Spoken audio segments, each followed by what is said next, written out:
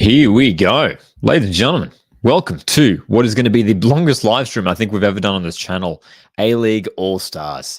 A massive night ahead. A-League Men's All-Stars taking on Newcastle United. A-League Women's All-Stars taking on Arsenal. This is an exciting day for Australian football, obviously, to have some fantastic teams in the country. And to kick us off is the men's match, the Men's All-Stars taking on Newcastle United. We did see a couple of nights ago Tottenham take on Newcastle United at the MCG, that game ending in a 1-1 draw, Newcastle winning it on a penalty shootout. And tonight, Newcastle have named, it's quite fascinating actually, Newcastle have named quite an inexperienced squad, plenty of young players in there, and there's a chance for the All-Stars to get a result here in this game. Obviously, this is the first time we're seeing the All-Stars in action for a couple of years. We think back to a couple of years ago when the All-Stars took on Barcelona. But the team is making their way out now. The All-Stars in their lovely all-black kit with that gold touch in there. Newcastle United wearing their green kit. So let's have a look at the lineups for this game. First of all, for the All-Stars, this is what we're looking at. But good to see you here. Says, come on, Alex Paulson. It is Alex Paulson who did starting goals for the All-Stars. Ryan Grant, Marcelo Wooten, and Garuccio making up the back four. Thurgate and Jay O'Shea, expect those guys to be the two sort of holding midfielders. And then we've got a front four of Lecky, Old, Milanovic, and Taggart. Interesting, it's going to be interesting to see how those guys line up. Obviously, those guys, especially Lecky, Old, and Milanovic, can play a variety of roles.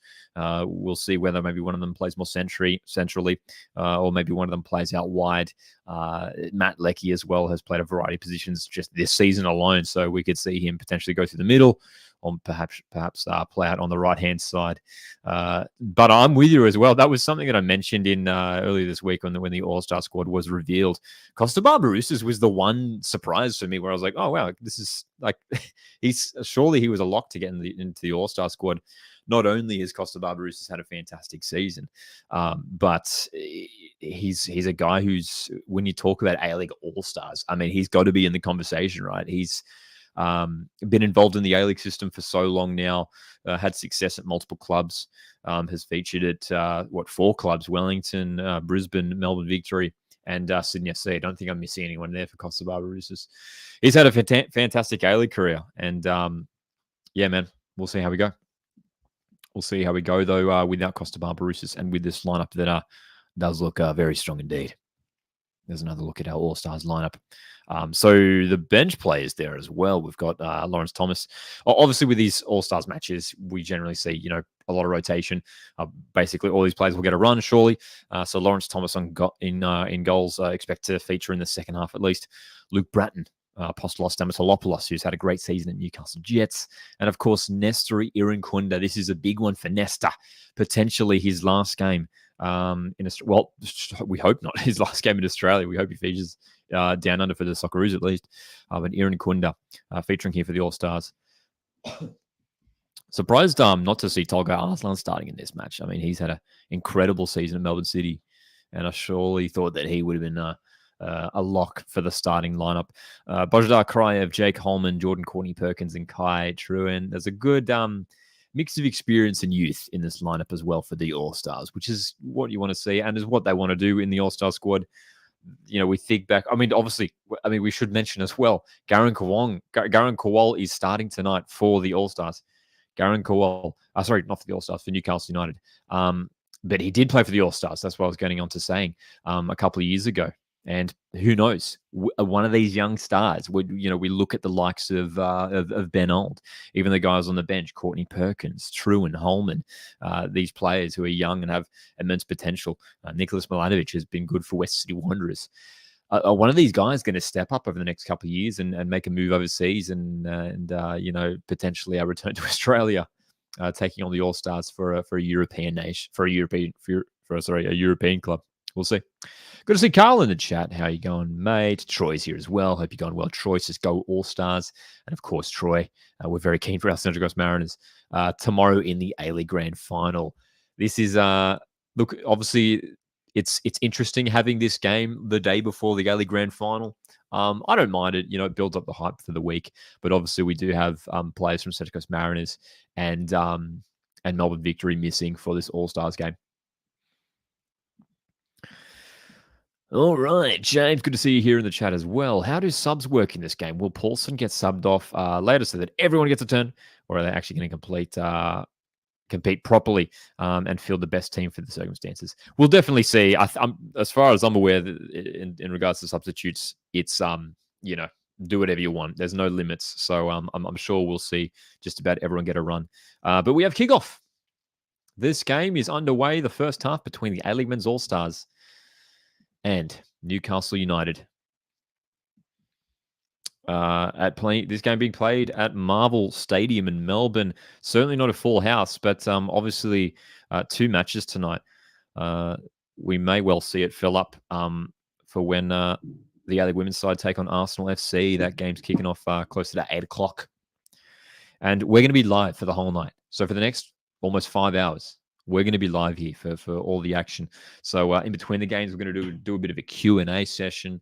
Going to do a bit of a chat about the A-League Grand Final coming up tomorrow, and even just a bit of a recap of the whole season. This is sort of the A-League season is coming to a close now, and tonight's a chance just to have a bit of a this live stream is going to be a bit less intense, more of a hangout, a bit more casual, and appreciate you guys being here, man. A lot of you guys have been here for many live streams throughout the season. Done a bunch of A-League watch-alongs, and this is our last A-League watch-along of the year. No watch-along for the grand final tomorrow because I will be at the grand final. Very lucky to be seeing my team in the flesh at our home stadium in the grand final. And that is right, Troy. Yes, need to sleep well tonight.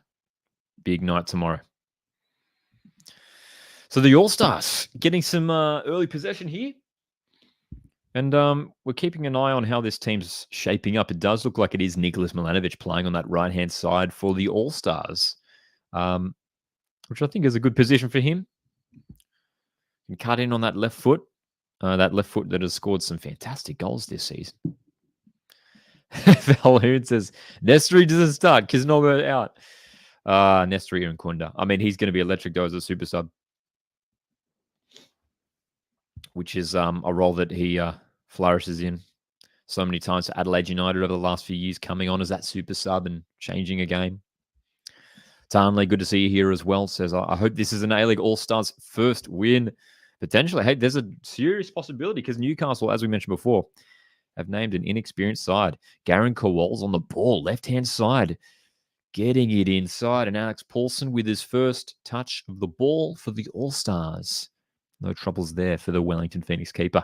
So Garen Kowal, he got a 20-minute cameo the other night for Newcastle United at the MCG against Tottenham. Unfortunately, didn't quite get himself into the game. He had a few touches here and there, but it wasn't really the game for him to get involved into. But it looks like Garen is playing out on that left-hand side. A position that I think probably suits him a bit more out wide rather than through the middle as a lone striker. Get him sort of, one-on-one with a defender. Utilize his pace in a wide position.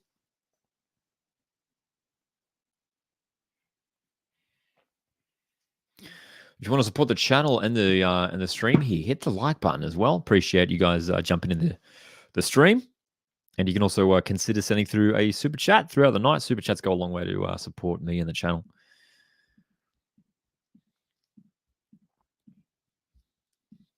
Of course, we are just a few minutes into this game, but feel free to drop your score predictions in the chat right now. What is your score prediction for tonight's match?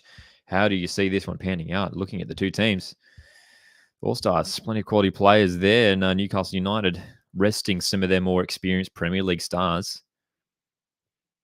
Potentially, which we don't usually see. We think back to when the All-Stars took in Barcelona. There was a lot of quality players on the field for Barcelona in Sydney a couple of years ago when they took on the All-Stars. So there was an opportunity here for some goals for the All-Stars, and Milanovic on the right wing gets it inside. This is a great chance. It's Lecky trying to wrestle his way through, and it falls to Benold, who finishes, and the All-Stars take the lead. Benold, who's had a breakout season for Wellington Phoenix, absolutely fantastic. The ball fell to the Phoenix youngster, And he finished coolly. It's 1-0 to the All-Stars. Nice work from Milanovic down the right, inside for Leckie, who did well to get past a couple of defenders. Poor clearance, and Ben Old on his weaker right foot. Finishing coolly. Was it Ben Old or was it Taggart?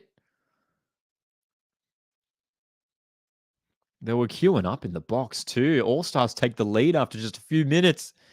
Ben Old indeed, butter. There we go.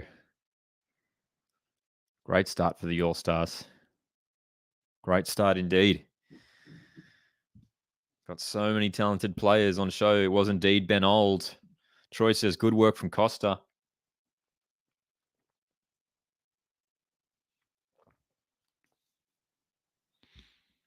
So, after just 5 minutes, literally just asked for your score predictions. We've already got a goal.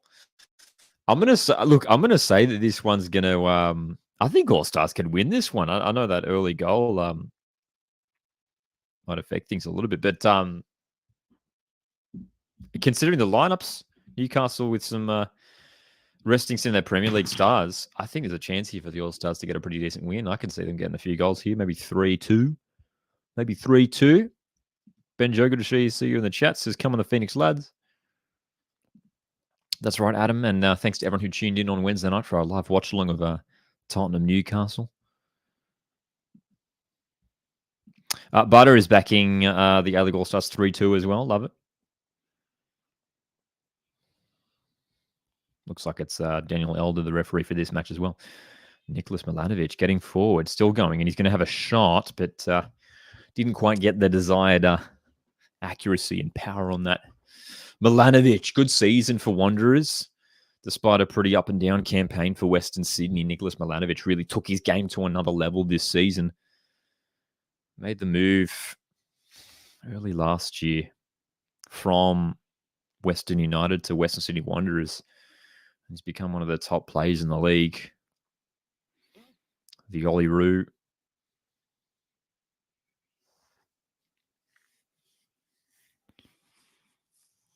This is a good start for the All-Stars. Very positive. Of course, Patrick Kisnorbo coaching this side. Patrick Kisnorbo, very successful coach in the A-League, winning premierships and a championship with Melbourne City. Just trying to think. I'm now thinking through the squad. Are there any City players? Oh, obviously Matt Leckie that he would have coached. Another chance here, potentially brewing for the All-Stars. A little bit of nervousness potentially at the back for Newcastle United. There's a bunch of space being created by the All-Stars in that front third. No worries, Troy. Leckie indeed did really well. Tan Lee, it's a great question. It's a big question. And I'd love to get your guys' thoughts. Should Garen Kowal stay in Europe or return to the A-League? Hey, look, I'd love it if you return to the A-League. That'd be great. It'd be awesome. I'd love him back at Central Coast Mariners. That'd be cool. Obviously, we saw Ali Kowal return to Mariners this season. If we could get Garen back as well, would love that. And he'd get plenty of game time, and he'd probably score a bunch of goals for Mariners. So probably, do wonders for his form. Keep him in the Socceroo window, of course, as well. So it's probably, I'd imagine it's an option. It's just pure speculation from me.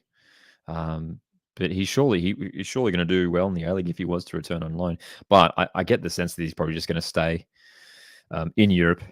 He spent this season on loan in the Netherlands, where he didn't get too much game time, unfortunately. Struggled a little bit, Garen Kowal, but we know his talent, we know his potential, and in the right environment, Garen Kowal could develop into a very, very special player for Australia. Dominating these opening minutes indeed, but this is positive start from the All-Stars.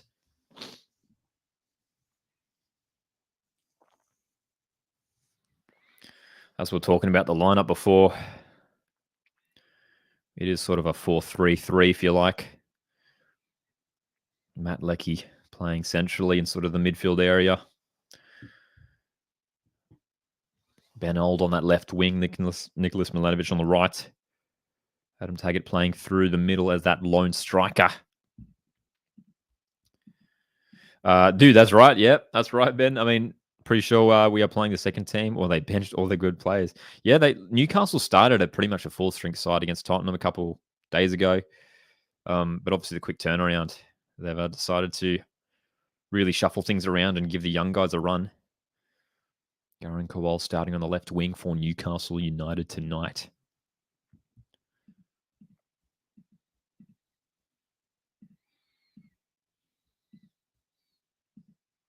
One 0 to the All-Stars if you're just tuning in. Ben Old with the goal.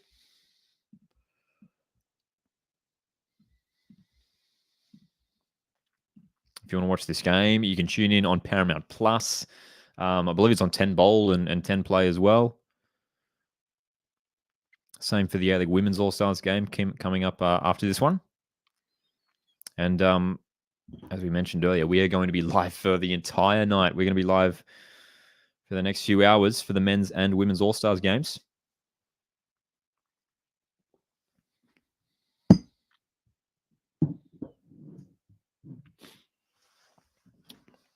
We just want to see some goals, man. We want to see some goals. Looks like a foul, and it is. Jay O'Shea, experienced man in midfield, playing alongside Angus Thurgate. Angus Thurgate, maybe one of the interesting calls for the All-Star squad. Fantastic talent, Angus Thurgate. He's a really hard-working midfielder. Didn't necessarily have the most incredible season at Western United. Side that struggled this year in the A-League men's. But here we go. Ben Old might be able to win the ball high up the park here. And he has. Oh, no, the foul has been called. Ben Old hungry for goals. But says New Zealand derby already shaping up to be the biggest derby in the league. And a game hasn't even been played. I'm really excited to see how the New Zealand derby shapes up. I think it's going to be great as well, but I agree with you. I think it's going to be it's a really unique derby. Two New Zealand teams. You get the sense that already the rivalry is brewing. Obviously, I mean, you know better than me, Butter, being a Wellington Phoenix fan. But over in New Zealand, I'm sure, with Wellington being sort of the only club in New Zealand for a long time now, a lot of football fans in Auckland would have supported Wellington Phoenix, I imagine, over the years. But now with a team in their own city in Auckland, it's going to be interesting to see Adam Taggart unable to control the ball in the box. Offside flag is up anyway. It's going to be interesting to see whether those people in Auckland who have been supporting Wellington for years are going to shift over to Auckland. And as well, I mean, there's rumors surrounding players from Wellington who might go to Auckland. And I think one of those we've seen rumors about, I'm pretty sure it's just a rumor at this stage still, is Oscar Zavada, who has confirmed himself that he'll be departing Wellington Phoenix. And if he was to join Auckland, that would just add, it would add a little bit of spice to the New Zealand derby. It would, wouldn't it? Here's a chance for the All-Stars. Edge of the box. The strike is good. And it's a good save from Gillespie, the keeper for Newcastle United. Jay O'Shea having a shot from outside the area.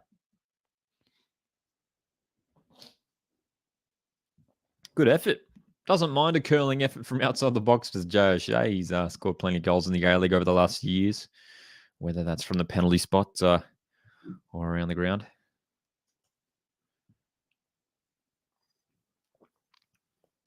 Just on Auckland, as Troy is saying here, Caltech and Dan Hall apparently too, which is sad to lose them.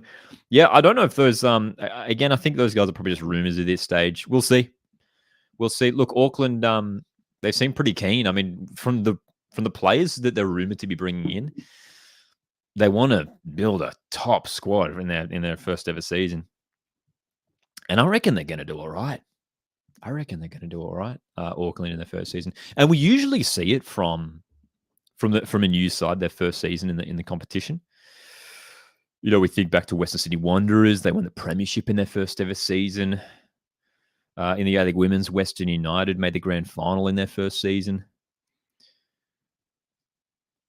They tend to do pretty well, the new sides. MacArthur FC made finals in their first season, as did West. I'm pretty sure Western United did as well. They were in the finals in their first season. Has Kowal touched the ball yet? I think he's had one moment, I think, on the left wing where he made a pass into the box, but that was it, I think, for Garing. Haven't seen too much of him yet. Ben, as well mentioned earlier, can't wait to go to the New Zealand derby. I'm sure it's going to be, it's hugely attended as well. Obviously fans traveling. I know it's a few hours from in between Wellington and Auckland, but I'm sure there'll be, huge traveling support as well.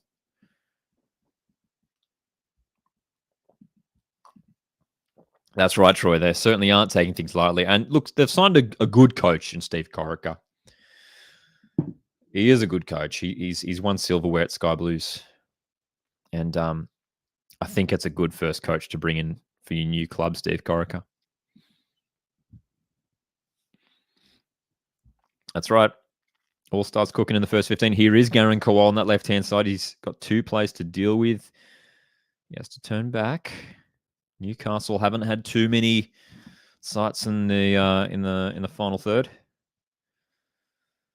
On the left-hand side now for Newcastle, coming inside, just building a little bit. You can see the All-Stars setting up in this defensive block. Very solid back four tonight for the All-Stars. Grant, Marcelo, Scott Wooten, Ben Garuccio, plenty of experience in that back four for the All-Stars. Shaky clearance from the goalkeeper. Milanovic is in here. This is a great chance. And it's in. No! Has that crossed the line? Did that hit both posts from Milanovic? What a chance. He had like two players unmarked to his left as well. I thought he was going to pass. He went himself. Did that hit both posts? Ben can't believe it. I can't believe it. Let's have a look at this replay. So the clearance was awful from Gillespie, the keeper, and Milanovic should have passed. So that's hit the left upright and then the right. I think the keeper's got a hand to that. Yep. Oh, what a save. What a save. That's an incredible save. That's a phenomenal save from Gillespie, the keeper for Newcastle United. Goodness me. What a chance there for Milanovic. But looking at that replay, surely he should have passed. Benold was completely unmarked and would have scored for sure. Anyway, what a start for the All-Stars, man. This feels different, doesn't it? We usually, it's a big test for the All-Stars. They're usually coming up against some real high quality players. Not obviously nothing against the quality of these the young players playing tonight for Newcastle United, but the regular Premier League starters not featuring tonight for Newcastle. So it's a bit more of an even battle in terms of experience. Well, not experience, but in terms of quality, maybe you could say. 18 minutes in and the All-Stars lead 1-0, but it could be a couple more. We are all wondering that, Troy.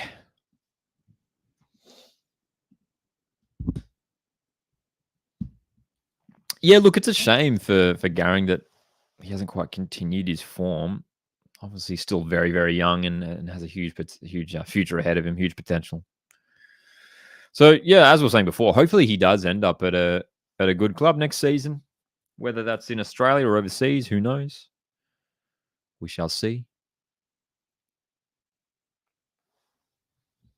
We love Garing. Butter says, I want to see some cracking Alex Paulson saves. Yeah, well, I don't think Newcastle had a single shot at this stage, hey? Alex Paulson had to gather the ball one moment earlier on, but there's not a lot going on at the back for the All-Stars. It's been pretty relaxed so far. 19 minutes into this game, the All-Stars lead 1-0 over Newcastle United.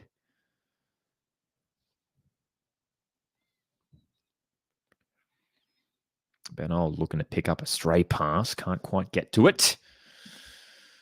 That'd be cool. League 1 or 2 club next season for Garen Kowal. I think that would probably suit him nicely. I mean, he just needs game time. Some as long as he stays injury free, he gets regular game time. He's going to develop. So yeah, we're all very curious, obviously, to see where he ends up, and hopefully it works out for him. I mean, we've seen a bunch of Australian players head over to the lower divisions in England and do all right. Cassini Yangi with Portsmouth. Keanu Backers has recently joined. The name of the club has escaped my brain. Who is starts with an M? Let me check. Someone in the chat beat me to it. Keanu Backers has joined Mansfield Town. No, that's it. Mansfield Town. I knew it was an M. Keanu Backers, the Socceroos, has joined Mansfield Town. So, and obviously, well, we've got a couple Australians heading up to the Premier League next season in Cameron Burgess and Massimo Luongo. Thank you for that. Mansfield Town, yes. Mansfield Town for Keanu Backers. Played in Scotland last year. And obviously we've got a bunch of Socceroos playing in Scotland as well, with the likes of Kai Rolls and Lewis Miller and Cam Devlin, Martin Boyle. Martin Boyle, a player rumoured to be maybe heading to the A-League next season. Necessary under Vincent Company at Bayern. G'day, Spencer. Good to see you here. Spencer says, good evening, Lockie. I reckon every All-Stars player under 25 deserves a move overseas. Certainly some talented players on show tonight for the All-Stars. I'm proudly repping my Jason Cummings 2022 All-Stars jersey. Love it, Spencer. Love it. But that's such a niche statistic. But you're probably right. Hey. And of course, Butter would be referring to a certain Chris Wood, who would have scored a couple of goals for Nottingham Forest over Newcastle this Premier League season. Am I right? The fourth goal that Newcastle United have conceded to a Kiwi this season. Chris Wood enjoying a pretty productive season in front of goal for Nottingham Forest in the Premier League. Balloon says Ryan Strain has left St. Mirren too. Benjo asks, is the National Second Division going to be promotion relegation with the A-League? I think I heard rumours about that. We haven't. I don't think anything's planned for that. I don't think we've heard anything about promotion relegation yet. Hopefully it's something we see brought in the future. I think it'd be great. I think we all want it. But in reality, I don't think it's something we're going to see for many years. Yeah. So the National Second Division will be coming will become a reality in the next few years, hopefully. And but promotion relegation, I believe, is still a fair way off. We still got to figure out a system to make it all work. That's right. Isn't it great just to have a couple more Aussies in the Premier League? Hey, think back to a few years ago, we had a few Aussies there. With Matty Ryan and Aaron Moy at Brighton Hove and Albion. And yeah, it's good to have some Australians back playing in the English Premier League. It's awesome. Spencer asks, is Woody joining Auckland? Any friction to that rumor? I have no idea. It'd be great. It'd be cool, wouldn't it? Chris Wood. I mean, that'd be a great, that'd be a fantastic signing for Auckland. Huge market. I mean, that'd be huge. I can't see it happening just because Chris Wood's still doing a good job in the Premier League, It's not like he's not getting game time or not scoring goals. As Butter says here, Chris Wood scored a hattie at St. James's Park this season. So, yeah, they're gonna have to really, they're gonna take a lot to convince him to come over to New Zealand. I imagine. I'm sure Chris Wood wouldn't mind coming back home. And is he from Auckland? I'm not sure. New Zealand viewers in the chat. We've got some New Zealand viewers in the chat tonight. Thank you so much for joining us over from New Zealand on your Friday evening. Is Chris Wood from Auckland? Because maybe that adds a little bit more incentive. I'm not sure. Newcastle United looking to build through the middle here. Garen Kowal is on the ball, edge of the box, trying to find an opening, and that's straight into the hands of Alex Paulson. First strike on goal for Garen Kowal. He did well too. He just held up the ball, took it to the left of Angus Thurgate and got the strike off. But Alex Paulson, the best keeper in the A-League this season, is always going to save that. Here comes the All-Stars on the counter-attack. It's past Taggart. It's going to fall for Milanovic. Oh, it's in. It's a goal. Nicholas Milanovic has somehow squeezed that in, and it's 2-0 for the All-Stars. What a moment. Another goal. How did that go in? Gillespie can't believe it. The goalkeeper surely should have claimed that. The ball across was delightful. Terrible defending. And Milanovic has just gotten to that first and poked it through the legs of the keeper. Oh, it's nicely done. It's nicely done, Milanovic. I mean, how did the keeper not save that, though? But it just bounced up off the defender through the legs of Gillespie. It's goal number 2 for the All-Stars, and Milanovic, the Western Sydney Wanderer, chipping in with a goal here. Milanovic to Man City confirmed after that, says Spencer. Fantastic talent, and he scored a goal here against Premier League opposition. 2-0. What a start for the All-Stars. 25 minutes in. 2 goals. Game over, says Lazada.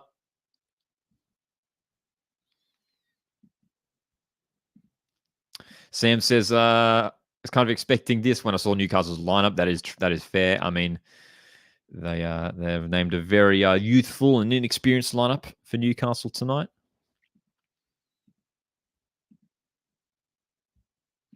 Do you think Irankunda will get loaned from Bayern? I think so. I think so. I mean, I'd be pretty surprised. Look, we know he's a fantastic talent. I'd be surprised if he was straight into that not the starting lineup, sorry. Oh, this is a poor back pass. Great chance here for the All-Stars. Oh, my goodness. Taggart almost sneaking in. Yeah, I'd be surprised to see Irankunda straight into the first team. It'd be great, don't get me wrong. But I think the reality is he will get loaned out. Maybe potentially to another, like a lower, to a lower division in Germany, get some good game time for him.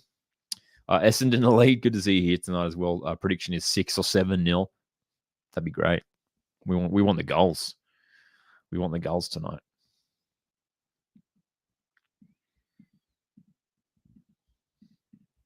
Spencer says, imagine if there was an All-Stars game last year, having the 3 Socceroos, Lecky, McLaren, and Goatwin up front. That'd be great. Be fantastic. That's right, Bayern. Sorry, Spencer, about Bayern there. Doesn't Bayern have an under-23 squad? Love to see him there if he is. Yeah, that might be the most likely scenario for Nestor Irankunda.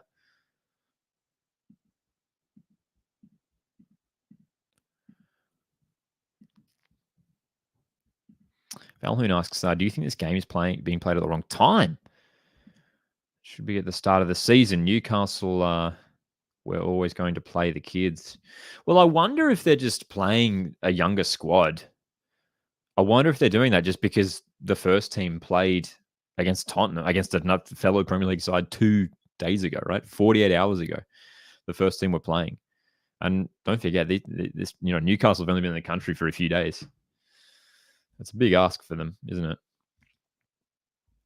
So maybe that's why, But yeah, I mean, during preseason, I think would have been better in hindsight.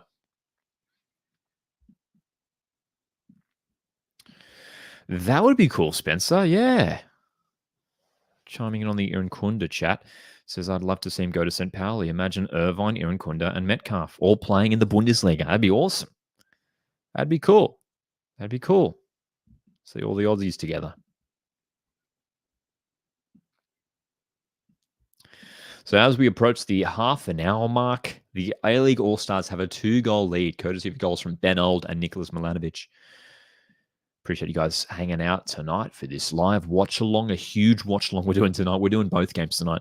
So we're going to be live for this one, as well as the A-League Women's All-Stars taking on Arsenal later tonight. So one big live stream. So feel free to come and go as you please. Just have it on in the background, while you do the dishes. Who knows? Whatever you guys are up to tonight, Friday night. A little bit chilly here on the Central Coast where I'm broadcasting from. Having a chill night before the big one tomorrow, the Grand Final tomorrow. It's an exciting day for the Central Coast. There's a good vibe around as well. You're seeing a lot of like Mariners flags and Mariners shirts around the Central Coast this week, which has been cool.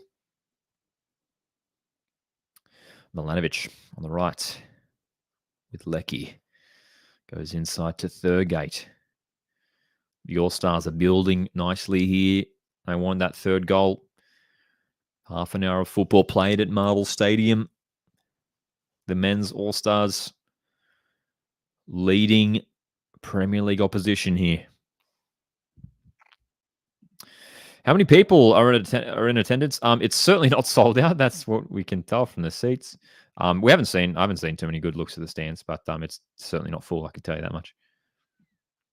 But of course, there's another game coming up after this. As Ben Old goes for a curler just wide.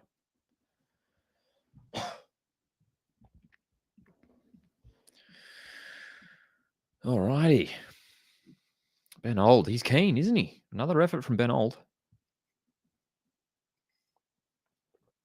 He's keen to get on the score sheet. There he is indeed. Yep, Arnie. Graham Arnold in the house for this one. As Marcelo's in the box and crosses it. Good defensive intervention. Almost there for the All-Stars. That's right, Benjo. It was fantastic to see you. 33,000 at the Wellington Phoenix home semi-final against Melbourne Victory. Great scenes. Great scenes for the A-League. Great scenes for Wellington. Hopefully the rain does hold off tomorrow, Troy. Yes. Says, I've supported Mariners since day one, and the positivity is at a high. Yes. And for the Mariners, look, regardless of what the result is in tomorrow night's football match, it's been an incredible season for the Central Coast. And a historic season. Already winning a couple trophies. Hopefully we can finish it off with the big one. I did see that. Yes. I did see that. That was fantastic, eh? A lot of talk about that online. The Preston Lions South Melbourne match in the Australia Cup. Over 6,000 in attendance, apparently, which is awesome. I have not seen that rumour, Spencer. That's interesting. Anyone hear the rumour about Matt Ryan not being selected for the upcoming window? Keen to see Gauchi playing again. I'd be surprised if that's the case. Matt Ryan is not only Australia's first choice keeper, but the captain of the team. So we'll see. We'll see. So the All-Stars have really dictated the tempo of this game and seem to have most of the possession. Newcastle United struggling to get much control in this game. Matt Leckie doing well to control the ball and still going here. Matt Leckie spreading it wide on the left. It's Garuccio who's hitting it. It's going to fall for Garuccio again. Chipping it into the box. Options are there. Ryan Grant's there. It's going to fall for Leckie. Oh, my goodness. That would have been a cracker. Matt Leckie hitting the ball first time, but it's flown wide of the goal.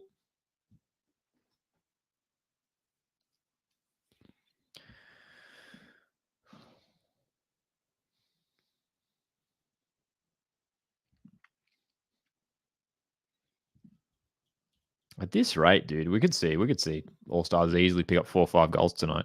You think of some of the quality players that got to come off the bench as well, you know, with Stamatolopoulos and Arslan and Irankunda. This is there's an opportunity tonight for the All-Stars. Here's a great chance for them. The strike is, that's far too easy. Adam Taggart makes it number 3.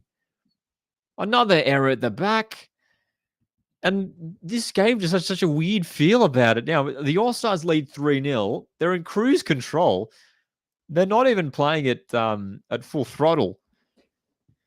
They were playing out from the back. The ball passed through the middle, picked off easily, and Adam Taggart has enough time and space to turn and find his place. He's not going to miss from there. Adam Taggart, the Golden Boot winner in the A-League Men's this season, makes it number 3.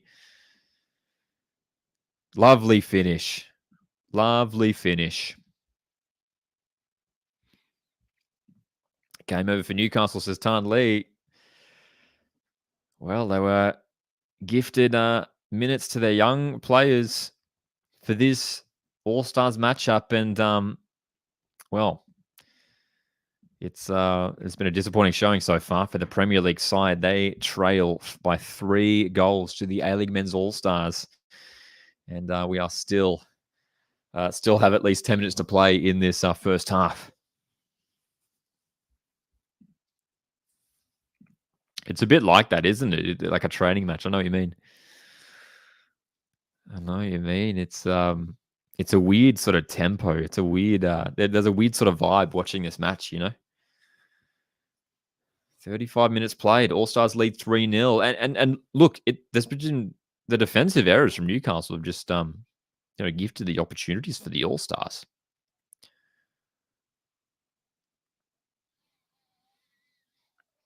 Fantastic. 3-0. Troy asks, how are your nerves for tomorrow? I'm feeling excited. That's the main emotion. And Spencer asks, like, are you going tomorrow? Yes, I am, Spencer. Very excited to be heading to the grand final tomorrow. The nerves are feeling all right. Marcel is under pressure. Great chance for Newcastle. Irankunda has just missed from a couple meters in front. Irankunda. What happened at the back there for the All-Stars? Marcelo was under pressure. And Kowal, who was right there, sends the ball over the bar. Let's have a look at this replay. Paulson to Marcelo. Marcelo caught on the ball. Irankunda surely has to hit the target from there. That's a cynicism, man. I mean, to be fair, if it was heading goal bound, Alex Paulson probably would have saved that. He was right in front of him, but Irankunda just lifted that over the bar. Disappointing from the Aussie. Nama, good to see you here in the chat tonight. What's your thoughts on Rudan leaving West Sydney Wanderers?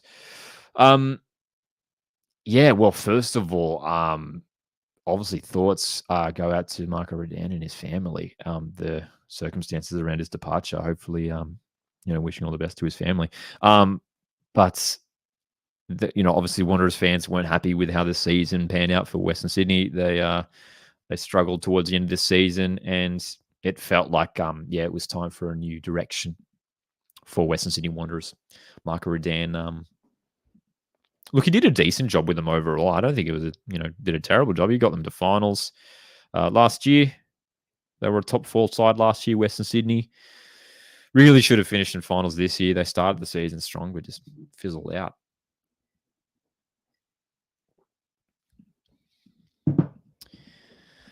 Okay.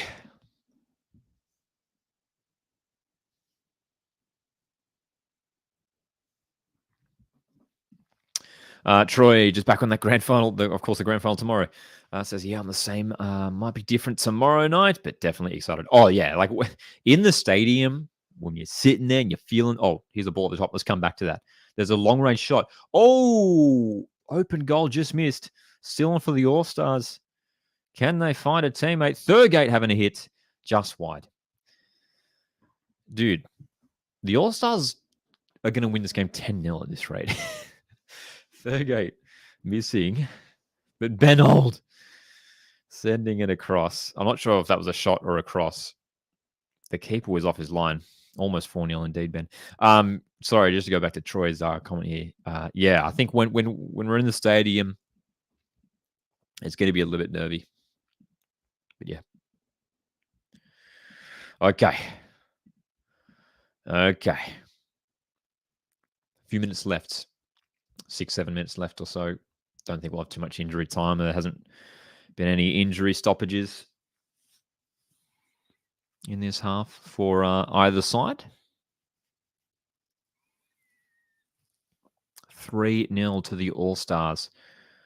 Courtesy of goals from Ben Old, Nicholas Milanovic, and Adam Taggart. And they could be in for number 4. The ball comes into the middle. They've got a corner.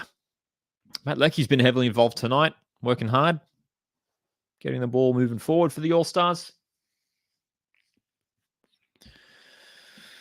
Ben Old is too good indeed. I mean, he's had an incredible season for Wellington. What a player. What a talent. Ball comes in here for the All-Stars over the bar. Another corner, I think. Ben Old. I'm sure after this season, he's probably attracting interest from overseas, I'm sure. we'll see what happens to Ben Old. He's been incredible for Wellington this season.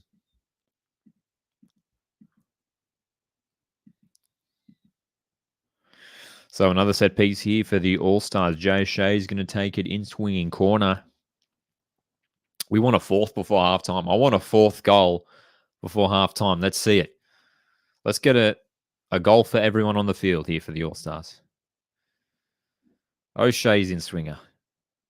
Keeper's going to claim that. Nicely done. Interesting to see Marcelo wearing number 8 tonight. Not sure what the not often you see a centre back wearing number 8.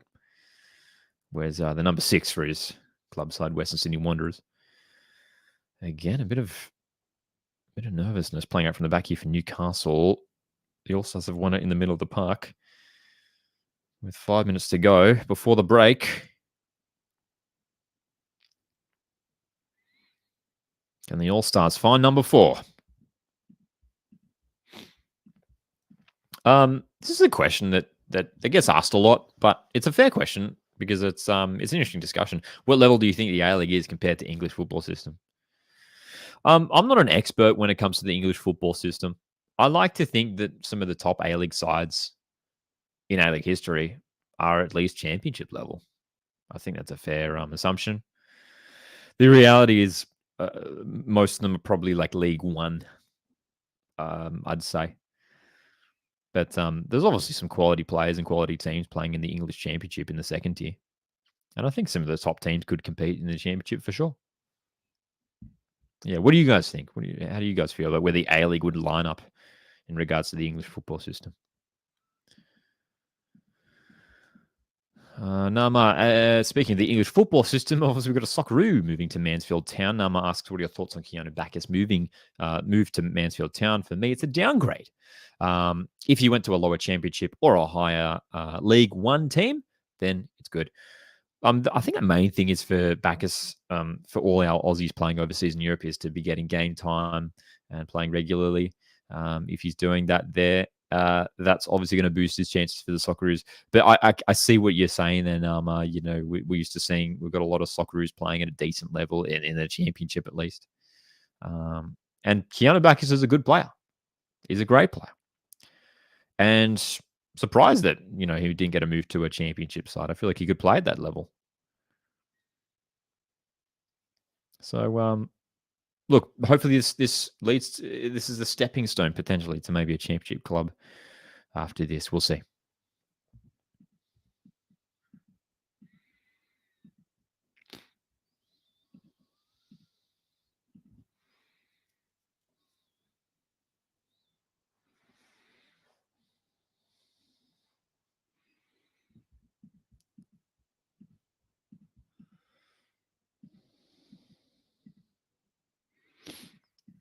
Sam in the chat here. Good to see Sam in the chat as always. I can't blame Eddie Howe for playing a young and experienced side, as I don't think he had a choice, as the priorities are Euros and Copa America. Also, I think the A-League stands in League One, League Two, and National League. And also says maybe some pushing for the championship, but that's my opinion. Yeah, I think some of the top teams, we've had some fantastic teams in the A-League. Mariners this year have been fantastic. But I mean, like the Melbourne City side in the last few years were exceptional. They could have been playing in championship level, I reckon.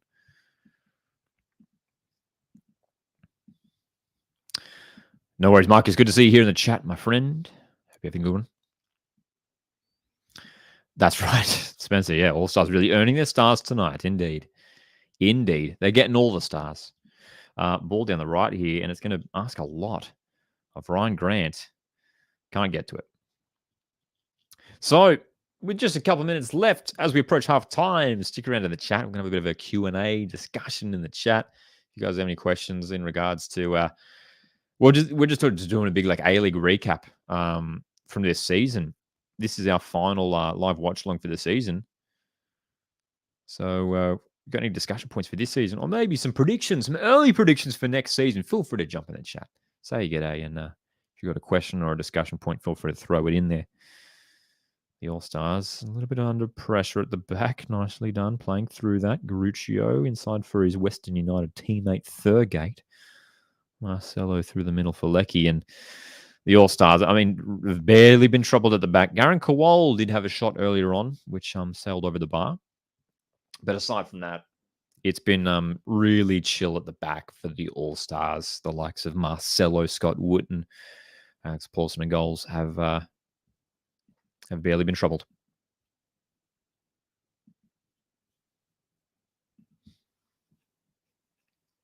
One minute of added time. Oh, Newcastle have picked the ball up here in a dangerous position. Long range effort blocked. So we'll see. It's going to be interesting to see as well whether we see wholesale changes at the halftime break for the All-Stars. Some talented players set to come on. I'm sure we will see a few changes. Potentially Lawrence Thomas to come on in goals. Alex Paulson has only made a couple saves, pretty routine ones as well. Will Kowal be called up to the Olympics? Unfortunately, Australia won't be featuring in the Olympics, the men's team at least. They did crash out in the recent AFC Under-23 Asian Cup, which means Australia won't be involved in the Olympics, but the Matildas will be there. So we're excited about our Matildas. Yep. You were pulling my leg, butter. You were pulling my leg. How disappointing, though, with so many talented players for the Olyroos. We're not going to be there at the Olympics. So it's halftime between the A-League All-Stars and Newcastle United. 3-0. Old Milanovic and Taggart with the goals for the All-Stars. What a half. What a half. Did we see that coming? As some of you guys were saying, though, I think considering the lineups, Newcastle United resting a lot of their Premier League stars and naming a young, inexperienced lineup. There was an opportunity here for the All-Stars to score some goals, and they have done that. 3 goals in the first period. I'm sure we're going to see plenty of these substitutes come on in the second half. The likes of Nesri Irankunda, Apostolos Stamatolopoulos. We've got Togo Arslan on the bench as well. Bojar Krayev, Jordan Courtney Perkins, Kai Truan as well. Alrighty. So, what are we saying in the chat? Jump in the chat, say g'day. If you've got a question and comment, jump in and say hello. Make sure you hit the like button on this stream to support the channel. Appreciate you guys being here for this live watch along. And we're going to be live all night, all the way through to the end of the A-League women's game. So a huge night tonight. Feel free to jump in and out of the stream if you get a head off. Have it on playing in the background. Sam with the comment here in regards to predictions for next season. I asked before if you guys have sent through some predictions for next season. My prediction is that the Jets will play good football against all the teams, except play crap against the Mariners, as per usual, unless we play very, very well. Newcastle Jets, I think there's a chance that Newcastle Jets have a good season next season. I do. I think Robbie Stanton is second year at the club, and with the young players who got some good game time this year, with the likes of Philip Kankar and Mark Natta and Lockie Bayliss, Clayton Taylor. I mean, obviously, we'll see whether some of these young players maybe secure moves overseas.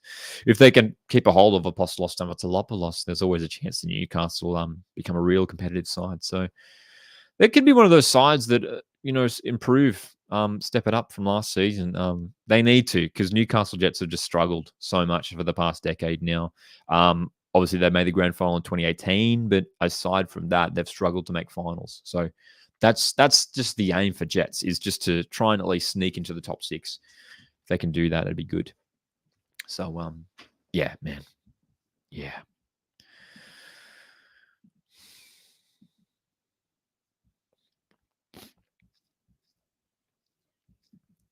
Matthew in the chat. Hey, Matt, how's it going, man? A question regarding his Sydney FC side. Who do you think Sydney should sign, considering 5 players just left alongside Girdwood, Reich to St. Louis SC?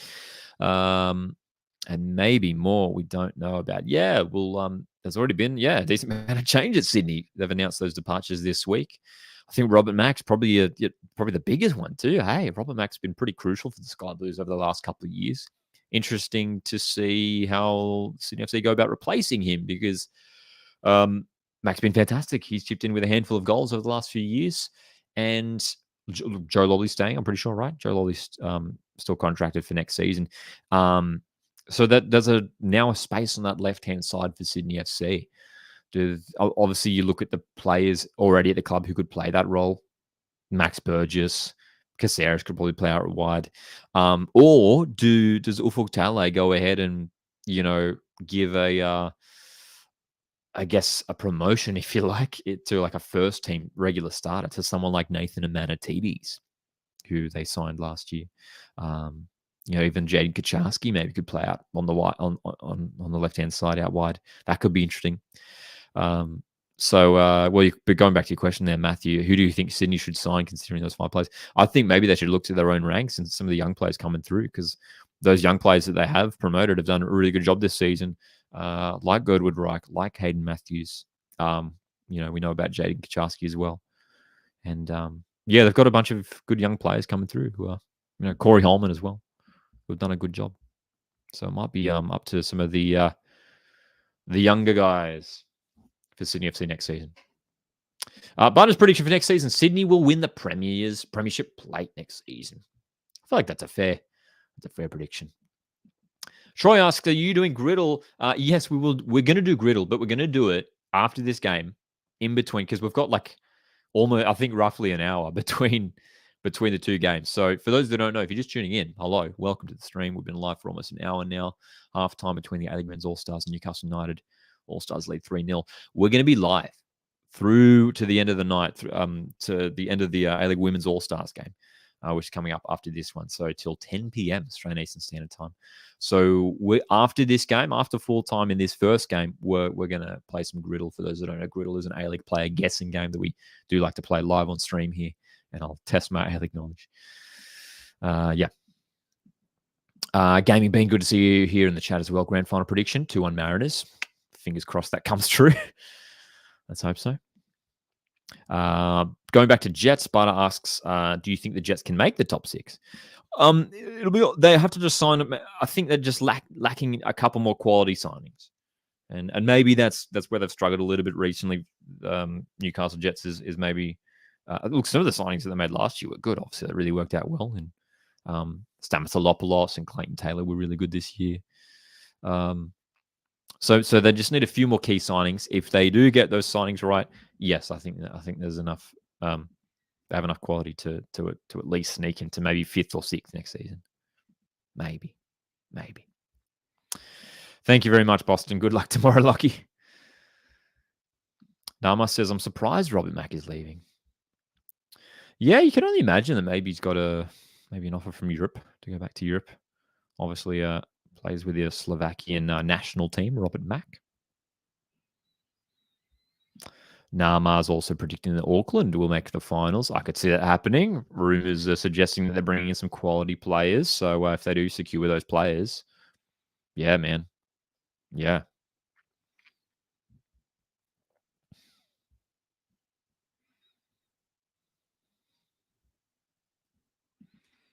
Thanks, Max. Who do you think Phoenix should sign? It's a good question. We'll see who leaves first. They've already got a really solid squad. Obviously, they've been incredible this season, Wellington Phoenix. They've been great. Who do they need to sign? In terms of like maybe positions that they could recruit in, it's hard to. Well, obviously, Oscar Zavada, I think, is the one that we know is definitely leaving. So probably another striker. Looking at some of the other clubs across the A-League, at Western United, they've brought in Hiroshi Ubasuki. Maybe does that open the door for someone like maybe Michael Roos or Noah Botic to leave the club? Could Phoenix pick up someone like Noah Botic? I don't know. That's just a thought. So another striker I think might be ideal for Wellington Phoenix.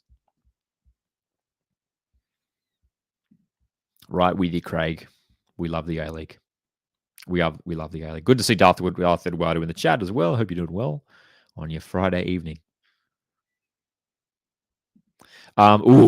Great question, Sam. Love this question. And it always comes up at this time of year. This question always comes up this time of year. Sam asks, Lockie, if the APL decided to scrap finals and make it who finishes first wins the league, would you be for or against the decision?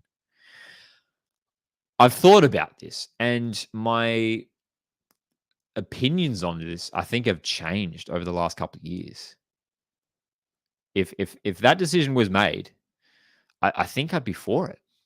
I'd like it. I like it. I was probably against that. I think previously, I mean, see, it's an interesting debate because finals games obviously draw huge crowds. I mean, we've got a couple sellouts from Central Coast and Wellington, decent attendances in Melbourne and Sydney. So finals games bring the big numbers. Having said that, though, I mean, the idea of just the team who finishes first across the whole league wins the ultimate trophy, and that's it. I do like that. It's simple. The rest of the world does it. And yeah, I'd like it. I'd like it. And, people saying that, well, you're getting rid of that finals football. Well, I guess it would, that would do then, maybe taking out finals football, it would maybe add more importance to the Australia Cup. That would be sort of the new knockout competition, which obviously that's sort of what finals is. It's a little mini knockout competition. So I don't. What do you guys think? I'm actually curious to see what the people think. Would you guys be keen for that? Scrap finals and just whoever wins the premiership, whoever finishes first, like that's it. That's the big one. I'm actually curious to see what you guys think. It's an interesting debate, that's for sure. It's an interesting discussion. Okay, Matthew asks in the chat here about Brisbane Roar. What are Brisbane Roar's chances next season, considering Truan's going? And it looks like Aldred, Jeličić, and Rojas are going too. But Wallen, Van der Sark, Halloran, excuse me with the pronunciation, for Kranis. I still have to learn that pronunciation. And a new striker. Yeah, Brisbane Roar is a funny one to predict. Funny one to predict, aren't they? Yeah, they're losing some pretty key players. I think those two defensive departures are big ones in Truan and Aldred. So curious to see. Obviously, as you've mentioned there, Matthew, they've already done a bit of recruitment, and there's more players I think they've been rumored to be bringing in as well. It's hard to say. I mean, the signings that they have made aren't convincing enough for me, to say that they're going to really improve massively from last season. So I think, again, similar to sort of Newcastle Jets, I think they're just lacking a couple key quality signings. If they get those signings, yes, they're in the discussion for top 6, but there's nothing yet to suggest that they're going to be absolutely amazing next season. Yeah, man. Thomas Waddingham, I think, has been rumored to be departing the club as well. So that's another loss as well. Going back to that finals discussion, Spencer says, nah, don't scrap finals. It is fun. Finals is fun.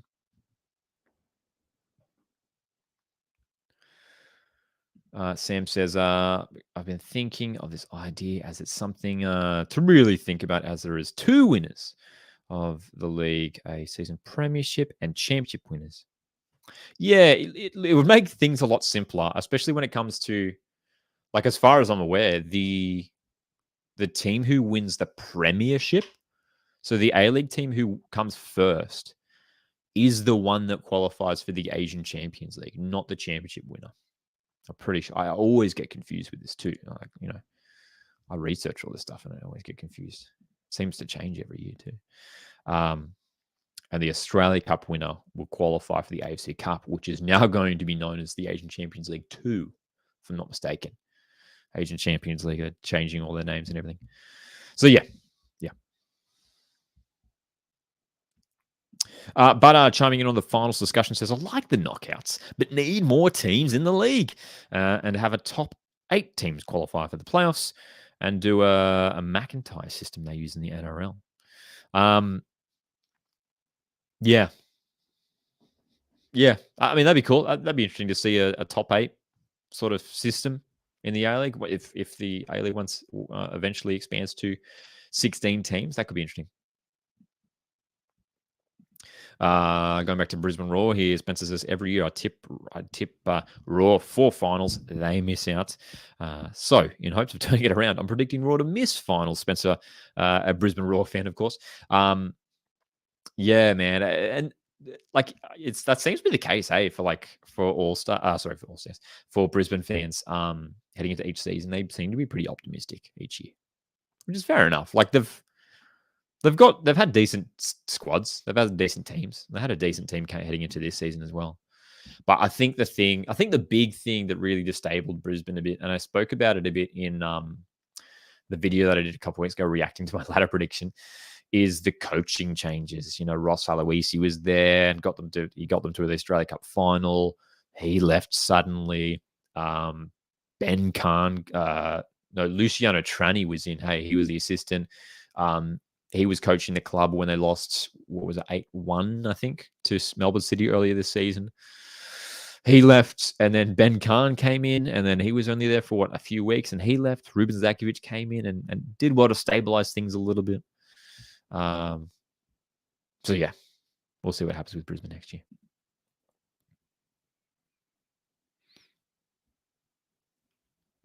Love the question, Gaming Bean. Do you think it's called soccer or football? I think it's football. I'm not someone who's like super like we must call it football. Like if someone calls it soccer, whatever. But I say football personally. I say football. Do you think there'll be a marquee signing this season? It's an interesting question now, Mark, because we didn't really get that big marquee signing this past season. Hey, did we in the A-League men's? Yeah, hopefully. We'll see. Hopefully.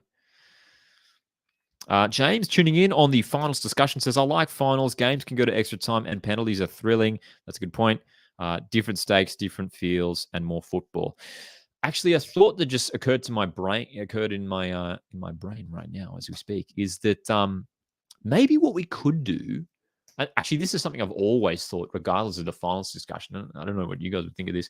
If the Australia, maybe this would be too chaotic in terms of scheduling, but if the Australia Cup was played concurrently with the A-League season, you know what I mean?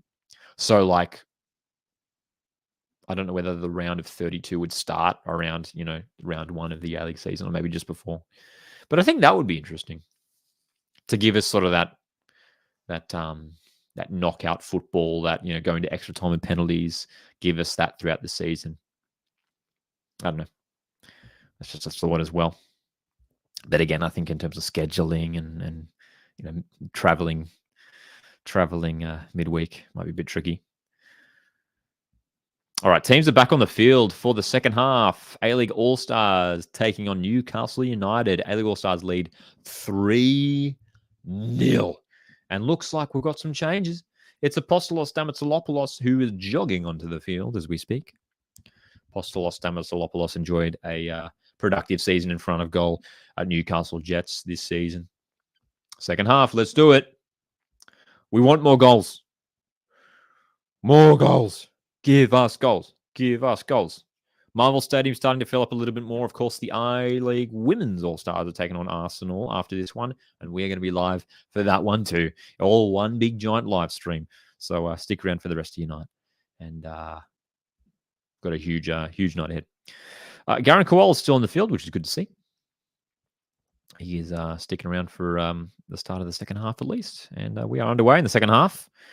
We'll keep an eye across the pitch to see if there's been any other alterations to the lineup for the All-Stars. But Apostolos Stamatolopoulos is on, and Milanovic is in behind already, and is blocked by the defenders. So you'd imagine Stamatolopoulos is on to replace Adam Taggart. Taggart getting a nicely taken goal for the All-Stars, the third goal. Interesting as well is two of the top strikers included in the All-Stars are strikers from some of the bottom teams in the competition this year.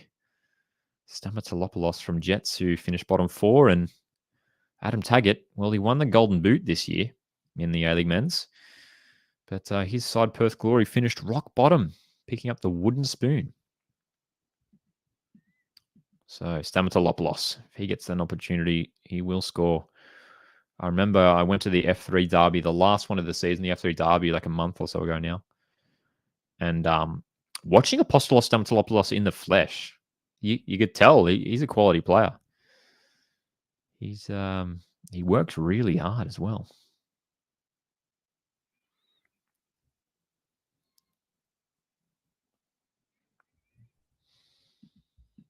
So we'll keep an eye on the substitutes across this second half as well.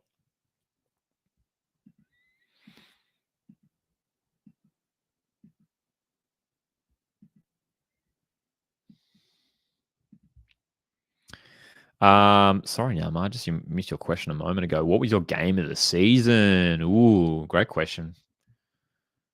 Great question. Game of the season. Just racking my brain now. Put me on the spot. I mean, I can go for some games from my Central Coast Mariners. Just thinking. It was pretty fun watching Mariners defeat West United 4-0 early in the season. What were some other good ones? I'll have to come back to you, Nama. Here comes Ben Old down the left. Can't make it past the defender, but wins the throw-in.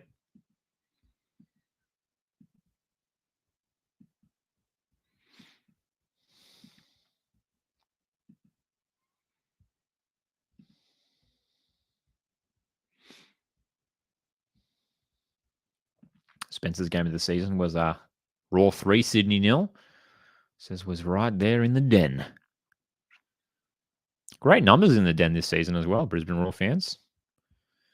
Showed up making some noise. Every home game this season. Good to see. Hopefully they can the numbers continue to rise at Suncorp Stadium next season.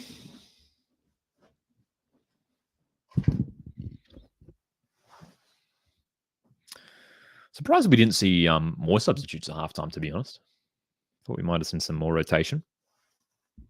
Good question, Namar. Who do you think will win the Johnny Warren medal? I think there's a few names. I don't think there's any. Well, here's the first thing I'll say. I don't think there's one player who stands out as the obvious choice. I think there's a handful that could probably pick it up. And that handful of players for me is Tolga Arslan, Joe Lolly, Josh Nisbet, Costa Barbarousis, and Alex Paulson. I think Alex Paulson is seriously could win it. I mean, he's just been incredible for Wellington this year. Is there anyone else I'm missing? I think those are the main guys, honestly. Tolga Arslan, Joe Lolly, Josh Nisbet, Costa Barbarousis, Alex Paulson. There's 5 players there. There's probably some more you could probably throw into there. I mean, Adam Taggart is probably worth considering. He was just on fire in front of goal all season. In behind. Oh, great chance. Oh, surely it's number 4. Yep. What happened there at the back for the Newcastle All-Stars have walked that in, but the flag is up. The flag is up. No goal. No goal. As far as I'm aware, no VAR in this game as well. Matt Leckie put the ball in the back of the net. No goal. Chuck Meat reckons Lolly should get the Johnny Warren medal. Yeah, he's been great this year. So, yeah, no, he did look offside, didn't he? Matt Leckie. It was Matt Leckie who was offside, I'm pretty sure. So, goal disallowed for the All-Stars. There's going to be more, though. There's going to be more goals. Surely. Tan Lee says, Eddie Howe underestimates the A-League. Perhaps.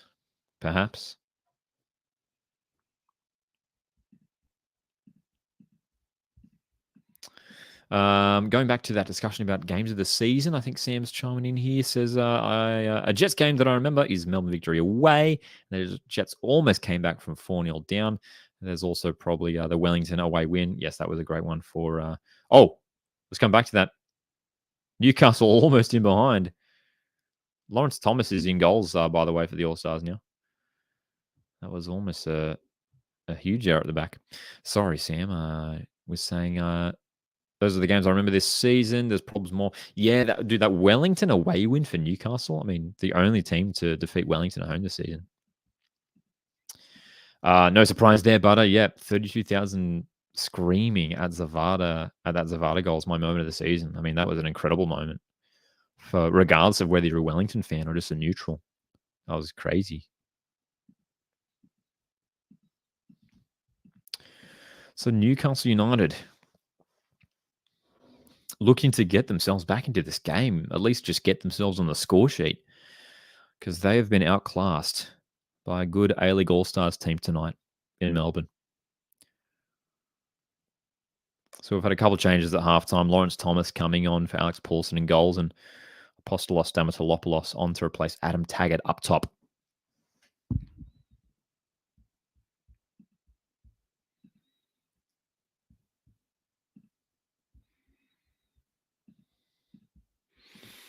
Ooh, Sam, interesting question. Sam asks, would you say this Wellington Phoenix side is this season is one of the best teams to have never made a grand final? Yeah. Yeah, absolutely. Absolutely. They've been incredible. Yeah, I think so. I think a lot of us. I was predicting a Mariners Wellington grand final heading into finals. So yeah, I think it's fair to say that yeah, there's Wellington Phoenix side this season, one of the best teams to have never made a grand final, and they'll be back next season. They'll be strong once again.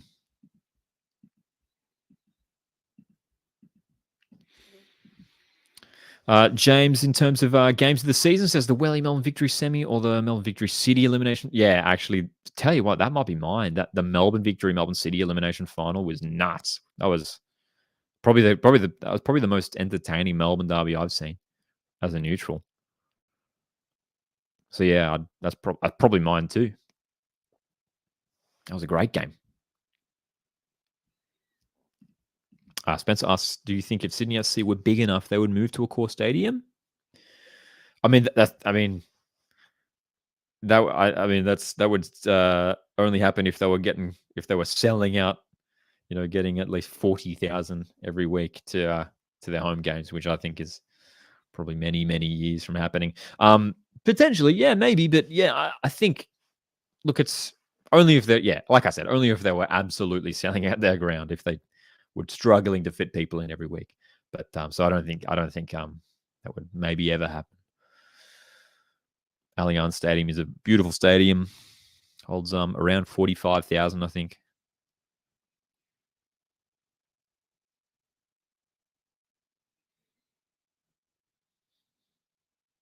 And I think it'll be the home of Sydney FC for a long, long time to come. Newcastle United striding forward, looking to create an opening. Important moments in defence here for the All-Stars.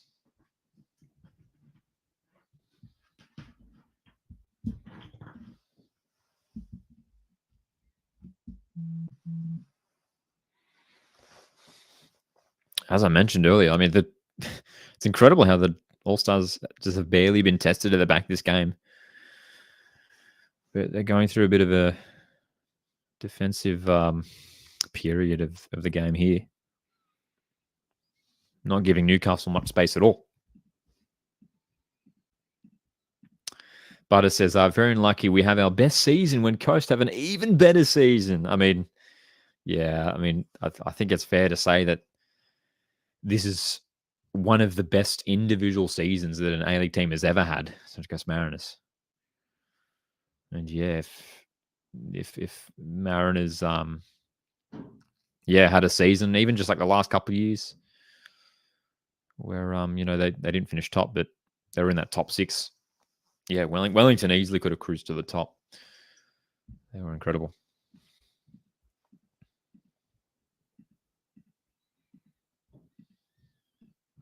Spencer says, not going to lie, I think Allianz is better than a core.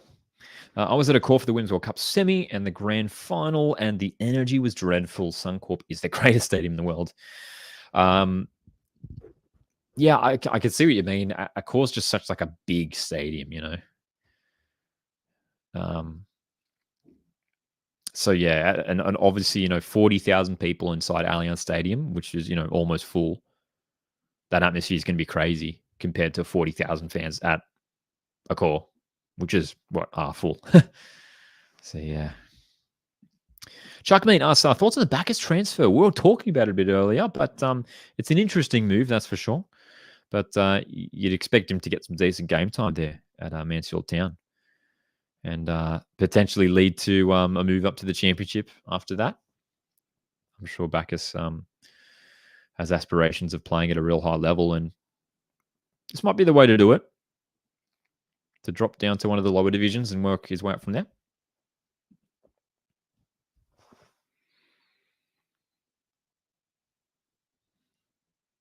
Newcastle. But a lot of the ball in this second half so far. But again, not really creating the opportunities. A lot of patient build-up.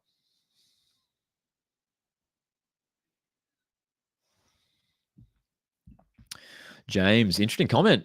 Says random thought and unpopular opinion related to that Melbourne victory, Melbourne City game. But I like the VAR, the suspense, the red cards, the penalties. It's just top drama. So I hope it stays and improves. Look, when it's used properly, VAR is a great addition to the game. That's for sure. When it's used properly, that is. But I see where you're coming from there, James. I do see where you're coming from. Chance for the All-Stars almost in behind. I agree with you, sponsor. I think it's Irankunda time. We are slowly approaching the hour mark, which might mean it's time to get some more substitutes onto the field.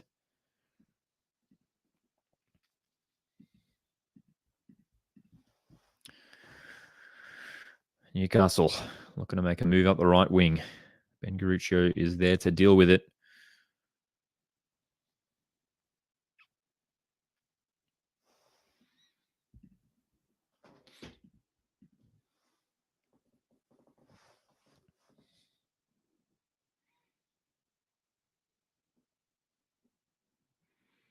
Matt Leckie with a bit of space in the middle.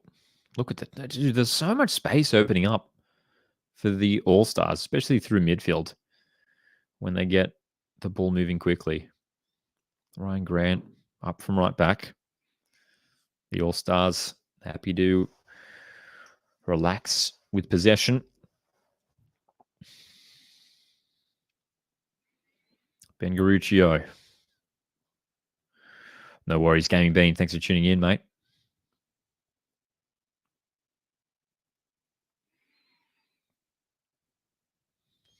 That's Irankunda.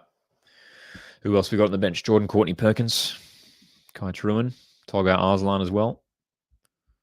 A few options to choose from for the All-Stars.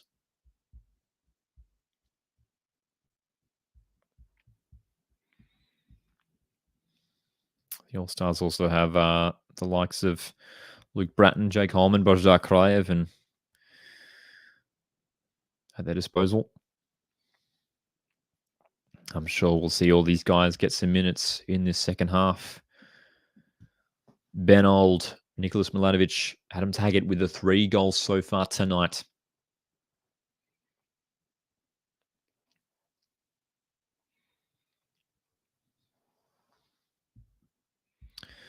Definitely, Spencer. Do you think the squad would look different if all A-League players were available? Yes, 100%. Yeah, there's several Mariners players you could add to the squad. I think there's a bunch of Victory players you could probably add to the squad as well, with Fornaroli, maybe Machash, Damien De Silva. Yeah, I think there's options there. So, changes going to be made here for the All-Stars, and it's some young faces coming on. Jordan Courtney Perkins, Jake Holman, and Kai Truman are set to come on. So, Ben Garuccio, is he set to depart? Well, Marcelo's making his way from the fields. You'd imagine that's going to be the replacement for... He's going to be coming off for Kai Truman. He is indeed. Ben Garuccio coming off for Jordan Courtney Perkins, so a change at left back as well. Matt Leckie has departed the field as well. Played well tonight, Matt Leckie. Looked dangerous in attack. So Jake Holman on to replace Leckie. Holman to sort of play that number 10 role for the All-Stars. So an hour has been played in the A-League Men's All-Stars game here against Newcastle United, 3-0. Some fresh faces on the field. Still got some more to feature as well. Interesting to see Nestor Irankunda still not brought on yet. Tolga Arslan waiting in the wings as well as Luke Bratton. So the young guys given an opportunity here to show what they've got for the All-Stars.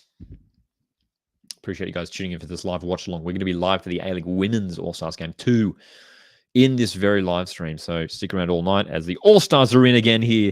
That's a lovely goal. That's a delightful finish. Apostolos Stamatolopoulos has just made it number 4 for the All-Stars. Very coolly done.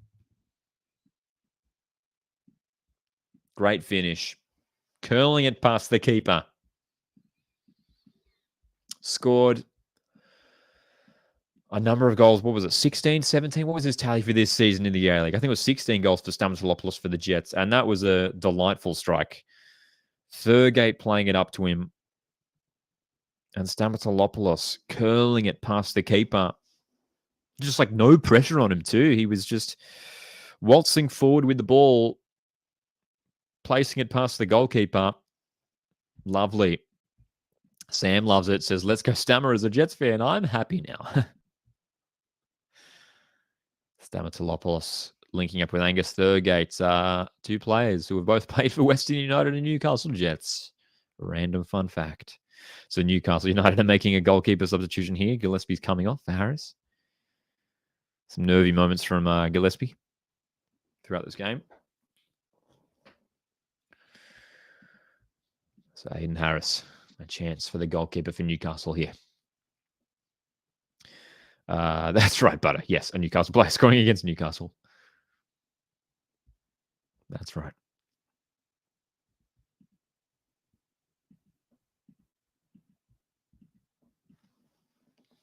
So Marvel Stadium still continuing to fill up here. Hopefully we have a full house for when the A-League Women's All-Stars take to the field against Arsenal. A 4-goal lead for the All-Stars. What a showing for the All-Stars tonight. Of course, as we were talking about earlier, not too surprising considering Newcastle United named a very young and inexperienced team, resting a lot of their Premier League stars.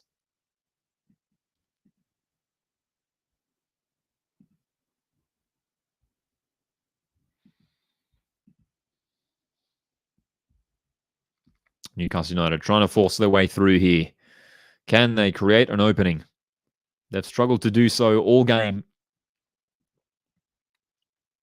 Cross comes in. It's blocked by Thurgate. And Ben Old's going to go on the counter-attack.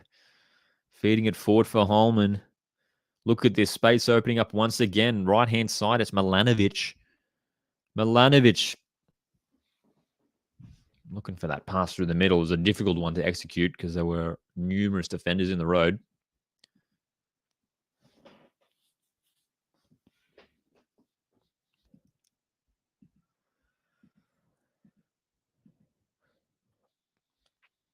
(4-0), and there's plenty of time for more. I think the All-Stars would love to hold on to a clean sheet here too. They wouldn't want to concede a cheap goal in the final stages of this game.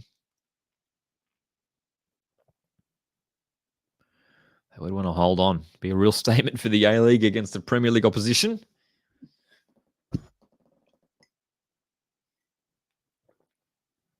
Oh, good effort on goal. Lawrence Thomas. That's his first save of the game. He was stretching to block that one.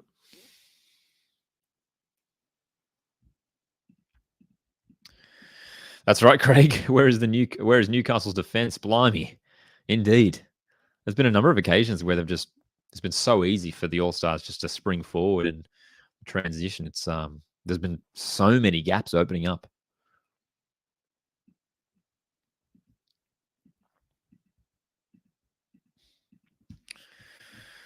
Having a quick interview with Mark Milligan on the sidelines. Mark Milligan, one of the assistant coaches for the All-Stars tonight, alongside Newcastle Jets head coach Robbie Stanton, who's another one of the assistants to Patrick Kisnorbo. If they play their first team, Newcastle play their first team, what do you think the result would be? If they play their first team, it's a good question. Yeah, it wouldn't be the same, that's for sure. I'd like to think it'd be close. I think maybe a draw, maybe like a 2-2 draw. Let's say that. But obviously it would be a completely different result. Here's a chance for the All-Stars. Ryan Grant's onside. Can he find a teammate? It's cleared out. And Newcastle can break forward now. Space opening up at both ends of the pitch. This game has a free-flowing feel to it now.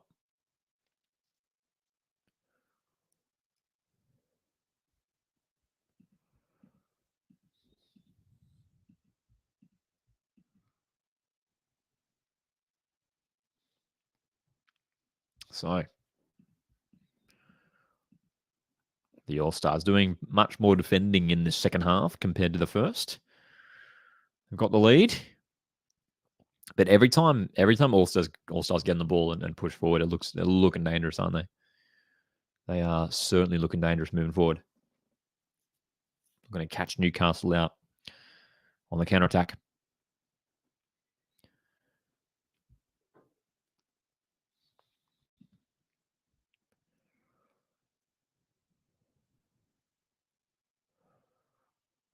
And here we go. They've picked it up again in midfield.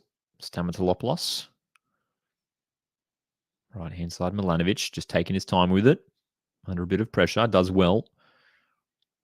Oh, a bit of space here, and he's onside too. Apostolos Stamatolopoulos for the All-Stars. Thurgate. Across to the left. Courtney Perkins.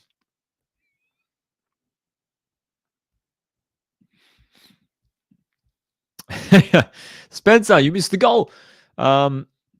Who scored? It was Apostolos Stamatolopoulos for the All-Stars. Newcastle Jet striker. Lovely finish too. Outside the box. Had plenty of space and time. And curled it around the goalkeeper. Kept the shot low too. Good finish from the All-Star striker, the substitute.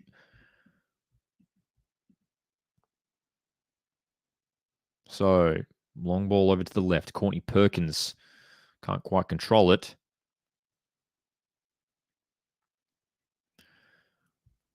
We're approaching the 70th minute mark. Surely we're going to see a few more substitutions for the All-Stars. Bratton, Arslan, and Irankunda as well. Interesting that we haven't seen any of those guys introduced yet. Another long-range effort. Goes over the bar from Stamatolopoulos. Darth Eduardo's back in a 4-2 scoreline for full time. At this rate, I don't know. I think the All-Stars have shown enough to suggest they're going to hold them for the clean sheet. We'll see. We shall see. Newcastle look pretty keen to get themselves on the scoreboard.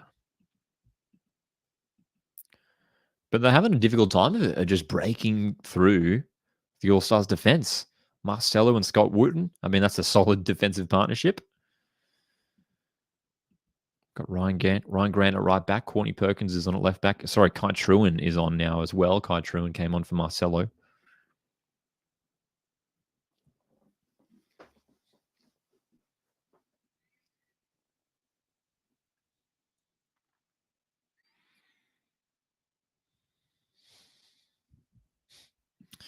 Is Kowal still on? I think he is. We haven't seen too much of Garen Kowal tonight, unfortunately. Came off the bench against Tottenham a couple of nights ago. He did start tonight and did have one opportunity where he lifted the ball over the bar from close range.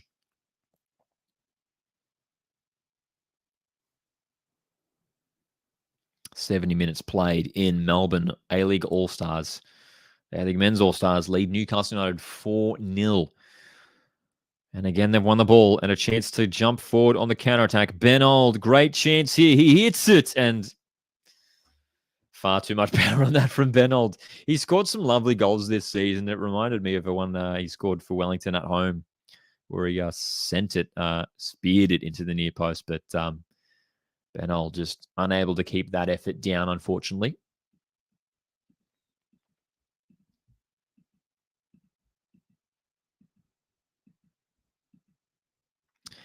Here we go. We're getting those changes. 4 more changes for the All-Stars. So Jay O'Shea is departing the field. Luke Bratton's going to come on into midfield.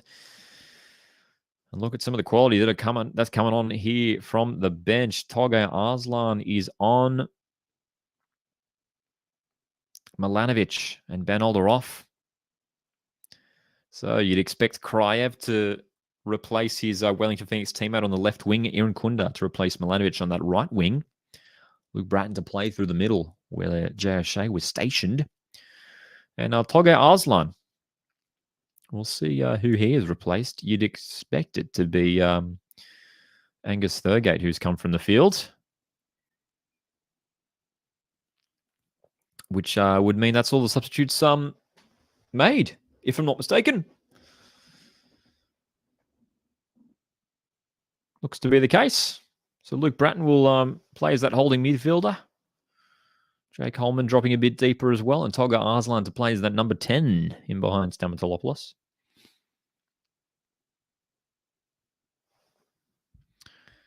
That's right. That's right, Spencer. It's Irankunda time. Nestory Irankunda is on for the final time in an Adelaide or A-League All-Stars jersey. And here comes Irankunda. Look at him go down the right-hand side. He's got options central. Going himself still.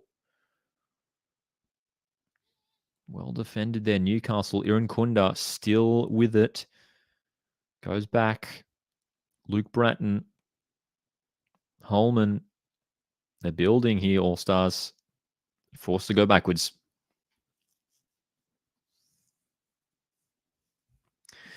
Sam, do you think Eddie Howe would redo his starting side? Sorry, if Eddie Howe could redo his starting side, do you think he would add one or two senior first-team players? Yeah, I think he would have, wouldn't he? Just to give them a bit more of a competitive edge. I know it's just a friendly game, a one-off, but yeah, it's not a good look, is it? They've been completely outplayed in this game.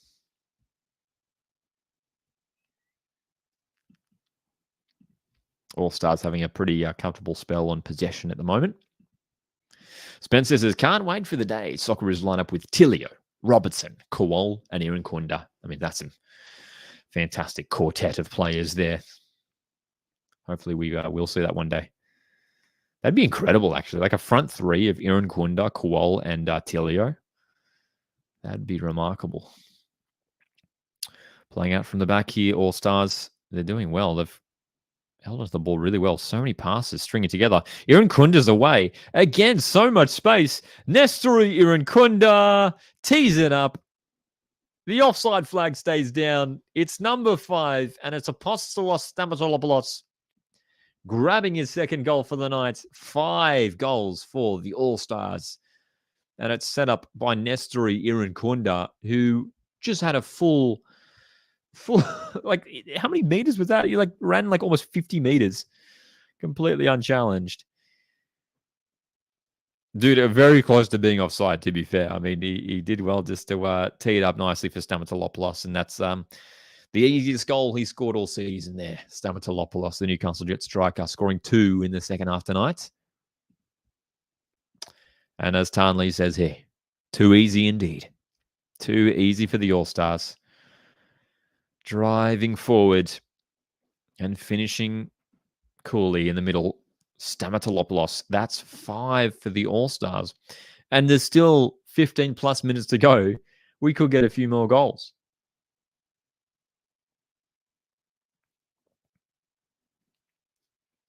So, 2 for Stamatolopoulos, 1 for Taggart, 1 for Benold, 1 for Nicholas Milanovic. It's a goal fest here for the All-Stars. Irankunda's won the ball high up the park again. That could be in for number 6. Irankunda gets it inside. Tolga Arslan. Great save from the keeper. Harris makes the save.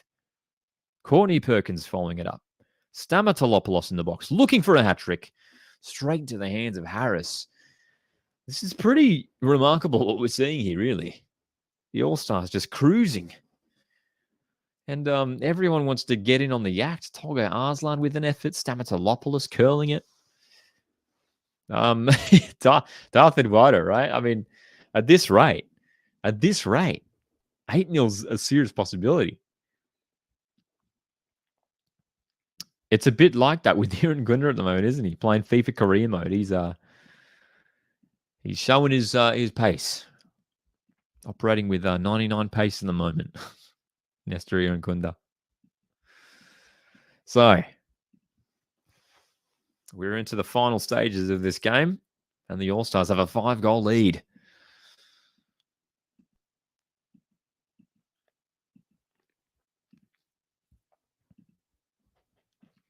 Essendon's back in 8 or 9-0 potentially.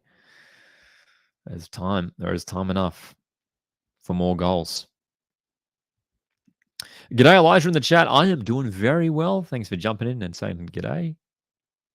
Good to see you here.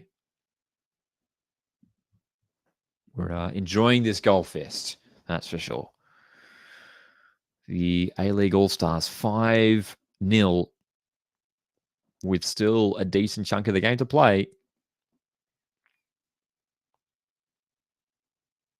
Scoring at will against a Premier League side, albeit a Premier League side who are resting a lot of their Premier League stars.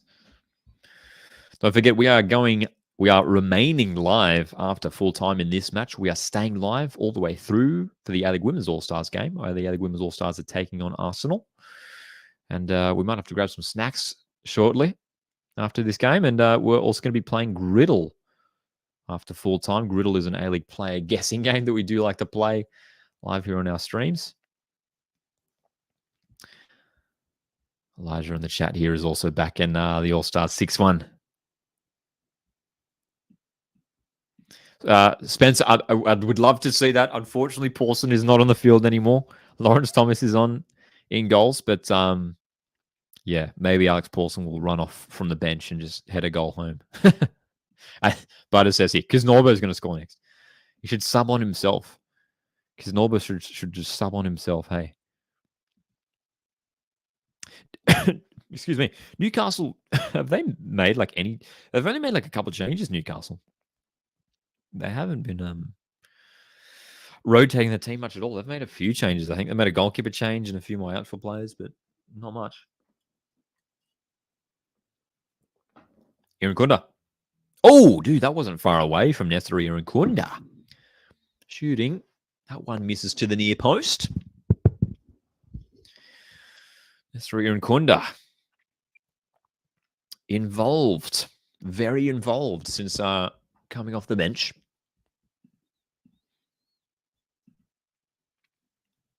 Nestor Irankunda, we wish him all the best, of course. Heading over to Germany to Bayern Munich next season. What a move for one of the most exciting young players we've seen come through the A-League in the competition's history. Kryev flicking it along for Stamatolopoulos, who looked like he might have been offside and was.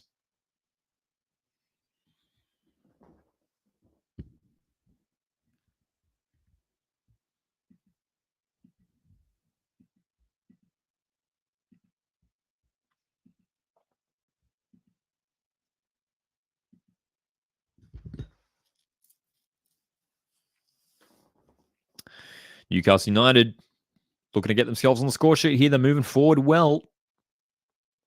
Not going to get through this All-Stars defense. Not today. Too stubborn at the back.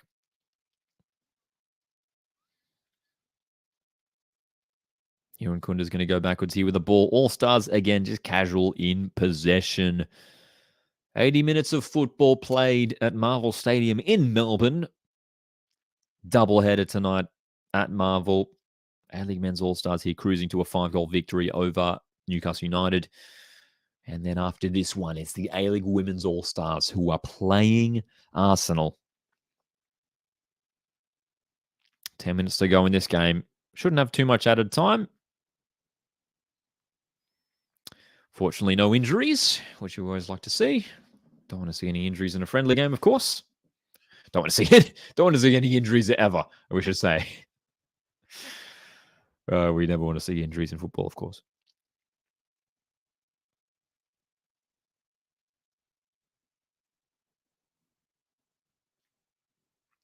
Comfortable. This is chill, man. This is chill. Hopefully, the A-League Women's All-Stars can follow up with a win of their own as well in the second game. Irankunda. Nice switch of play. Finding Courtney Perkins at the far post, who gets it inside, but it's blocked. And Newcastle will clear. We want 6. We want 6. We want 6. We want 7. We want 7. There's gonna be at least one more goal. I'm telling you. I'm telling you right now. The All-Stars have been pushing for number 6 now. And surely we're going to get it. Surely we're going to get it. Who do you think is going to win? Mariners or Victory tomorrow? I mean, I got to back my Mariners. I've got to back my Mariners, man. We've got the jersey hanging up behind us here tonight. And Very excited for the grand final. Hoping my Mariners get it done. Irankunda behind. Great chance. He's teed it up. Surely now. Yep. All Stars have just about walked it in. Jake Holman chipping in with a goal. Told you we were going to get it. That's number 6 right there. It was coming. Jake Holman of MacArthur FC scoring. Nicely worked goal too. The pass in behind for Irankunda, who cut it back. And really unselfish play there from Bojana Krayev to find Jake Holman. Nicely done. And that's simple. A simple goal there for the All-Stars. Where was the defense for Newcastle? The All-Stars just walking that into the back of the net. And that's right, Butter. We won 7. We won 7.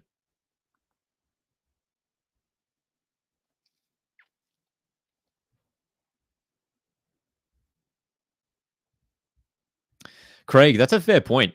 Craig says, I don't think this would have been much different, a much different scoreline if selected the A-League Men's under 23 All-Stars. Yeah, 100%. I mean, you look at the players who were featured tonight who are under the age of 23, right? Like Milanovic, Ben Old's under 23, isn't he? I mean, Holman's just scored. He's under 23. Yeah, I think an under 23 A-League Men's All-Stars would have won this game as well, for sure. 6-0.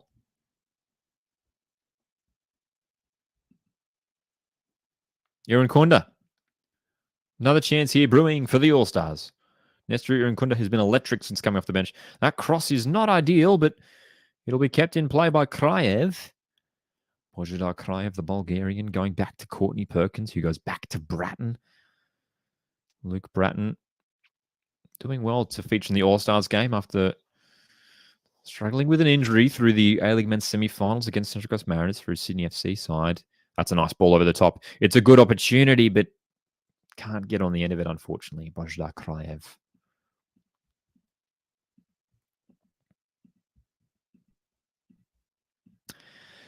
Do you think football development is getting better in Australia? I'd like to think so. Look, I mean, my focus is on the A-League, and regardless of the ups and downs that Australian football goes through, I think there's been a really solid, consistent stream of talented players coming through the A-League and featuring for the Socceroos. So, yeah, I think we're doing all right in that department. Probably a lot of improvements he can go through, of course. But we've done well to produce some talented players in recent years.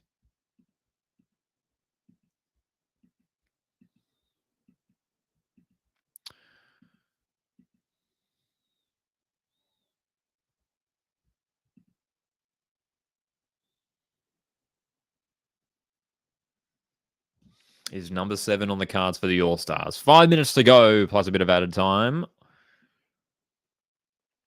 Don't forget, after this, the A-League Women's All-Stars in action against Arsenal. We are staying live for that one too, so stick around. And it's going to be fun for the next hour too, as we wait for that A-League Women's All-Stars match. So we're going to do a bit of a Q&A, a bit of discussion in the chat. So if you guys got any questions or any discussion points, feel free to jump in the chat over the next hour. We'll do a bit of a recap of the full season too, the A-League season that we've just witnessed. The final game of the season, tomorrow night, the A-League Men's Grand Final, the big one. Here comes Newcastle, looking to get themselves a consolation goal here. They've been outplayed, unfortunately. Still pushing. Cross comes in. Decent delivery too, and the All-Stars, well, that's a dangerous challenge. No penalty called. It was a risky challenge from Scott Wooten on the back. It was on Garen Kowal, in fact, too. He went down. Tolga Arslan, that's surely a foul, and there will be a yellow card brandished. Tolga Arslan ripped to the floor there. All-Stars have gone quickly. Irankunda for Arslan.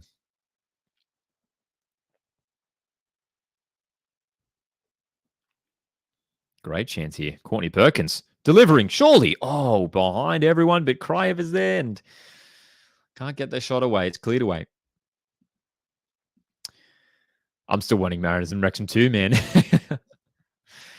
That's for those that don't know. That was a April Fool's joke. Was that last year? I think it wasn't this year. Yeah, it was last year. Mariners and Wrexham. Hopefully it happens. Yes, I am going to the game tomorrow. Very excited and very fortunate to go to the grand final tomorrow. Troy's got the chocolate ice cream. Love it.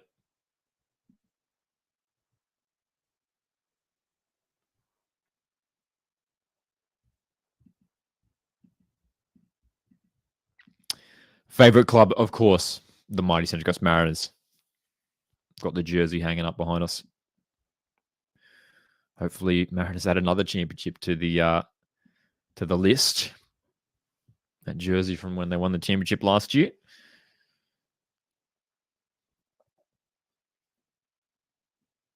Who's going to grab number 7? I feel like Nestor Irankunda deserves a goal.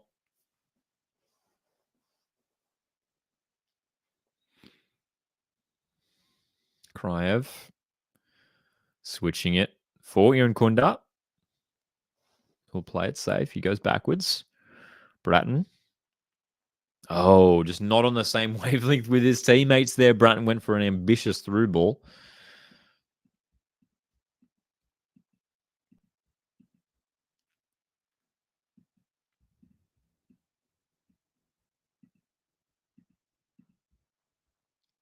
A few players on the field tonight who have played the full 90 minutes. Ryan Grant's still on it right back. Scott Wooten, he's still on, isn't he? Toga Arslan trying to wrestle his way through the box. Cleared away for a corner. So a set piece opportunity.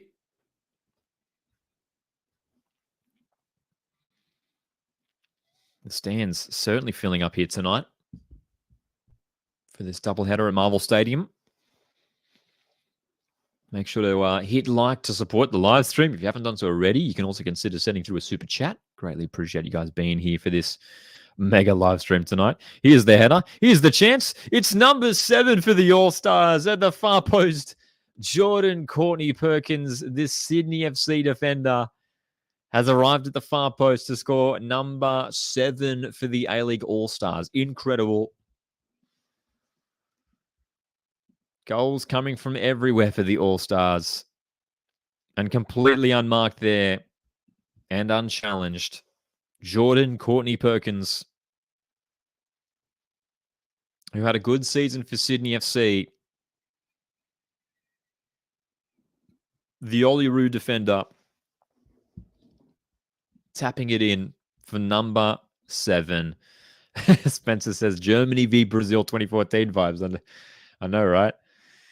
It's a bit like that. The two games on opposite ends of the spectrum when it comes to importance, of course. A World Cup, what was that? That was a semi-final, wasn't it, in 2014 at the World Cup? And a friendly match here. And that's right, Butter. We won 8. Troy says the most FIFA-like game I've seen. 3 minutes of added time here. The A-League Men's All-Stars are cruising to a huge victory over Premier League side Newcastle United. Newcastle resting many of their Premier League stars here.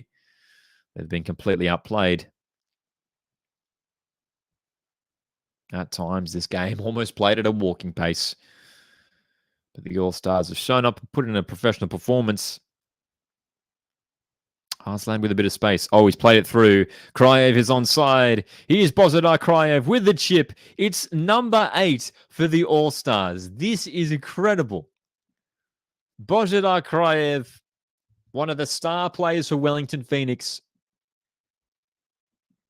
Now, I know Newcastle United have fielded an inexperienced team here, lacking some Premier League stars, but this is really disappointing now.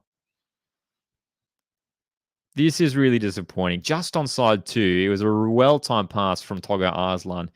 And look at the chasing defenders. Not even making an effort to catch up at the back there. This is really, really disappointing now.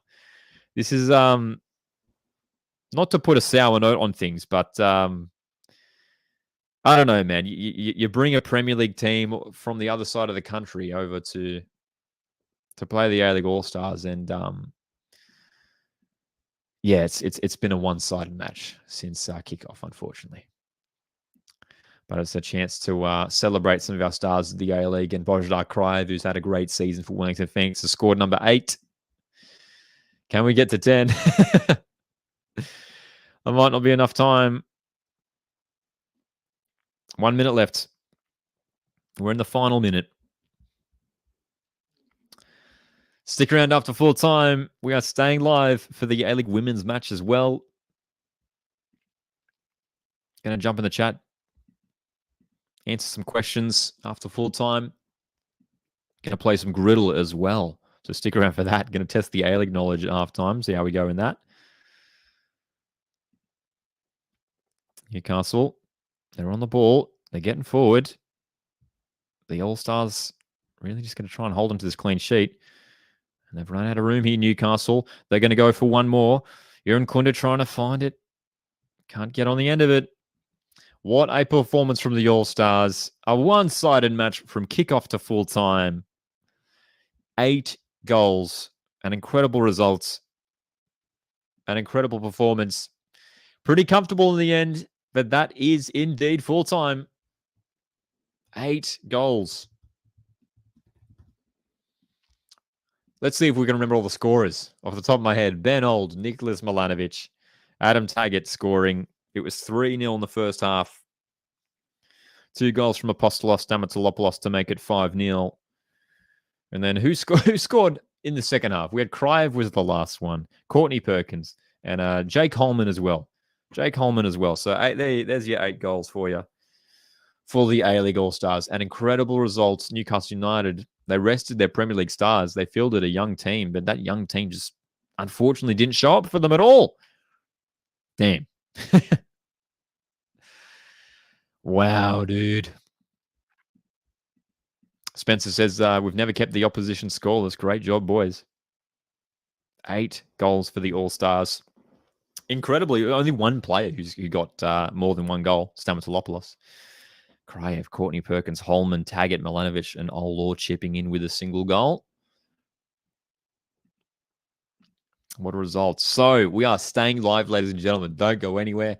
The A-League Women's All-Stars game is coming up after this one, but hanging out in the chat for the next hour. We're going to be playing Griddle. We're going to have a bit of a live discussion in regards to the A-League Grand Final coming up tomorrow, as well as a bit of a recap from this past season.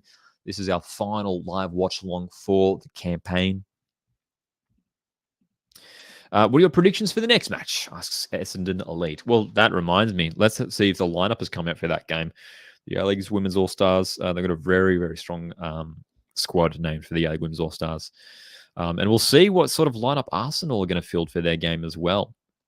We know Arsenal have some fantastic players in their side. Arsenal women finished 3rd in their league, in the Women's Super League this season.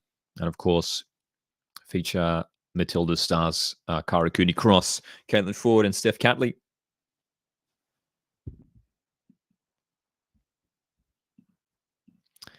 Peter says, love to see the fans' reaction in Newcastle.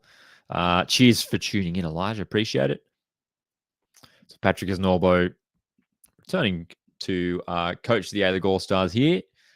Has led his side to an 8-0 win. What a result, dude. What a result. So, we're going to jump into some griddle very, very shortly. Got some more predictions coming in here. Peter's back in Arsenal to win 3-1 over the A-League Women's All-Stars. We'll see. Hey, we're going to keep an eye on these lineups. We'll chuck them up on the screen when we do see them come through. With that game about an hour away, we should see those lineups coming through very, very shortly.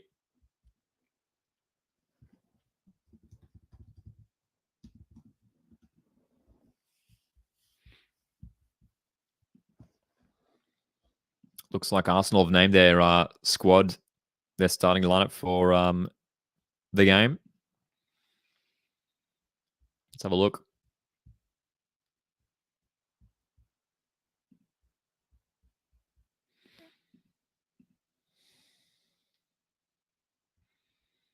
By the looks of things as well, There might as well be the Matilda Stars starting in this game. Let's get this up on the screen. Check it out.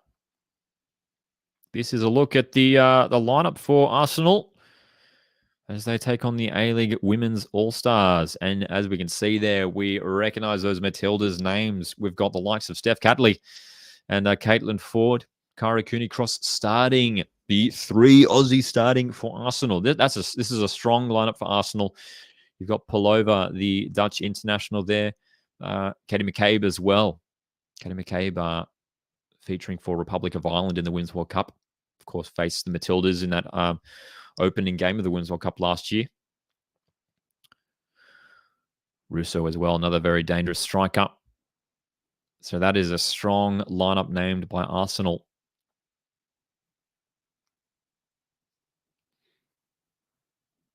Very strong indeed. So it's going to be a tough test for the A-League Women's All-Stars.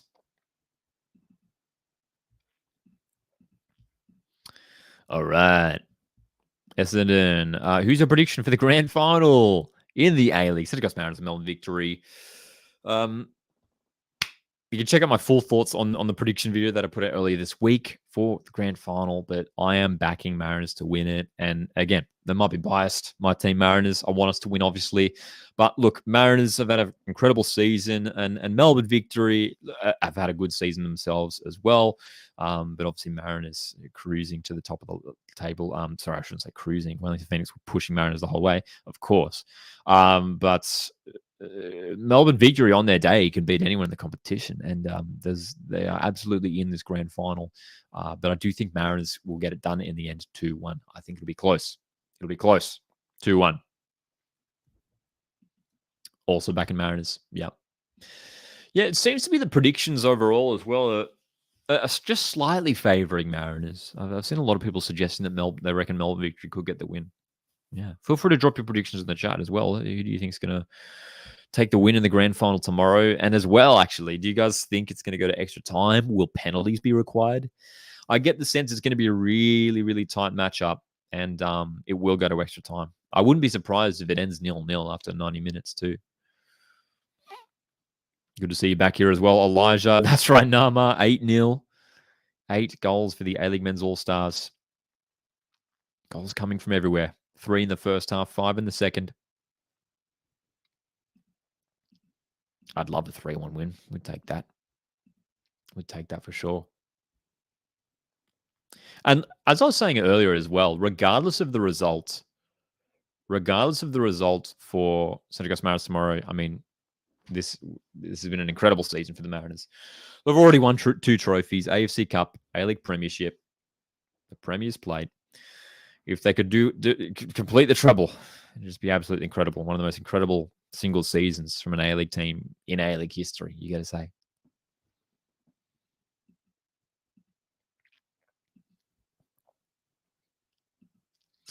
All right. So Arsenal have named their lineup for this game. As we were looking at a moment ago, the 3 Matilda Stars are indeed starting here. Steph Catley, Caitlin Ford, Kyra Cooney-Cross. Obviously featured, have played many games in Melbourne, even just in the past 12 months. For the Matildas, of course. Is that Ryan Scott in the stands? Oh my gosh. If you guys are watching the broadcast still, Ryan Scott, Newcastle Jets goalkeeper Ryan Scott is in the stands wearing a Newcastle United scarf. How about that? Ryan Scott. A little embrace with his teammate Apostolos Stamatolopoulos there on camera. Good to see. Good to see. A-League players supporting each other. And there we go. That suggests that Ryan Scott is potentially a Newcastle United supporter for the Premier League.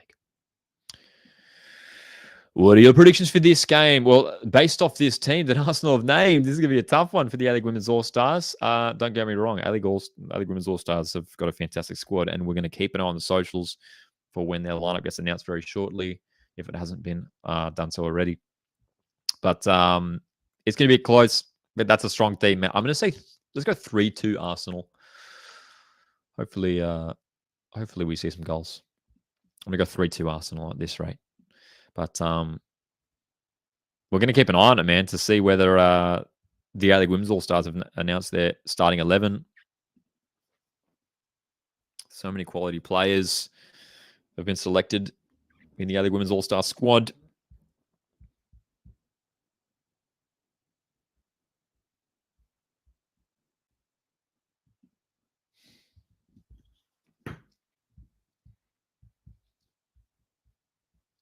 And of course, if you guys want to tune in for these games, Paramount Plus, 10 bold and 10 play. I'm pretty sure it's on 10 bold.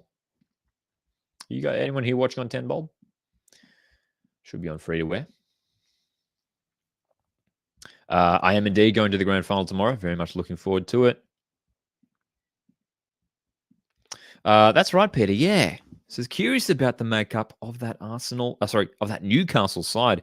Youth team, second stringers, academy, all of the above. Yeah, like obviously, you know, me, myself being sort of like a casual Premier League fan, not too familiar with some of those names in that Newcastle side. It was a young, inexperienced team by the looks of things. So they were resting a lot of their regular Premier League players, which is interesting as well because the team that Newcastle fielded started at least against Tottenham 2 nights ago in the MCG was a strong team that had plenty of their Premier League stars, but just rested basically all those first team players. And yeah, man, it ended in an 8-0 victory for the A-League All-Stars. So yeah, as we were talking about earlier, it would have been interesting to see how this game would have played out if Newcastle had named, you know, if they didn't have to play that game 2 days ago and they named a full strength side. Because I reckon Newcastle would have named a strong side if they didn't have that game 2 days ago. Yeah. I mean, you just think about their schedule for like the past few days. Played in the final day of the Premier League, Monday morning Australian time. Fly across to the other side of the world straight after that game. With a team that's probably jet lagged, you'd imagine, playing a game against a fellow Premier League opposition, Tottenham, at the MCG. And then 2 days later, they have to back up for another game. So they probably had a lot of players who were, yeah, maybe not capable of playing a full 90 minutes. Imagine that. He gets his dream move, potentially. Ryan Scott, from one Newcastle to another. Thank you, Elijah. I appreciate that. They could have at least put out Dan Burn. That's right, Dan Burn. That's right. Hey, I think we should jump into some Griddle. For those that don't know, Griddle is an A-League play guessing game, and you can play at griddlegame.com. We're going to bring that up very, very shortly. But before that, let's check the socials. Has the A-League Women's All-Stars starting lineup been announced? Having a quick look myself, doesn't look like it. Does not look like it. Very curious to see what starting lineup the A-League Women's All-Stars do go for. Got plenty of quality options to go for. Oh, no, it is here. Let's have a look.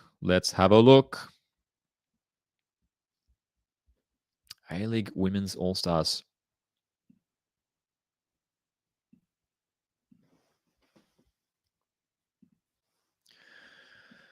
Looks like they're fielding a pretty strong team indeed. Williams and goals. Cern, Stott, Morrison and Foster making up that back four. Kellen Knight in midfield alongside Matilda's, former Matilda's teammates, if you like.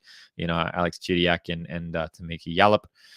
Front three. Check out that front three, man, for the A-League Women's All-Stars. Courtney Vine, Michelle Heyman, Kaya Simon. Fantastic. On the bench, Wyman, Matsos, Policina, Hawksby, Harding, Wilkinson, Abini. So many options, especially in attack for the A-League Women's All-Stars. Love it. Plenty of options there for the A-League Women's All-Stars off the bench, but that starting lineup, I'll tell you what, this is going to be a good game, dude. This is going to be a good game. I think it will be close. You look at the two lineups, and A-League Women's All-Stars have enough to challenge Arsenal here.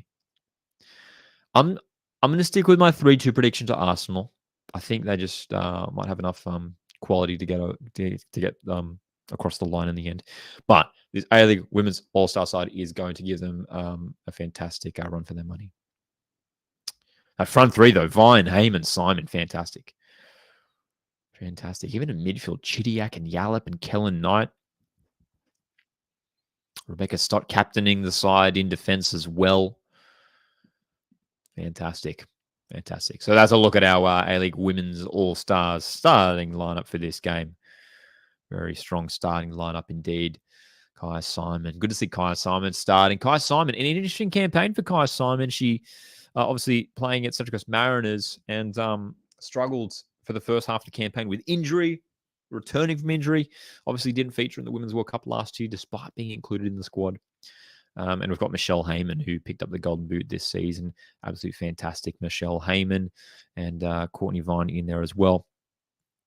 Courtney Vine, obviously well known for her her winning penalty in the penalty shootout for the Matildas against France in Brisbane in the Women's World Cup last year in the quarterfinals.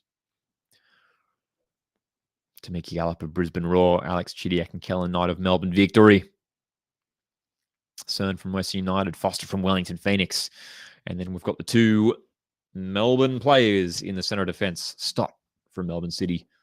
Kayla Morrison from Melbourne Victory. Lydia Williams from Melbourne Victory as well. Love it. Alrighty. Maxi. Ooh, good question. Paulson or Vukovic? Based off this season, Alex Paulson. Yeah. I think Vukovic has been fantastic this season for Mariners. He's been huge. But Alex Paulson, for me, has been the best goalkeeper this season. He's been incredible. He's been incredible. Yeah, that's right, Compact. Compact says, man, I feel for those Newcastle kids when the full-time whistle blew. The camera was on him and he looked looked just absolutely defeated. Yeah, man, you get a feel for them, hey. I've watched their team travel across the other side of the world, watch them play in the flesh, and they've just lost 8-0. It's pretty, must have been a bizarre one. We love Storm Ruin, Danny Vukovic, two fantastic players. Hard one to pick, too, because one's a defender and one's a goalkeeper.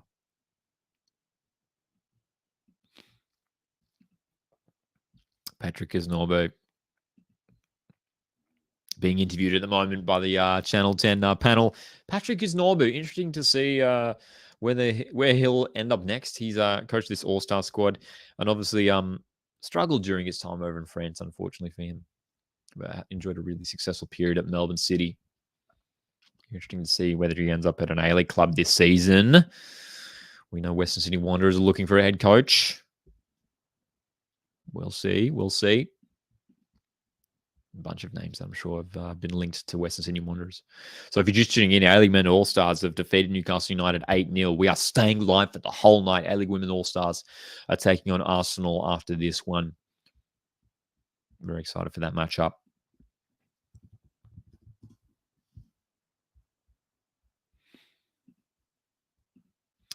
What are your thoughts on Nick Montgomery getting sacked? Asnama. Look, obviously disappointing. The former Central Coast Mariners head coach who had a fantastic time at Mariners, obviously won the championship for the Mariners last season, 2023. Yeah, disappointing that it hasn't worked out for him at Hibs, and we'll see where he ends up next. Whether he stays around in Europe or potentially, does he come back to Australia? I don't know. We'll see. Fantastic coach and fantastic guy, of course, Nick Montgomery. All right, but it is time to play some Griddle. For those that don't know, Griddle is an A-League player guessing game, and we're going to test our A-League knowledge. Cool. Let's have a look at what we've got here today. A few clubs involved, a few interesting ones as well here. West United, Perth Glory, Sydney FC. We're just going to make this change the size a bit of this one. There we go. It's a bit better. All right, so it's time to test our A-League knowledge. We're going to find some players to fill these squares. And our maximum score that we could get here is 9 out of 9. Sam, perfect timing. Did you do a Griddle? We are literally doing it as we speak. Oh, boy. So let's see. Where do we start? Well, West United, Perth Glory, Sydney FC. 5+ clubs played for. Wow. Okay, that'll be interesting. And players who have scored 15+ goals and have at least one red card. Okay, so where do we start here? 5+ clubs played for and a red card. Danny Vukovic is definitely an option there. We're going to go Danny Vukovic. Don't know how many options there are to choose from there, but that's a pretty straightforward start for us. Danny Vukovic. All right, what else we got here? Let's go maybe top left. 5+ clubs played for and 15+ goals. Obviously, you got some players who have played for a number of A-League clubs. Who can we go for here? All of a sudden, my brain's blanking when it comes to players who have played for more than 5 clubs. We know Liam Reddy, Danny Vukovic has, and a few goalkeepers. 5+ clubs played for and Western United. There's surely not a lot of options there. So who do we go for there? Nikolai Topostanley, right? Unless we want to save him for another category. Nah, we'll go Topostanley there. Yeah, 5 clubs. Can we name all 5 too? Sydney, Newcastle, Western, Perth, Wanderers. There we go. 1 red card for Perth Glory. Jacob Burns. No reason. He's just the first one that came into my brain. 1 red card for Sydney FC. Max Burgess received 1 in the semi-finals last year. Okay, good start. 4 for 4 so far. 4 for 4. Where do we go next? 15+ goals for Perth Glory. Well, we could go Adam Taggart. That's an easy one, isn't it? But we're going to not go the obvious option. Probably going to go the next obvious option. That's Andy Keogh, who scored 59 goals for Perth in his career. 15+ goals for Sydney FC. Again, a billion players we could probably go for there. I was going to go Bobo. Can we go for someone more niche? No, we'll go Bobo. Okay. Let's, I'll tell you what, let's answer these 2 ones over here. Perth Glory and Western United. There's probably quite a few. Player who has played for both. Josh Risdon, of course. Who I think is rumoured to maybe return to Perth. Western United and Sydney. Could have gone Max Burgess there. We can't now. We're going to go Thomas Hewitt-Bell, who is currently at Western United. Okay, wow. This has been great so far. We're 8 out of 9. We've got 1 more square left. We are testing our A-League knowledge live here on stream. Appreciate you guys tuning in for this massive watch-along. We've watched the A-League Men's All-Stars defeat Newcastle United 8-0. And next up, we are staying live for the A-League Women's All-Stars taking on Arsenal. 5+ clubs played for and have scored 15 goals. How many clubs did Shane Smeltz play for? Wellington, Gold Coast, Perth, Sydney. Did he play for any others? I don't think so. Costa Barbarouses, Wellington, Brisbane. Wellington, Brisbane, Sydney, Victory. No. Who else can we go for? There's surely some obvious answers that I'm missing here for this one. A player who is like 15 goals isn't much. If you've played for at least 5 clubs and you're a striker, surely you've scored 15 goals in your A-League career.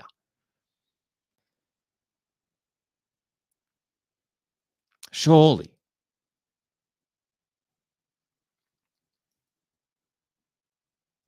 Beside Barisha only played for 3 clubs. 5 clubs. Dude, I'm stumped on this one. I am stumped on this one. But again, like I'm going to look at the answers and there's going to be some real easy ones here that I'm missing. Man. Like I can think of a few defenders who have played for that many clubs, right? Or can I? I was about to say Jack Clisby, but I think he only played for 4. I'm thinking of a lot of players, but there's some ideas coming into the brain, but a lot of them have only played for like 4 clubs. Maybe there aren't heaps of options. Maybe this is a deceptive question where it feels like it's like, oh yeah, there's probably like heaps there. There's a bunch of players who play for a number of other clubs. But my brain isn't allowing me to think of many players who have played for 5+ A-League. Well, yeah, at all. 5+ A-League clubs at all. Like Topper Stanley is the obvious one. Some goalkeepers in like Vukovic and Reddy. Danny Vukovic is the only goalkeeper to score a goal. I appreciate that Elijah says, you got this.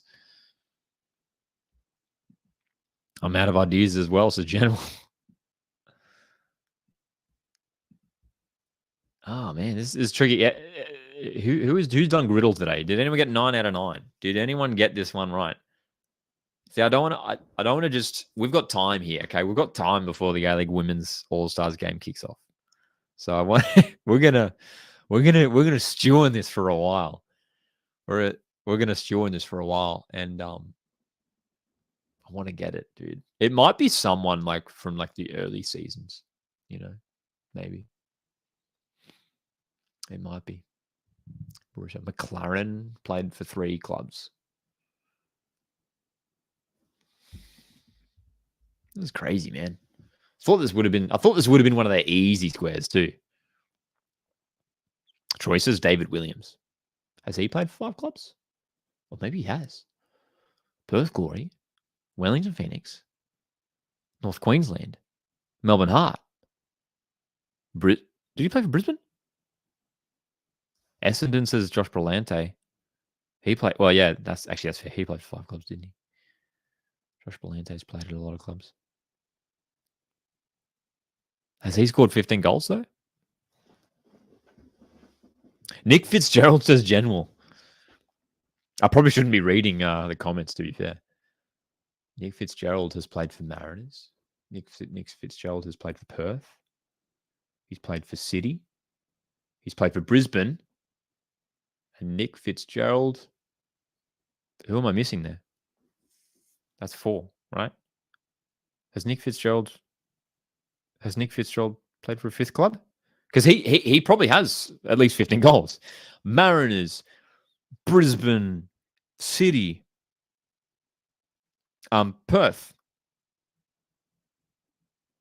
Jets. Did he play for Jets? Nick Fitzgerald? Wow, my brain's forgotten that. That's for sure.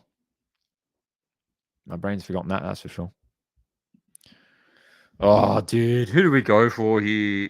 Like Mitch Nichols played for Brisbane and Wanderers, and did he play for City as well? Played for City. Terry Antonis played for Sydney, Wanderers, Victory City. Dario Vidicic.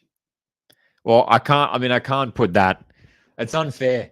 It's unfair, isn't it? If I just if I'm happy for you, Sam. I'm happy for you, Sam. We're gonna whack Brillante in there.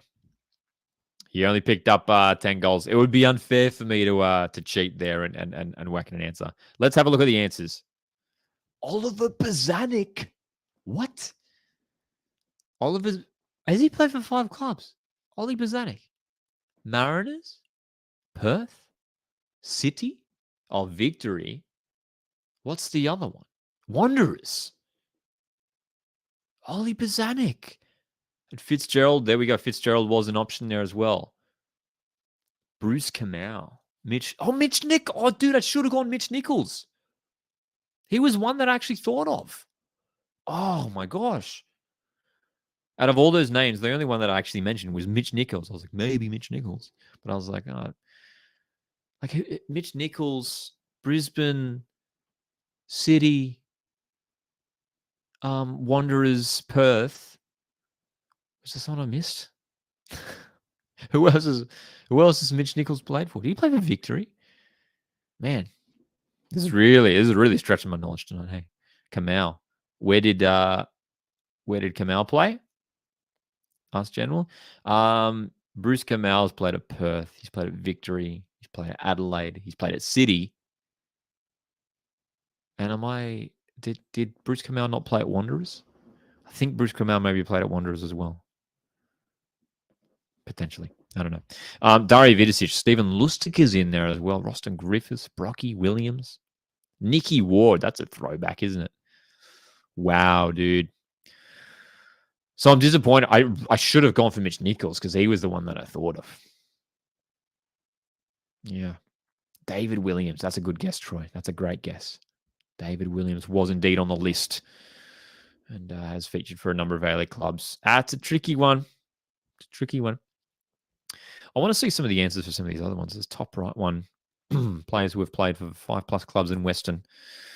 Jonathan Aspro, Paya, Chapman, Stratton, Mustaga. Yeah. Yeah. Yeah. Man, that top left one. So close to 9 out of 9 in Griddle today. We slipped on that top left one there. He's played for 6 clubs, Brillante. Is that right? We were talking about it before in the chat. So he's played for Newcastle, Sydney, Wanderers, Victory, City. That's 5. Who? Oh, Gold Coast. Brillante played for Gold Coast years ago, obviously, when they were around. That's why I couldn't think of it. He played for Gold Coast. Wow, Brillante's played for 6 clubs. Isn't that incredible? Isn't that incredible? But again, dude, I'm just spewing that I didn't go for Nichols. So yeah, because again. So for Mitch Nichols, what was it? Brisbane, Victory, City, Wanderers. No, did he play for Victory? No, Perth was the one. The Victory is the one. Did Mitch Nichols play for? I'm googling it right now. I don't know. Mitch Nichols. Did Mitch Nichols play for Victory? Why am I imagining that? I'm having a quick Google of Mitch Nichols off screen here. Mitch Nichols played for. He did play for Melbourne Victory. Wow. He spent 6 seasons at Brisbane, then went to Victory. Perth, Wanderers. He played for Phoenix as well. My brain forgot that. Wait, oh, dude. So I was saying Melbourne City. He didn't even play for Melbourne City. Wow. There you go. There you go. That's right, Troy. Yeah. I should have done that. I usually do. I just forgot. I had the chat rolling. I should have hit the chat while I was playing. But yeah. I mean, I wouldn't have got it anyway. So I had to like whack Blante in there. So I wouldn't have got it anyway. So we got what we got. That's right, General. Yeah. Even Griddle today. It only wants 8, just like the All Stars match, 8-0. That's right. That's right. Dude. Spewing though, you missed that top left one. All right. So, about half an hour or so until the A-League women's game kicks off. The A-League women's All-Stars taking on Arsenal. I'm going to duck off and grab some food for just a few moments. Stick around the live stream. We are staying live for the A-League women's All-Stars game, which is just around the corner. That is our Griddle results for today. Feel free to jump in the chat if you guys have any questions, if you guys have any discussion points, any predictions for next season, perhaps some early predictions for the A-League next season, or some thoughts on how this season transpired, or some thoughts on how the grand final will play out tomorrow. Jump it in the chat. Let us know. And yeah, appreciate you guys being here, man. We're set for a big night. Still plenty coming up. We'll be back in just a minute.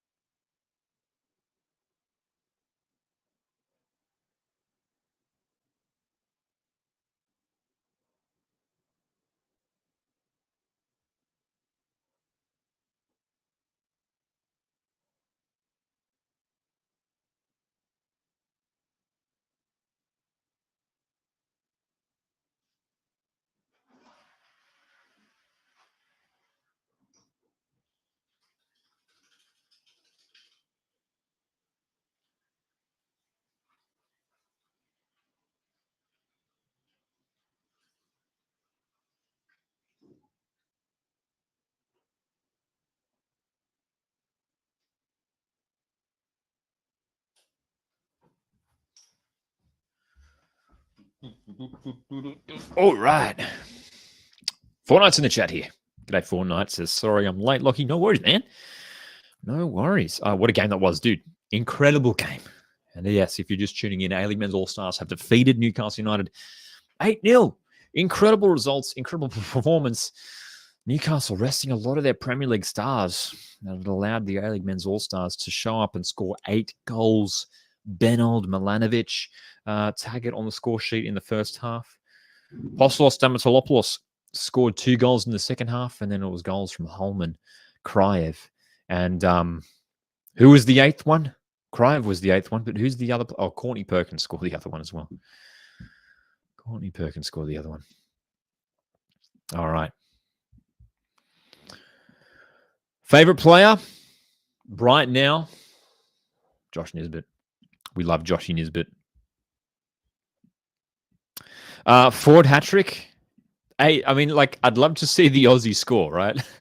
Whether it's the All-Stars or for Arsenal, we just want to see the Aussie score. So, yeah, Ford hat-trick. Let's make it happen. Let's do it. Caitlin Ford featuring for Arsenal tonight in the starting lineup alongside Kyra Cooney-Cross and Steph Catley, the 3 Matildas featuring for Arsenal. The game not too far away from kicking off.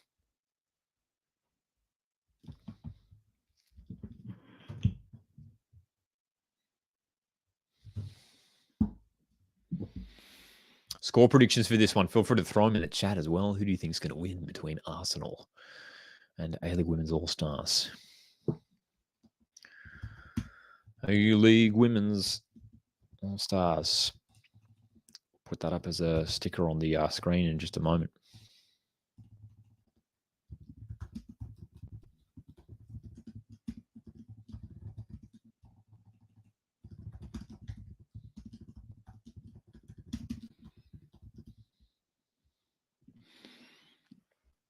Let's go. Jump in the chat. What are your score predictions for this matchup?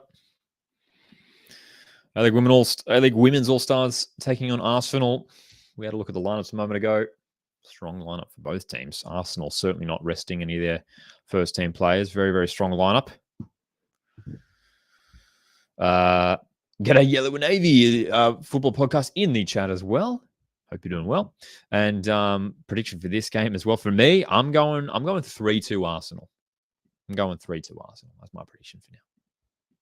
I think it'll be a close one. Joshy's in the chat. G'day, Joshy. How's your night gone so far, mate? It's been good. Thanks for asking. Thanks for checking in. Good to see you here in the chat. As always, Joshy. It's been good. We very much enjoyed the A-League Men's All-Stars game. 8 goals. Very entertaining. They were cruised past Newcastle United. And now we are set to go for the second game.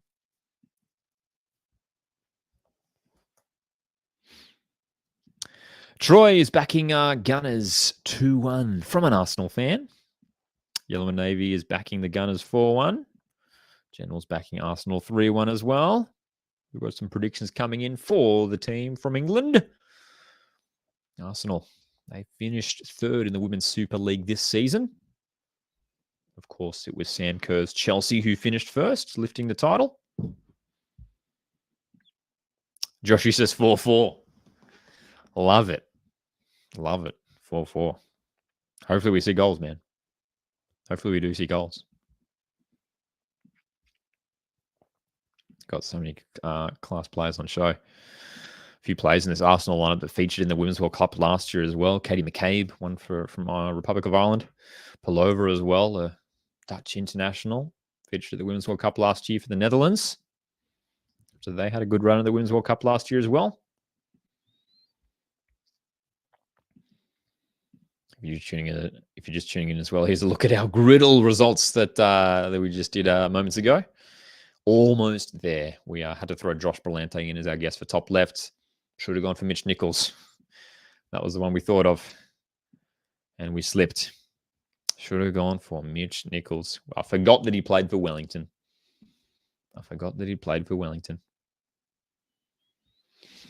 It's an interesting question from Sam here in the chat. Honest question, Lockie. Are you going to blame Eddie Howe for putting forth such a young side? Some people think he did it on purpose.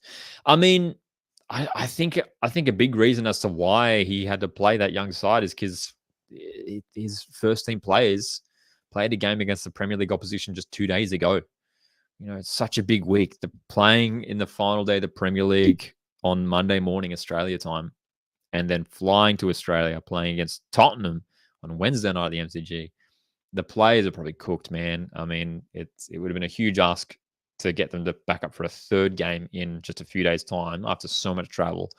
So I think he probably had no option but to play a young team. So I sort of take back what I said before during the game. I was sort of was a bit disappointed, but at the same time, I don't think there's much option. Hey,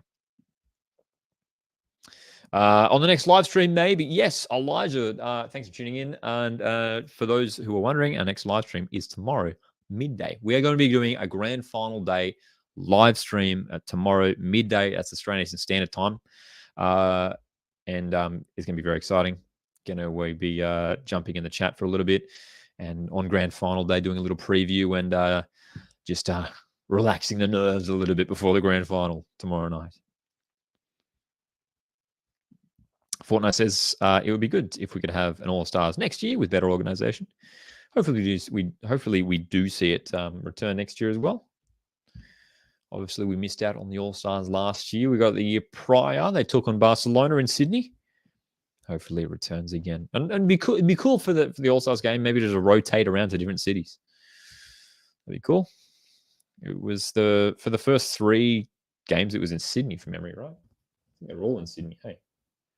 The first 3 were in Sydney, and then was one of them in Melbourne. One of them may have been in Melbourne, and obviously this one's in Melbourne tonight.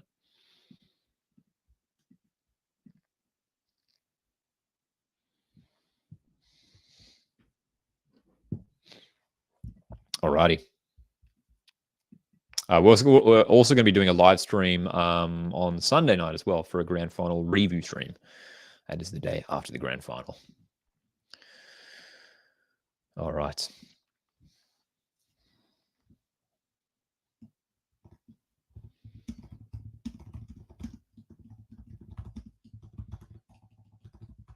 So you guys have asked some great questions tonight so far. But I've got some questions for you guys. It is question time, and it's time for you guys to answer.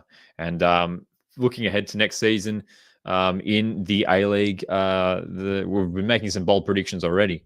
But there's a question I want to ask you guys right now, and that is, I know we still have a long way until next season starts, but the question is, who will win the A-League Men's Premiership next season? So not worrying about championship. Anything can happen in finals. But who do you think will finish first next season? Are we going to see a similar race to this year where, Mariners and Wellington have well and truly, I think it's fair to say, have been the top 2 teams in the competition this year? Who will win the A-League Men's Premiership next season? If Mariners win it again, sorry, no, not championship we're talking about. I was about to talk about the championship. Mariners, of course, winning the premiership this year, though. Could Mariners go back-to-back with a premiership? Will Melbourne City return to the top? Will Sydney FC be up there? Will a random team that no one's expecting, jump up? Could Perth Glory make an incredible return to the top? Who do you think will win the A-League Men's Premiership next season? That's the question for you guys. Feel free to jump in the chat and drop your answers. Be back in just a sec.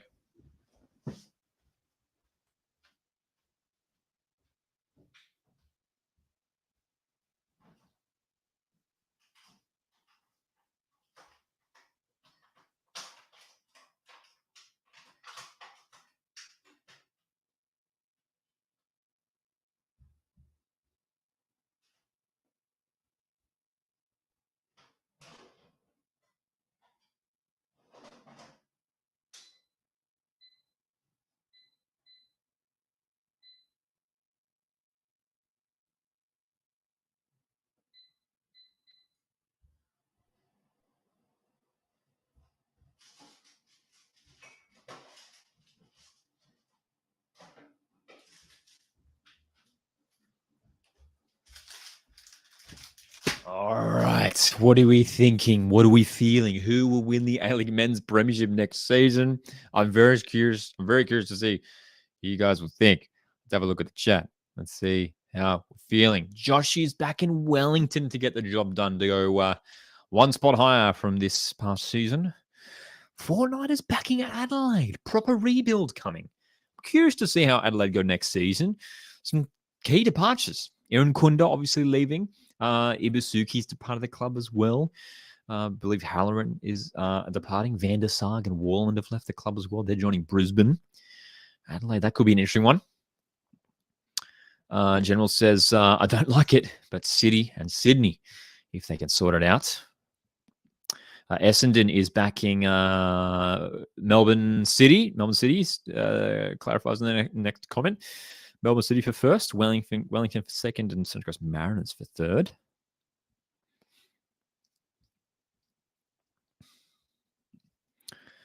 Wellington. Got a few mentions for Wellington. Troy says, too hard to say, but maybe West Sydney Wanderers, they won't want another season like that. I'm sure, look, Wanderers, I'm sure they'll be back in competitive once again. It's going to be interesting to see, obviously, who do Wanderers bring in when it comes to a new head coach with Mike Redan departing the club. Sam here in the chat says, after watching our top 10 A-League Men Grand Finals, I'm surprised you didn't mention the 17-18 as one of the most controversial Grand Finals alongside 11-12, as that decision still haunts me to this day. Yeah, that's one of the main reasons why I didn't put it in, because it was obviously just like an error where the VAR just like didn't work. But aside from that, I don't think I'd put it in my top 10 anyway. And in just terms of like entertainment factor, obviously that's a hugely controversial moment. If I was doing my ranking of top 10 most controversial A-League Grand Finals, that would probably be number one. So yeah, that'd probably be number one. So we've got a couple mentions for Wellington Phoenix, some other mentions here, Melbourne City, Central Coast Mariners. I think Wellington will be strong once again. Hey, I mean, they've built such a strong squad, and if they can retain that same squad again, and Italiano should do another fantastic job again next season as well. All right. Well, let's ask another question.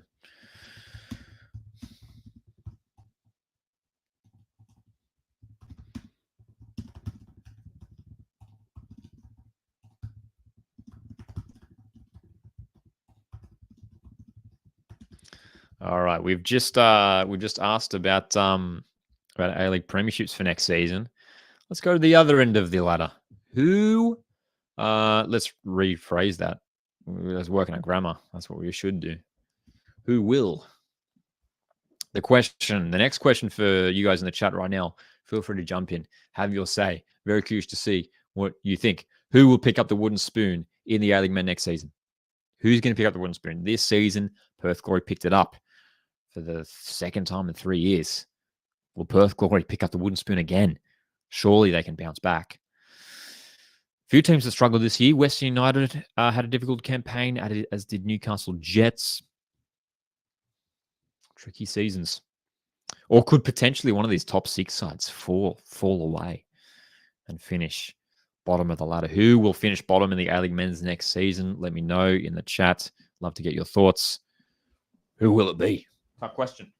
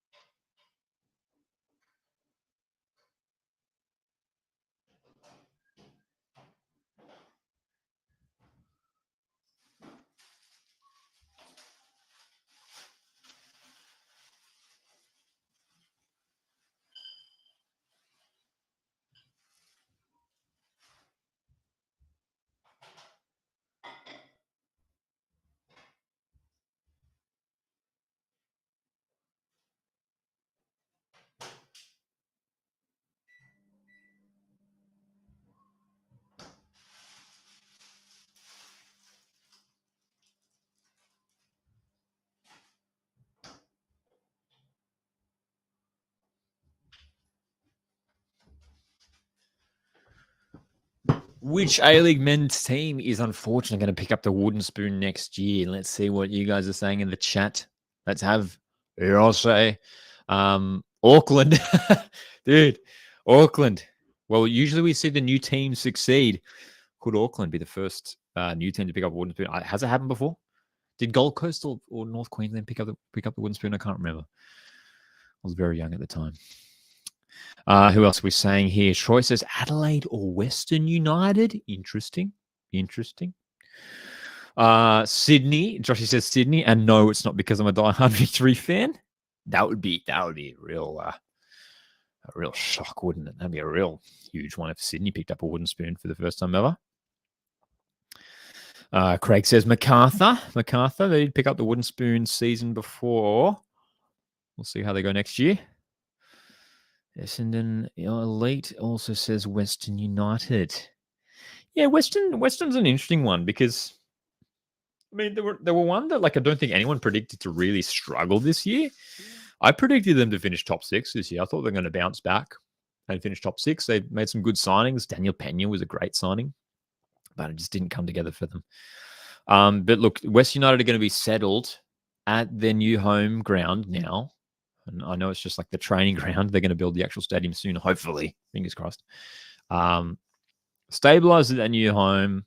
Couple decent signings. They've already signed Hiroshi Basuki. That's a great signing. That's a good signing. It's someone who's going to get you, potentially at least 15 goals a season in the A-League. And that's going to be a great boost for West United, who really struggled to score goals last season. That was where they struggled, Western. They just couldn't score goals. Wasn't working out for Noah Botic.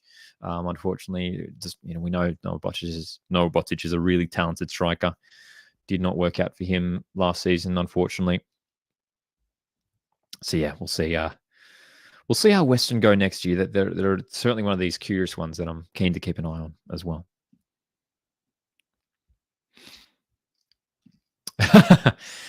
Such a marriage. Imagine that if we went from first to last. Surely not. Bias out of the way, I think that Perth might have a difficult season again, or Brisbane, but I'm not too sure. It's a tough one to decide, as it can be any club. So I don't know. I mean, that's always the interesting thing, right? Like and that's what makes it. That always is what makes it interesting. The fact that it could be anyone. The A-League is just so unpredictable. So yeah, it's interesting. I pose the question to you guys, and it could be anyone. It could be absolutely anyone, couldn't it?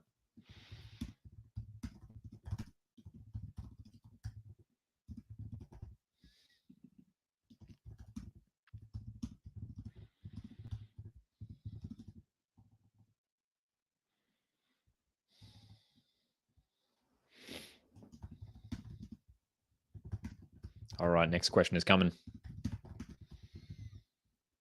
There's been some fantastic signings made in the A-League this year.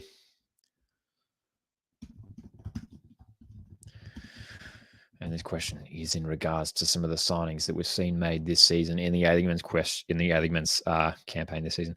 Who is the signing of the season in the A-League Men's for this year? Who has been the signing of the season? There's been some great players who have stepped up this year. They're new clubs. Toga Arslan's probably up there. Nicholas Milanovic has had a great campaign at Western City Wanderers. Mikael Docker, he's been incredible for Central Coast Mariners. Who have you guys got? Who stands out as signing of the season in the A-League Men's? Let me know in the chat right now. Drop your thoughts.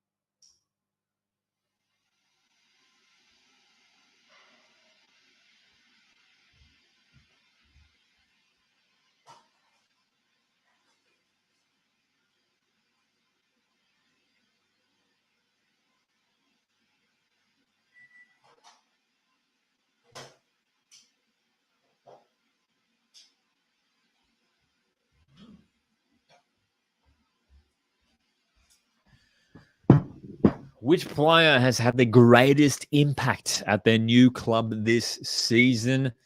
There's been some superb signings made. Migball says Arslan.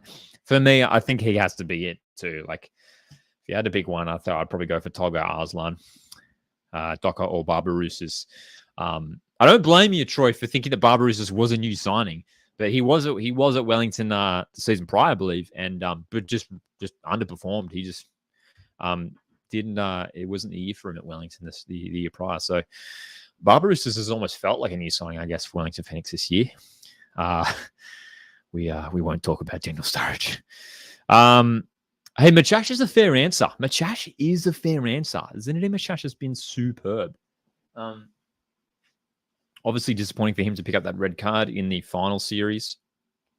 Oh, great shout, Matthew. Yeah. Stamatolopoulos for Jets.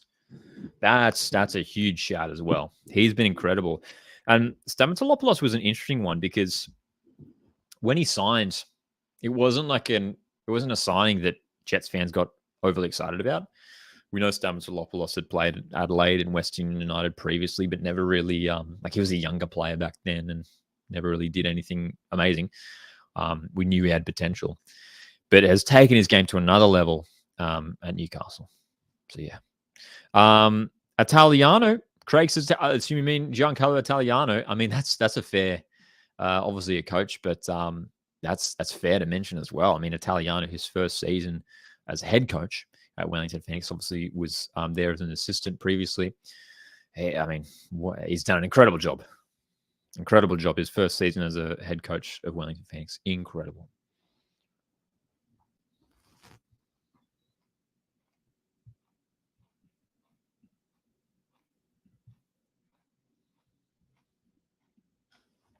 Here's another look at our brutal results from earlier tonight.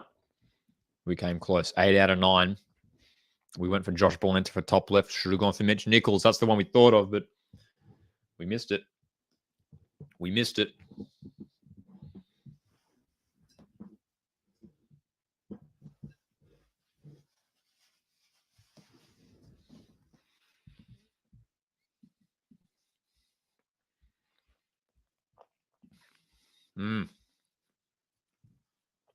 Clayton Taylor is definitely up there for sure.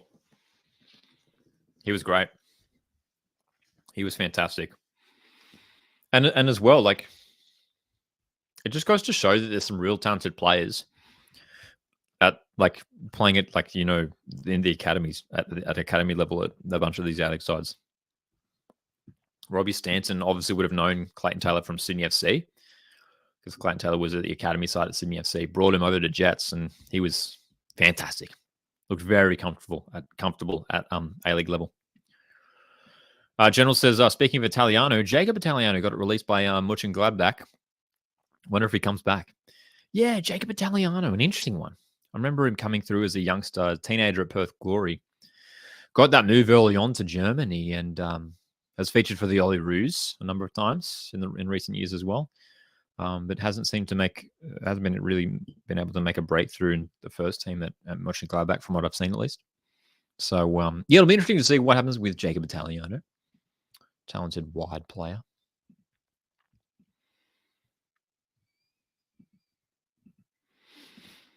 Sapri Singh's marquee signing for Auckland. That'd be cool. That'd be cool. Yeah. We'd love to see Sapri Singh back in the A-League. He was fantastic at Wellington a few years ago. That would be, again, we were talking about it earlier tonight.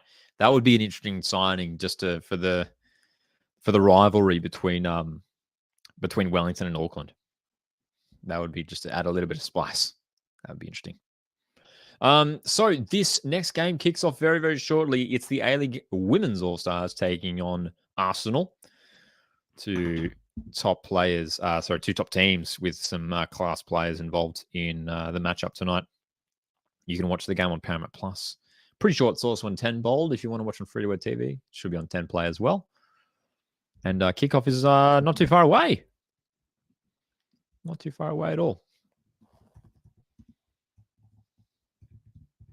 All right, next question is coming. Next question is coming.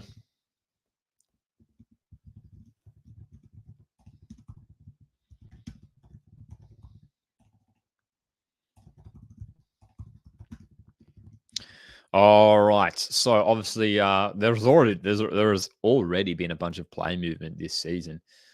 This off season as we start to enter the off season.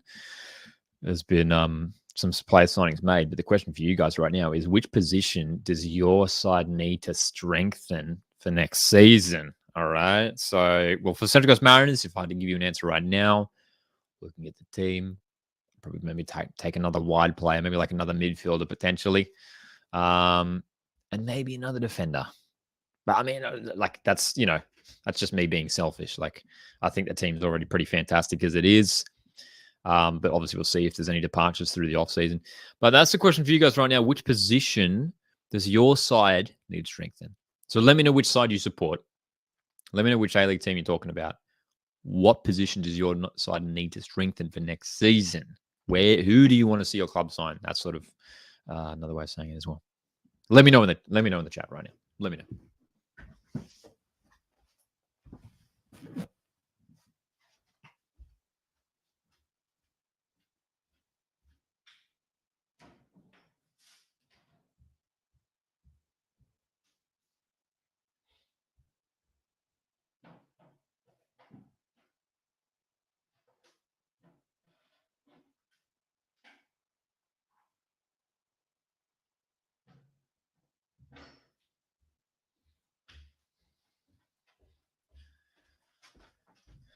Our beverage of choice for tonight is a very relaxing chamomile tea. What's your beverage of snack or choice for tonight's football? Jump in the chat as well. Let us know that as well, if you'd like. So the question for you guys is, which position does your side need to strengthen in for next season? This is always an interesting topic to discuss. Let's see what we're saying here. Joshy is a Melbourne Victory fan, and he would like another striker. Joshy, I think you're right. Bruno Fornaroli is really the only recognised striker at Melbourne Victory. Another one in there would be great. Fortnite, I think you bang on there as well. Defence for Adelaide. Yep. That is a department that Adelaide have seemingly always struggled in.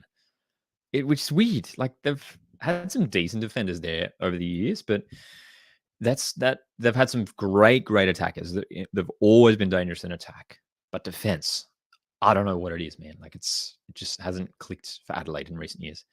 Centre back in Adelaide, make it 4 new centre backs. There you go. Well, they've already lost a bunch, haven't they?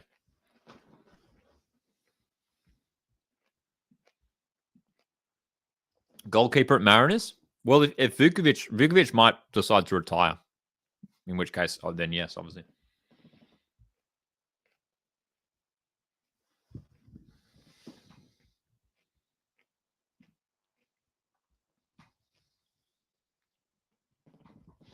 Definitely striker or advanced attacking a player at Victory to general.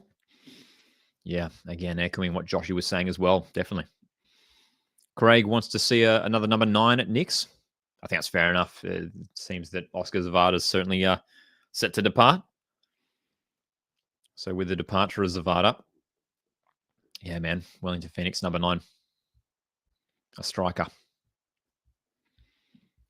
Essendon says would like a striker and a goalkeeper at Melbourne City. Yeah, I think, well, McLaren's departing, isn't he? And look, Max Caputo, big task here for Max Caputo if he's going to be that next starting striker at Melbourne City. That'll be interesting.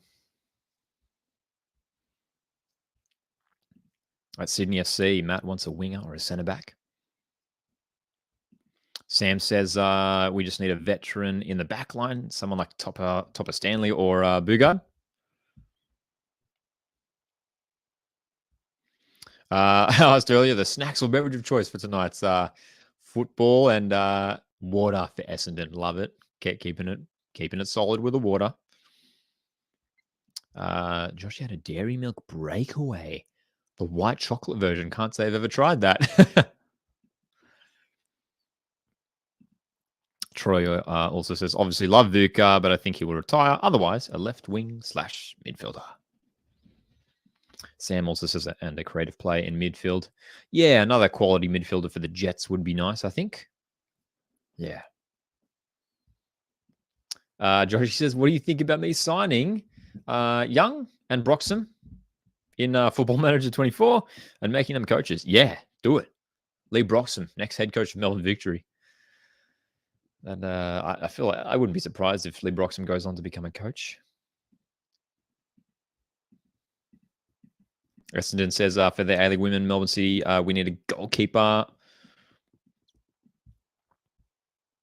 So the two teams are in the tunnel here. A-League Women's All-Stars and Arsenal.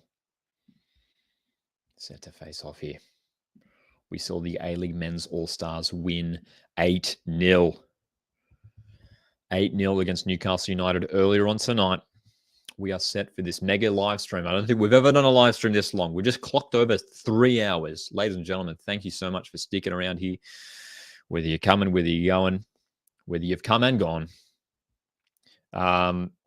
Thanks for jumping in. Make sure to hit like to support the stream. You can also consider sending through a super chat. And the teams are making their way out onto the field as we speak. A-League Women's All-Stars. Arsenal. Some quality players on show tonight. Plenty of fans in the stands. The numbers have been growing in Marvel Stadium. Certainly not a sellout by the looks of things. Still a solid crowd in attendance. You just wonder, again, like maybe this, I tell you what, the crowd could be close to like over 40,000. This game surely would have sold out though if they were playing at Amy Park, you'd think. You'd assume so. Essendon's back in the A-League Women's All-Stars for a 3-2 win. That'd be great to see. Matt in the chat says, Ryan Strain for Mariners as Caltech and Hall are leaving. So Paul and Strain next season. My predictions, thoughts. That'd be, hey, Ryan Strain back to the A-League and Mariners. I wouldn't mind that. He is more of a right back. So not sure how Ryan Strain would go at centre back. And look, yeah, we'll see what happens with Brian Caltech and Dan Hall, rumoured to be potentially departing next season. All right. Of course, we talked about that A-League Women's All-Stars lineup earlier. That front three, Courtney Vine, Michelle Heyman, Kaya Simon. What a lineup. That front three is going to be really, really dangerous. So many dangerous players on the bench too. I mean, Hawkesby, Wilkinson, Abini, Policina's class player as well. A great side named here for the A-League Women's.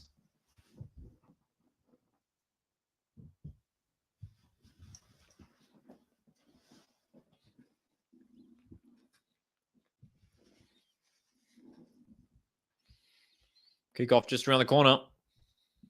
Teams are out in the field.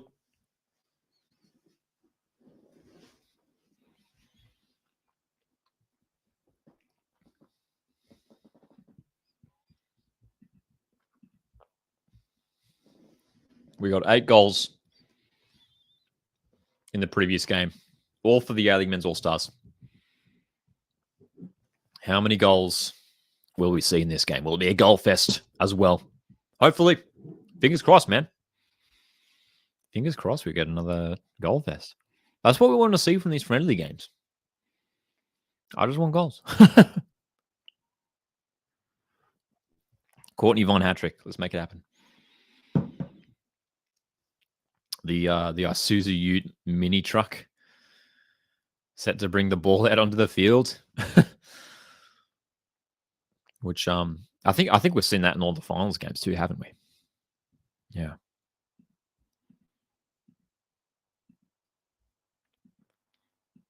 Sam, interesting question. Says, Lockie, I have a question for you. If you could pick any footballer in the world to be a major marquee signing for the A-League, who would you choose? And it has to be realistic. So no Messi or Ronaldo. Sam, I don't know if you do have an English accent. I just wanted to put on an English accent just for fun. Great question, Sam. It's a great question. We were talking about Chris Wood before. That would be a huge marquee signing because he's like a Premier League level striker. And if Auckland could get him, that would be huge. So, and I feel like that's somewhat realistic. Like that could happen. You know, he might be keen to, join Auckland for their first ever season. That could be interesting. A realistic one though. I feel like, well, dude, has he retired? I don't even know. I'm not keeping up to his career at this stage. But Juan Mata, what's Juan Mata up to? You guys will probably know better than me. Juan Mata. I think that's one that like people wanted to happen last year. Maybe like one Mata, former Manchester United and Chelsea midfielder. That could be cool. Let me know in the chat. What's one Mata up to? Has he got a club at the moment? Yeah. What's Luis Suarez up to? Mata's playing? Mata's playing? All right. We have kickoff. First half is underway between the A-League Women's All-Stars and Arsenal. Who will win this one? Got some Matildas players facing off against each other. Of course, the three Matildas playing starting tonight for Arsenal. Irankunda cross in midfield. Steph Catley in the back line. Of course, Caitlin Ford involved in that Arsenal attack. Very curious to see how this game plays out. Will the A-League Women's All-Stars control things, or will Arsenal dictate the play?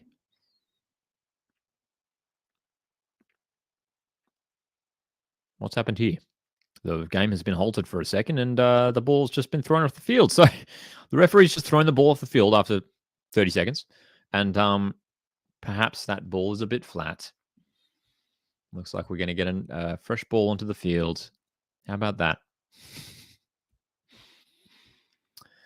Thanks for that, General. Suarez is at Inter Miami. Mata flopped in Japan. I think we'd take one Mata in the A-League. That'd be cool. Suarez in the A-League. That'd be fun, wouldn't it? What do you guys think of that?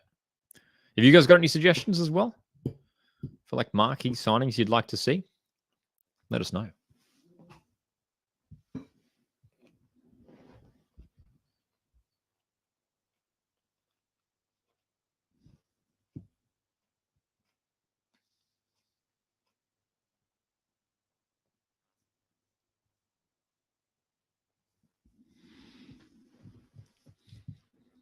This doubleheader tonight, kicking off a huge weekend of football. I think men's grand final. But as I saw they were advertising there, of course, the FA Cup final tomorrow night. Scottish Cup final, I believe, too. And it looks like Paramount Plus have the rights to those as well. Cool to see. Van Persie. Hasn't he retired? Robin Van Persie, the Dutch striker. I thought he retired. Sam says, I remember when A-League clubs were trying to sign Andres Iniesta when he left Barca to go to Japan. I don't know if that was true. That'd be great. Here's a chance for Arsenal. In the box, it's bouncing around. It's going to roll into the hands of Lydia Williams. Good chance there for Arsenal early on. Caitlin Ford down that left-hand side. Very, very dangerous. Well played by Arsenal. Here come the A-League Women's All-Stars on the attack. Playing a 4-3-3 formation here. Courtney Vine out on that right wing. Michelle Heyman through the middle, and Kaya Simon looks like she's playing off that left-hand side. Midfield three of Kenlyn Knight, Yallop, and Alex Chidiak.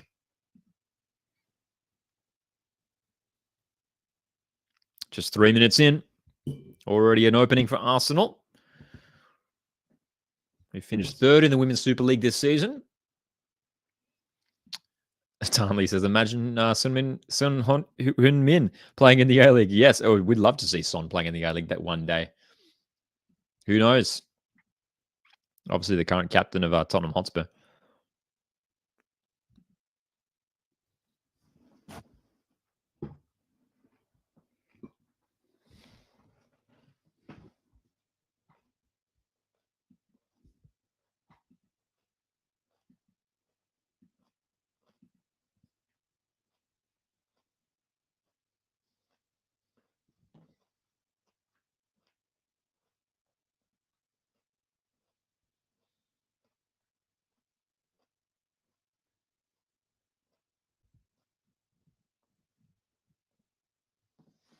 This is the second of 2 matches we've been live for tonight. Over 3 hours we've been live for now. We watched the A-League Men's All-Stars win 8-0 over Newcastle United. Now the A-League Women's All-Stars doing a lot of defending in these early stages. against Arsenal. Caitlin Ford down the left. Again, the second time tonight in the early minutes. 5 minutes in, Caitlin Ford looking dangerous down that left wing, where Alana Cern is stationed for the A-League Women's All-Stars at right back.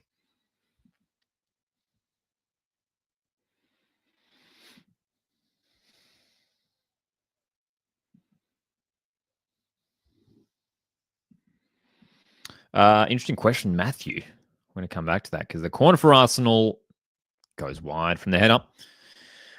So Arsenal looking dangerous in the opening 5 minutes. Matthew asks, who would my pick for a Mariners starting 11 would be? What would it be for the next season? Vukovic retiring. Yeah, well, if Vukovic retires, does Jack Wachowski get an opportunity in the starting lineup? That would be interesting. He hasn't had too many opportunities for the Mariners this season, just a couple appearances. Let's see. Well, if if we're assuming Hall and Kautak are off, then that'll be interesting. I think Nathan Paul would be straight to that centre back position. He's been decent when he's featured this season for the Mariners, but yeah, would definitely need another centre back. But still going to go for Rue and Farrell in that back line. If Nisbet's still around, if we can sign him to another contract, that'd be great. Brad Tapp is going to be key for Mariners, I think, next season, especially with the looming departure of Max Ballard. Brad Tapp will be key in midfield. And Harry Steele as well. Harry Steele's going to, you'd imagine, would come straight in. And again, Harry Steele's done a good job this season for the Mariners when he has been called upon. Docker, again, you'd imagine he will still be there and be dangerous for the Mariners. Alu Kowal up top, Ryan Edmondson. And probably Christian Threehara. So hopefully there won't be too much change for the Mariners. I mean, I'm sure there will be a number of player departures. I'm sure some of the younger players who have had great seasons this year, the likes of Ballard and Farrell, and potentially someone like Brad Tapp attracting interest from overseas.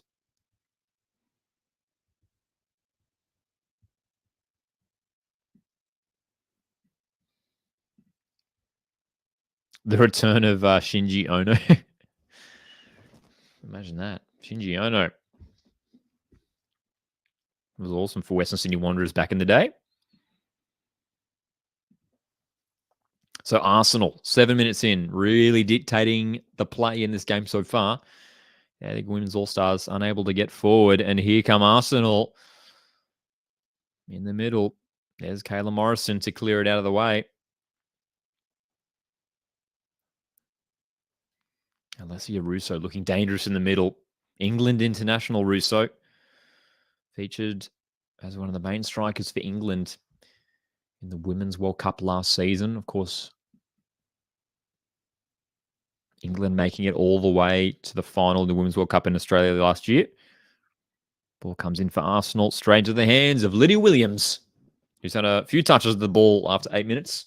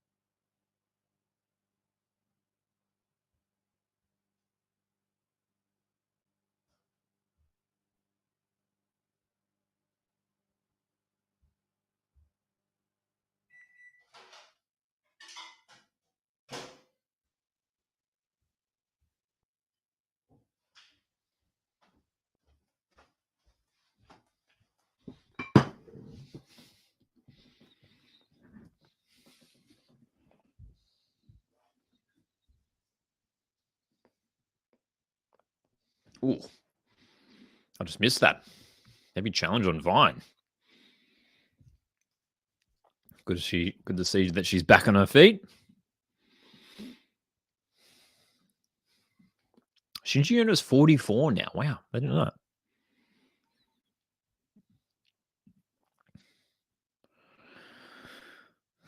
So, Steph Catley playing in one of those centre-back roles for Arsenal. course, is Katie McCabe playing at left back. Kyra Cooney-Cross is one of the central midfielders. Caitlin Ford on that left wing has looked dangerous already in the opening 10 minutes.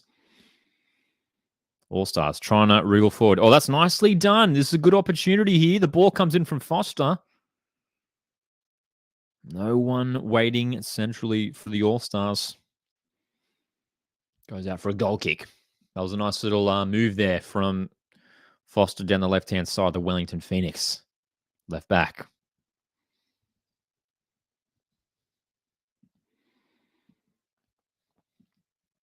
Yeah, I don't know about Brisbane. I think they've already made a couple of signings. We do know that Van der Sarg and Warland are heading there. Hey, as you mentioned there, Matthew.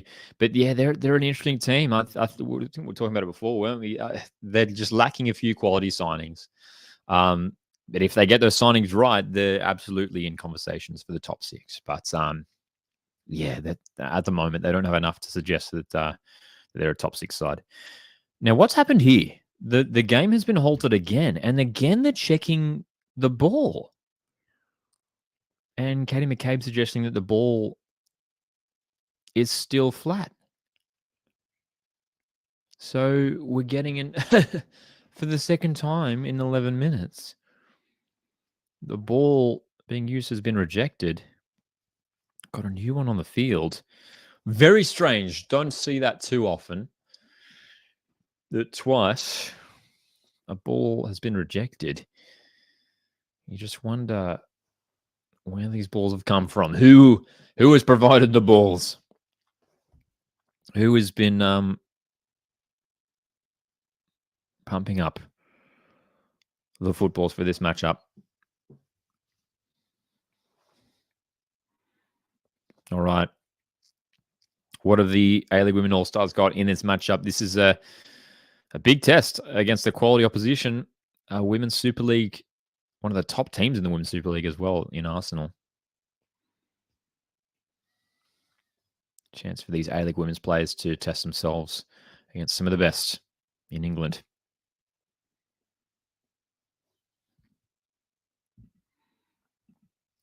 General says, if you'd like to see a nationality come to the A-League next, what would it be? Pookie. A nationality, as in like a player from a certain nation. Of course, Teemu Pukki of Finland, isn't he? Matthew mentioning that Pukki is in the MLS, and General says that we can lure him in. That'd be cool to see, Teemu Pukki. Former Premier League striker with Norwich City. That'd be cool. That'd be cool. It's an interesting question, actually, General. No one really springs to mind, but Teemu Pukki. Have we ever had a player from Finland? Yes, we have. Thomas Lamb was from Finland, if I'm not mistaken. Am I right? Thomas Lamb, Melbourne City defender from last season. I believe he was from Finland. Could be mistaken. Interesting question, though. 13 minutes in. Arsenal 0. A-League Women's All-Stars 0.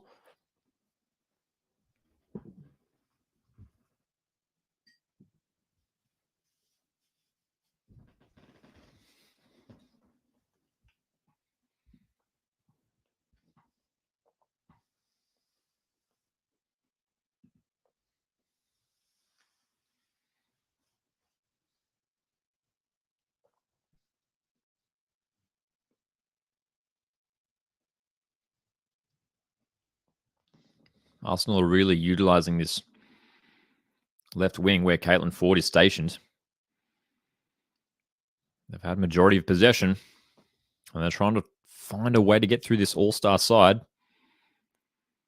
Kai Simon under pressure. Gives up the ball. No foul, according to the referee.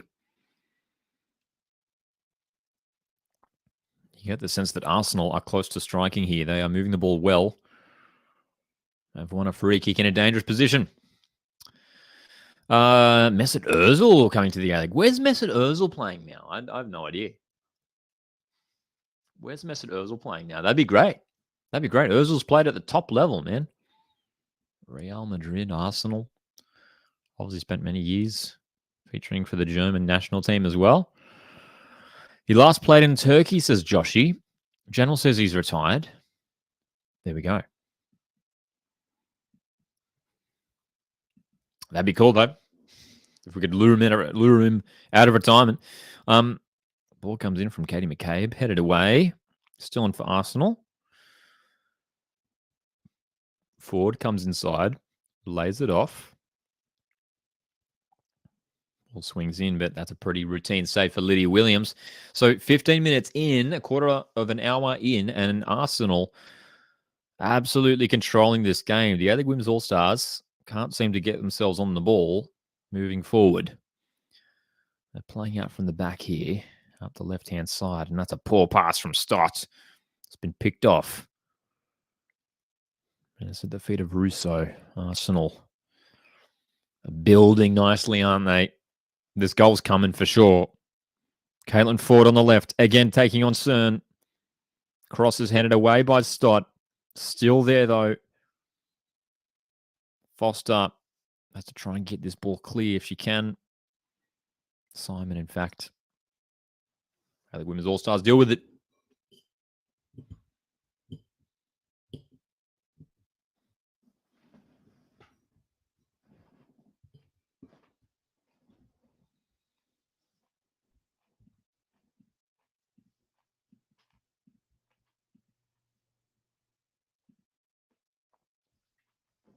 Iron Robin, what a player. Oh, chance for Arsenal. Open up out of nowhere too. Huge opportunity. It's striked wide. Tamika Yalep caught on possession. She was under pressure. Was the foul called? It looks like a foul for sure. It was a foul. It was a foul. I think Russo thought so too. She played the ball wide, but certainly wouldn't have missed from there.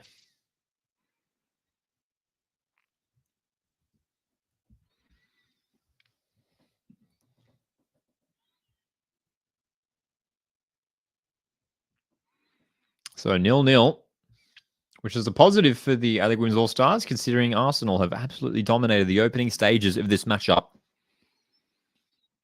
Have them been moving the ball very nicely, looking for the openings, and A-League Women's All-Stars just doing a good job just to hold on at the back, keep their structure. Obviously, credit, again, both the men's and women's All-Stars teams doing a good job playing together after only training for a few days.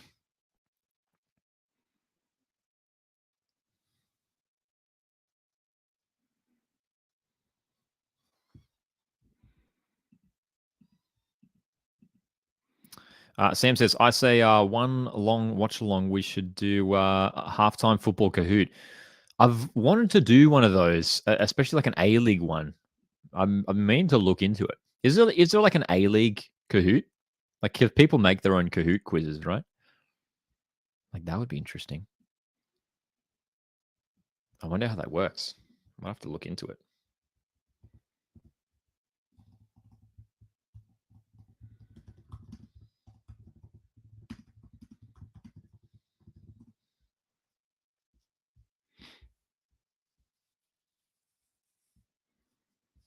A-League Kahoot. I'm just Googling now if there's like an A-League Kahoot, if that's even a thing.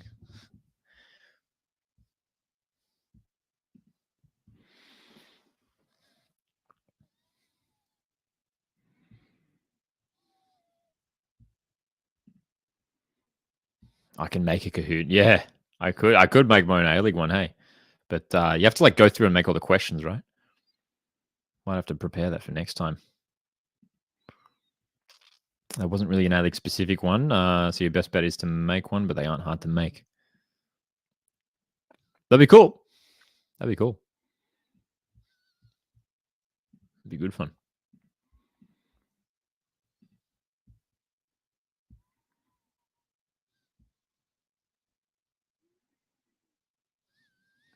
Arsenal down the left-hand side. Ford cutting it back. McCabe gets the delivery in. Great chance for Arsenal. Just too heavy with the delivery. Kai Summon will get that clear. Finally, pressure relieved. All Stars get a throw in near the halfway line.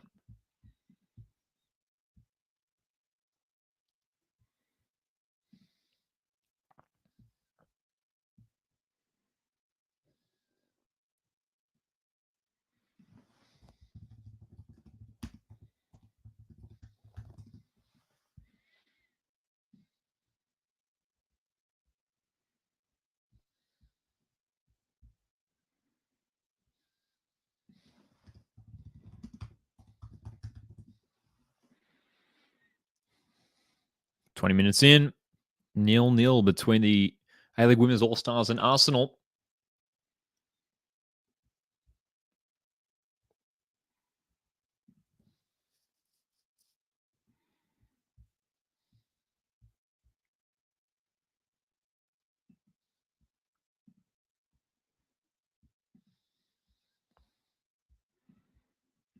No worries, Joshy. Enjoy the rest of your night, man. Enjoy the rest of your night. Socceroo Kahoot. That could be interesting as well, eh?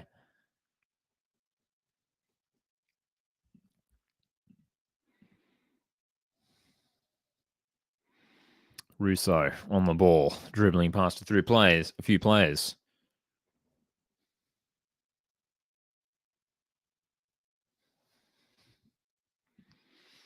There's a Matildas one. That's interesting. Maybe we could have a look at that. Ollie, how you going, man? How on earth did the All-Stars beat Newcastle 8-0? Yes, if you guys missed it, 8-0 to the A-League Men's All-Stars over Newcastle.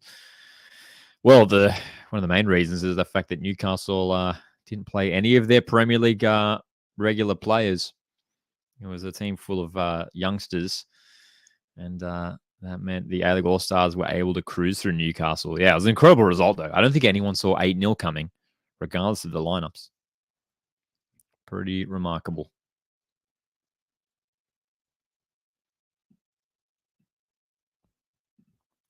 Matthew says Sydney Super Cup happened in 2022 with Celtic, Sydney, Western Sydney, and Everton. What could the 2024 version and what could be the 2024 version? And what teams would you pick? Interesting question.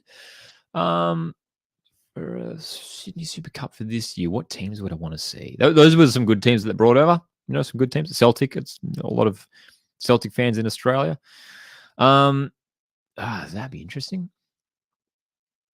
I mean, it'd be cool to see. It'd be great to bring Manchester City over here. I don't know if that's unrealistic. We got some big clubs coming over here. Manchester City would be cool. Premier League champions. And let's go Bayer Leverkusen. They've enjoyed a really successful season this year. I know they lost the Europa League final, but Bayer Leverkusen, one of the star teams from Germany this year. That'd be a couple of interesting teams to bring over to Australia.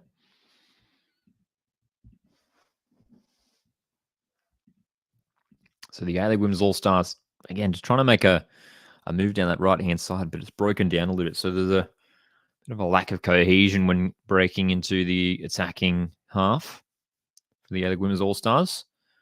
The likes of Heyman, Vine, and Kai Simon have been doing more defending than attacking so far. Let's see if we can try and get ourselves on the ball, because Arsenal, well, they are in cruise control.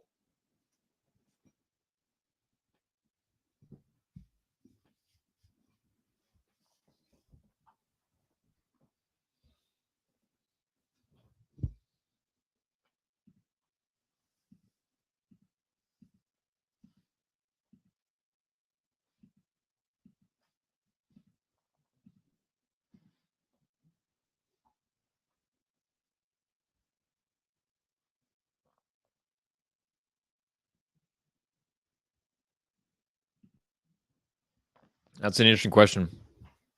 I think so. I think I'd be for it. A bit of fun in the All-Stars game. Yeah, why not? Crossbar challenge, Goldie Wars. Yeah, I think so. Just because, like, for me, like, these games are just a bit of fun, you know. Like, there's nothing really in it. It's all just a bit of fun, to be honest.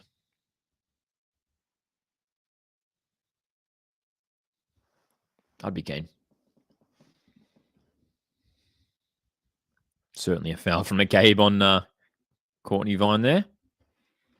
No intention to play the ball. Just taking out Vine.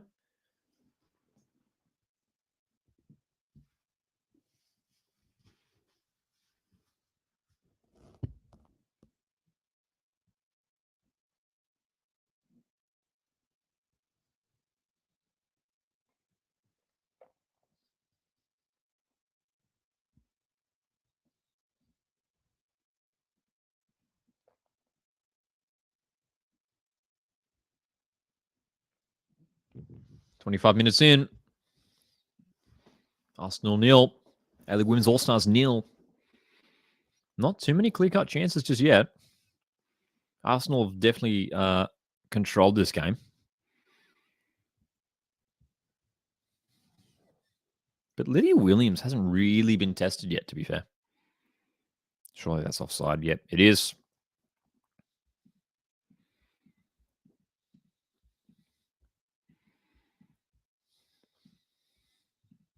Let's see what the A-League Women's All-Stars can do from here. Free kick from the back. Got to get the likes of Chidiak and Yallop on the ball. Got to try and get things moving forward for the All-Stars. So many quality players on the field. Plenty of quality on the bench as well, with the likes of Wilkinson, Abini, Policina. We saw all the substitutes used in the men's game. Surely we'll see the same thing happen here. All the substitutes utilized. Kai Simon has it. Now this is a chance for the All-Stars. Chidiak, Kellen Knight, into the feet of Michelle Heyman, and she just wrestled off it.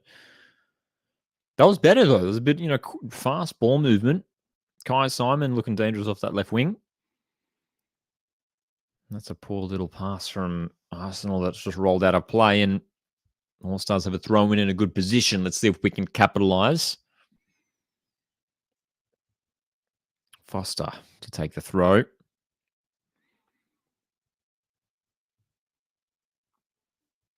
Foster of Wellington Phoenix playing at left back.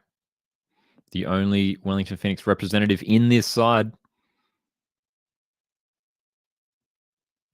Corner. Foster's cross is blocked. It's going to be the first corner of the game for A-League Women's All-Stars. An opportunity here to strike first, which would certainly be against the run of play here. So Michelle Heyman central. Kayla Morrison is coming up from the back for this set piece. Stotts there as well. Kai Simon's an option.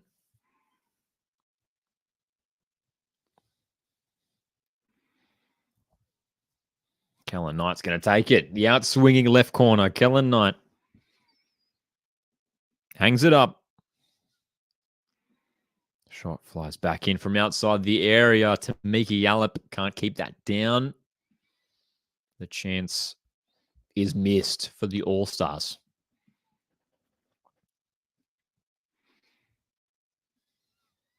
First shot of the game, that probably is too, after almost half an hour. All-Stars finally with an opportunity, but Tamika Yallop couldn't keep that effort down.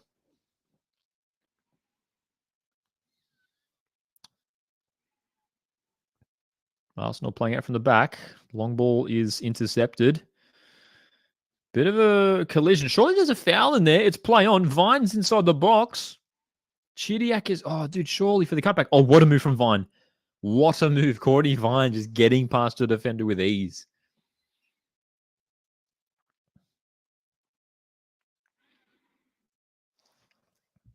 Why not Foster on set pieces, says Craig.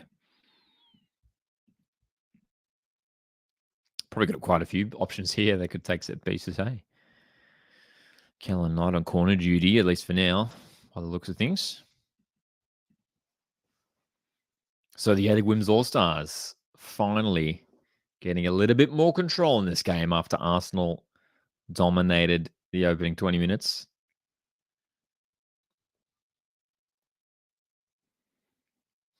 Here's a chance for Arsenal. That's a good through ball. Huge chance. Russo. Oh, the pass was not ideal. She gets it back, though. Blocked and cleared away. Nicely done. Good defending.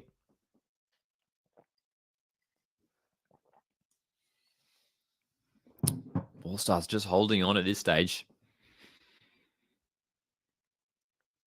Oh, long ball for Heyman. Tricky one for her too. She's got her head to it, and she's controlled it. Nicely done. Michelle Heyman with a tricky long ball. All right, let's do it. Let's get an attack going here. The players are set up for it. CERN, the give and go with Vine. Doesn't work out for it. She's letting it go for it. Katie McCabe had to let that roll a long way for it to go out for a goal kick. Does go out in the end. Appreciate you guys tuning in for this mega live watch along. We have clicked past 3.5 hours. Hit like to support the stream and the channel. You can also consider sending through a super chat. And if you're not subscribed, consider doing so if you want to keep up to date to more A-Leagues and Australian football content. Ooh, this is interesting from Matt. 8 teams and 2 groups. Oh, for the Sydney Super Cup. Let's have a look. This is Matt's dream Sydney Super Cup, I take. Aston Villa with Joe Gauci. That'd be great to see. Joe Gauci back in Australia. Auckland City, Melbourne City, Yokohama F Marinos with Harry Kuehl. Yep, that'd be cool. Dortmund, Melbourne City, Brighton with Cameron Pepignon. Yes. A strike here for the A-League Women's All-Stars. Pretty easy save for the keeper. Fine with the effort. Atletico Madrid would be interesting as well. Hey, 2 groups of 4 for the Super Cup. Yeah. And then knockouts from there. Like maybe the top 2 go through for semifinals. That could be cool. That could be cool. I don't know if we'd ever see it to get that many teams to come over all at once, but hey, it's the dream. It'd be fun. Especially just have like a unique tournament like that where you get so many different teams from across the world all together in one place, which you don't often get. Ball in behind here for Arsenal. Surely offside. Yep. Certainly offside. Flag is up.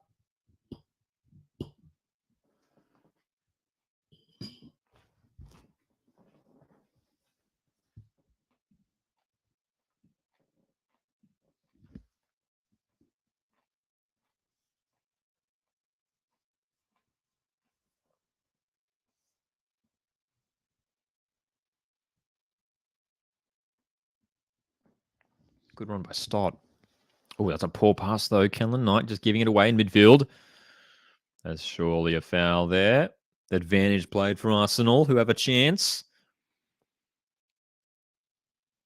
Cross comes in. Lydia Williams with the punch. All-Stars clear. Oh, counter-attack is on here. Courtney Vine's got it. Heyman's ahead of her. Here we go. 2-on-2. Vine's still going. Oh, good defending. Oh, was that Catley too? It was. Steph Catley. 1-on-1 with her Matilda's teammate. Stands up strong. Nicely done.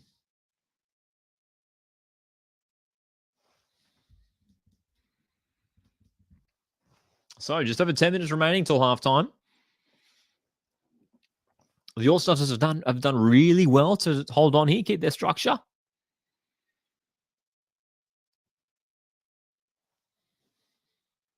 And keep Arsenal goalless.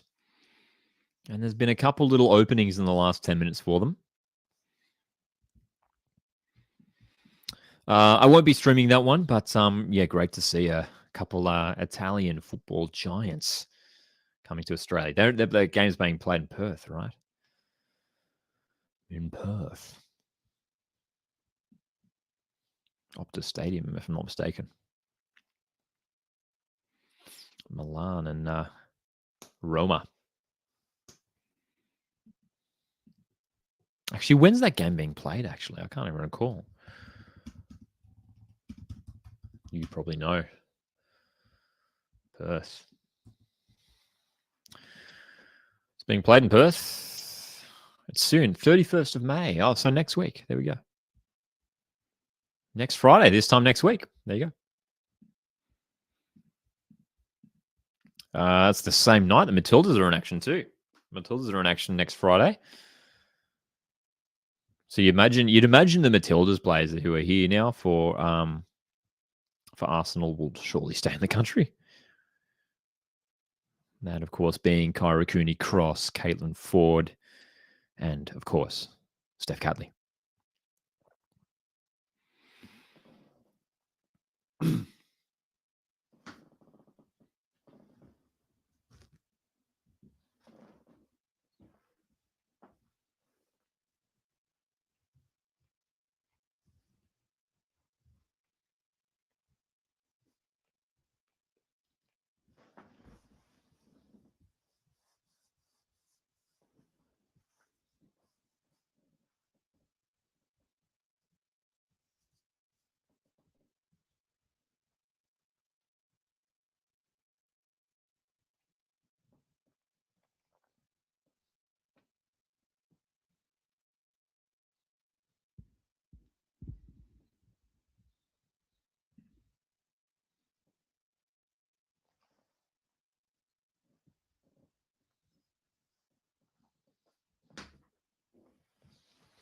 Arsenal back in control.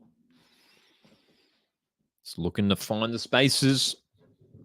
But the defensive structure has been good from the All-Stars. So this 4-4-2 block has been working well.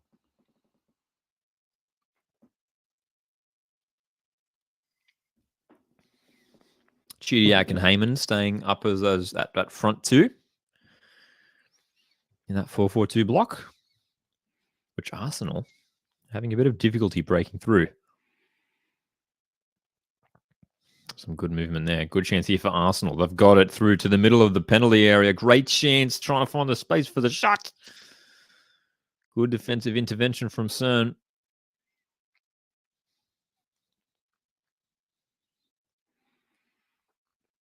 They come again. Here comes Arsenal. Caitlin Ford this time down the left. Dangerous. Oh, nicely done to get the ball inside. They can't even get the shot off. Arsenal just trying to find the... They're almost overplaying it a little bit. Katie McCabe can't keep that in. Trying to get the back heel, but came off her other leg.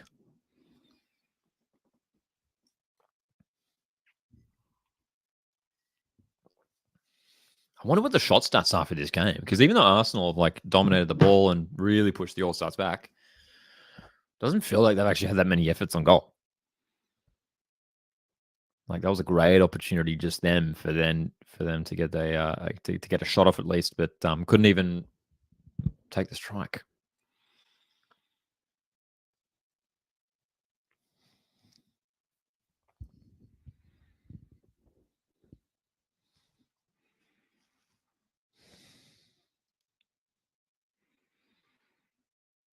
Kellen Knight, Chidiac.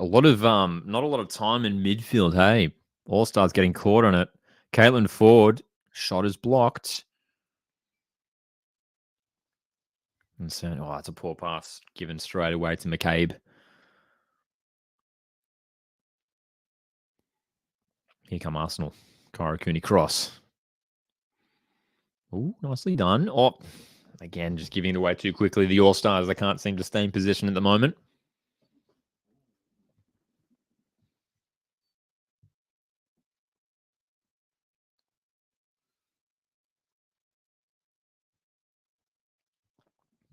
Continuing to build the Arsenal.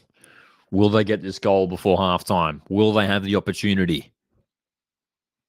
Or will the All-Stars be able to hold on and regroup at the break? Maybe get some subs on, get some fresh legs? We've got the players on the field to make it work, to hit on the counter-attack. Courtney Vines looks dangerous at a couple of moments. Going to give ourselves some more opportunities to break away on that counter-attack. Here we go. Courtney Vine's got it. Let's do something. Vine up for Heyman. Oh, dude, Vine wanted that return pass. Heyman wasn't going to risk it. And she's lost the ball. Man, you would back Vine in a foot race there with the defender. That's one of her best attributes, Courtney Vine, is her pace. Oh, good delivery for Arsenal. That's a beautiful goal. It's a wonderful goal. It's Alessia Russo. It's 1-0 to Arsenal. What a delivery and what a header. Not much you can do about that. That is absolutely perfect. The cross came in and it was right onto the head of Russo, who played it past Williams. 1-0 to Arsenal. Unfortunate for the All-Stars who've done so well to hold out Arsenal from there. Oh, dude, that's perfect. That's such a good goal. The delivery is unbelievable. That is delightful from Arsenal, who take the lead. Oh, Liddy Williams. I mean, even Russo had a lot to do at that stage too. It's she found the space, but had to get it out of reach of Liddy Williams and did that perfectly. Past the reach of Williams, who was not getting to that at all. Russo, who featured in the Women's World Cup in Australia last year for England. scoring here in Melbourne tonight. Here's a chance for Arsenal once again. 5 minutes to go in the half.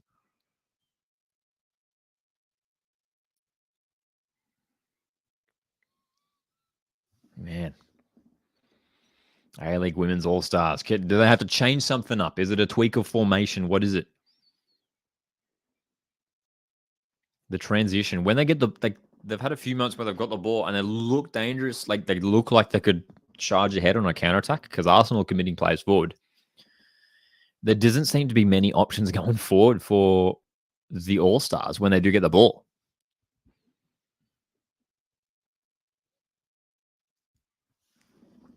Arsenal. Interesting to see how they've intertwined some blue into their new kit as well. So we've got the blue stripes on the top and on the sides as well. Don't often see much blue in an Arsenal kit. That's for sure.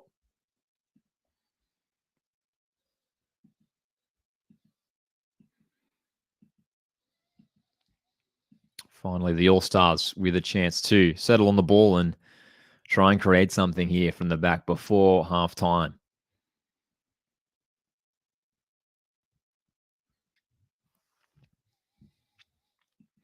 Alessio Russo for Arsenal scored. Sam, it was a delightful goal too. A header past Lydia Williams. Fantastic cross sent into the penalty area to find her too. Well-deserved lead as well. Arsenal, they've been pushing and pushing. And the All-Stars have struggled to get themselves into this game. Yallop. Oh, giving away the ball in a dangerous area. Cooney Cross picks it up, but her pass goes wayward. And that'll roll out for a goal kick. Surely we'll see some changes made at halftime for the All-Stars. Need something different going forward, I reckon.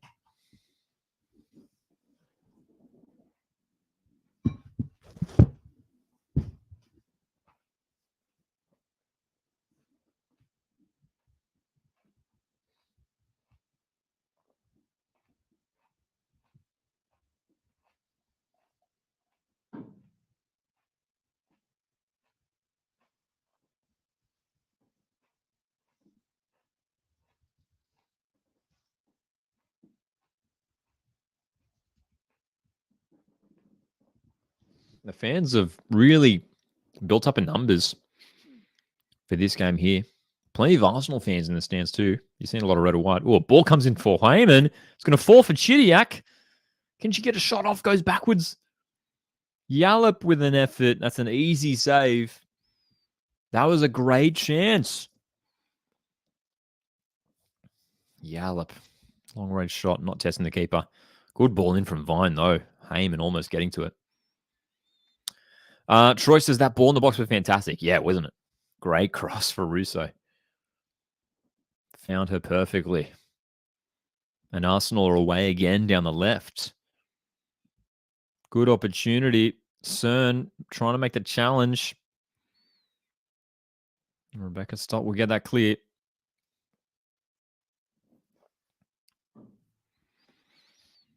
Probably will only have a minute of injury time. We did have a couple stoppages. Of course, we stopped around the 11-minute mark. The ball was apparently flat. Happened twice. Happened near kickoff and 11 minutes in as well. Not often that you see that. Players complaining about a flat ball. Marcus, good to see you back here, man. 1 minute at a time. Not sure why the... oh, no. Dude, I thought that was... Wait, is it 1 minute at a time here? What's happening? Is Lydia Williams being... Oh, dude, I'm so confused. That's so funny. So Lydia Williams is being subbed off. I thought they were holding up the substitution board to indicate 1 minute at a time. But it said 1 being subbed on and 99 being subbed off, or the other way around. And there's applause all around the ground for Lydia Williams, who's making her way off the field here. All the Arsenal fans, good to see, applauding Lydia Williams, Matilda's legend. Jada Wyman's going to replace her. The two Australian teammates sharing an embrace. Great to see. Lydia Williams Couple moments, couple touches of the ball in this first half. Couldn't do much to stop the goal scored by Russo.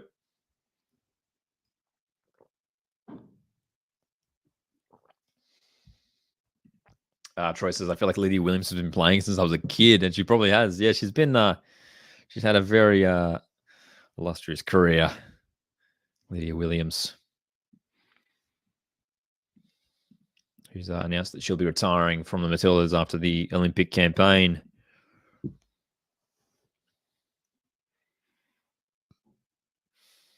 We do have that 1 minute added on, which means the halftime whistle will blow at any moment. Arsenal with one more attack. Can they create another chance for them? Here it is. The ball has been left, and it's a great opportunity. The strike comes in, but it's blocked. Should come away now, and surely that'll signal half-time. So, Arsenal with the 1-goal lead, courtesy of a goal from Alessia Russo. Really nicely taken goal too. A-League Women's All-Stars unable to get much going in this first half, though. Might need to make some tweaks to things in the second half. I've had a full minute added on here for injury time. Not sure why. We've only got 1 minute added on. But there we go. The halftime whistle does finally blow.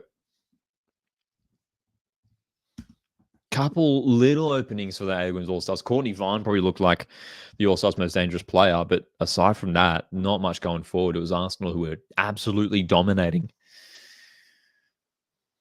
I think Women's All-Stars did really, really well to hold on at the back, and the defensive structure was looking pretty solid for most of the game. Most of that first half there. Couldn't do much about that Alessia Russo goal, though. Really nicely taken from the English striker. So we'll see what the All-Stars decided to do at the halftime break here. Plenty of options on the bench to bring on if they want them. I think we're going to need them too. Struggling to break down Arsenal. We're going to need some changes. Earlier tonight, if you're just tuning in, we played Griddle. Of course, we usually play Griddle at halftime during our live streams. We played Griddle before the kickoff of this game and after the full-time whistle in the Men's All-Stars game. And here's a little recap. Pretty happy to get 8 out of 9, to be honest, but we slipped on the last one. And it was funny too, dude. We had Mitch Nichols as a name that we could have gone for top left. As one of those players who have played for 5+ A-League men's clubs and scored 15+ goals. We ended up, we couldn't, I wasn't sure if Mitch Nichols had played for 5 clubs, though. I forgot that he'd played for Wellington Phoenix and Josh Berlante. We just threw him in there, but only 10 goals for Berlante in his A-League career, despite playing for 6 clubs in total. Happy to get some of these other ones. Overall, though, felt like it was pretty easy, this Griddle. I mean, even that red card column was pretty straightforward. All those other ones weren't necessarily too difficult. So overall, an easy one, but there's that top list one that I think would have caught a lot of people out as well. Troy says, big crowd for this one. Good to see. Yes, indeed. Indeed. It's built nicely throughout the night. And it's near a full house by the looks of things for this Arsenal A-League Women's All-Stars game. Marcus says, Pavlicic leaving Sydney was a surprise. Yeah, you'd think they would have maybe signed him on, give him another deal. Backup goalkeeper. He's featured a couple of times here and there for Sydney FC. But yeah, it'll be interesting to see where what they do next in terms of the goalkeeping department for Sydney, whether they'll bring someone else in. Yes, Marcus, I am heading to the grand final tomorrow. I'm very excited for it. I've heard they're adding stands. They are indeed, yes, which is great to see, which means the capacity is being increased just that little bit more. Yeah, and it makes sense too. There's obviously that side of the ground at Industry Group Stadium where the palm trees are. And there's plenty of room there for even just a little grandstand, and that's what they have done. They've put in this little temporary seating along the back there, the palm trees. So I imagine that'll only increase the capacity by, I don't know, even just like a few hundred, maybe 1,000 or so. I don't know. But the stands aren't necessarily that big. But hey, at least it makes a difference, and it'll mean that that'll be the biggest crowd that we've ever seen at an A-League game at Industry Group Stadium. Obviously, Mariners sold out the semi-final last week and sold out the semi-finals last season as well. So it's going to be, yeah, man, I'm keen. It's going to be a crazy crowd tomorrow night. So very excited for that. That's for sure.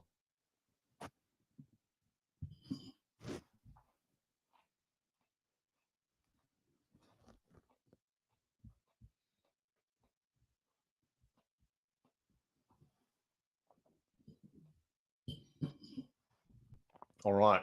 Second half between A-League Women's All-Stars and Arsenal, not too far away. Stick with us for the second half. This has been a fantastic mega live stream. We're coming close to 4 hours now. One more hour as we witness the second half of this match. It is awesome, isn't it, Troy? Yeah. Spectacular night indeed.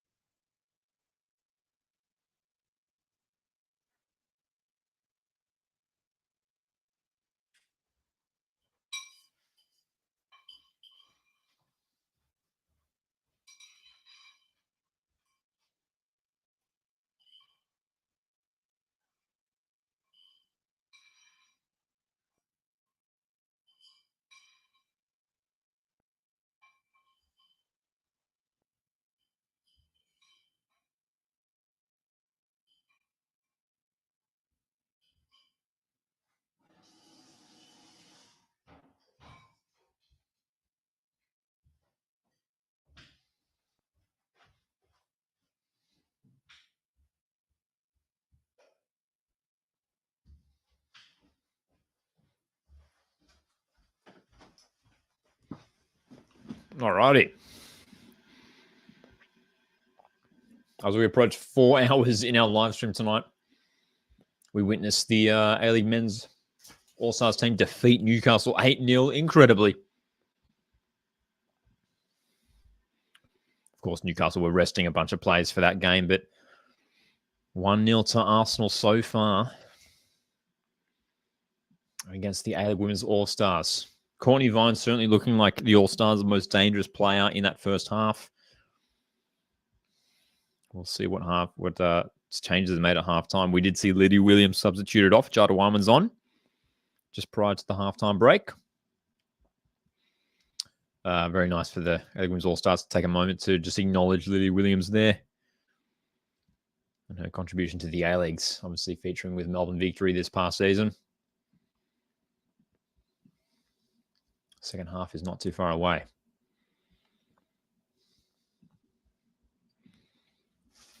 We've got one of our snacks of choice tonight. We've got the Top Deck. Dude, Top Deck is one of the best flavors of dairy milk chocolate. I'm telling you right now. What's your go-to flavor for dairy milk chocolate? Let us know in the chat. If it's not Top Deck, it's probably hazelnut for me. Don't mind a little bit of hazelnut. But Top Deck's definitely number one.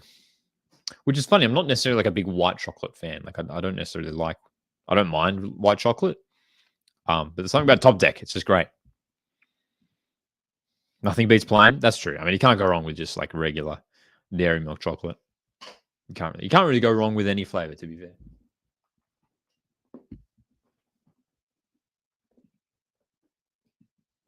Yeah, Top Deck is the GOAT.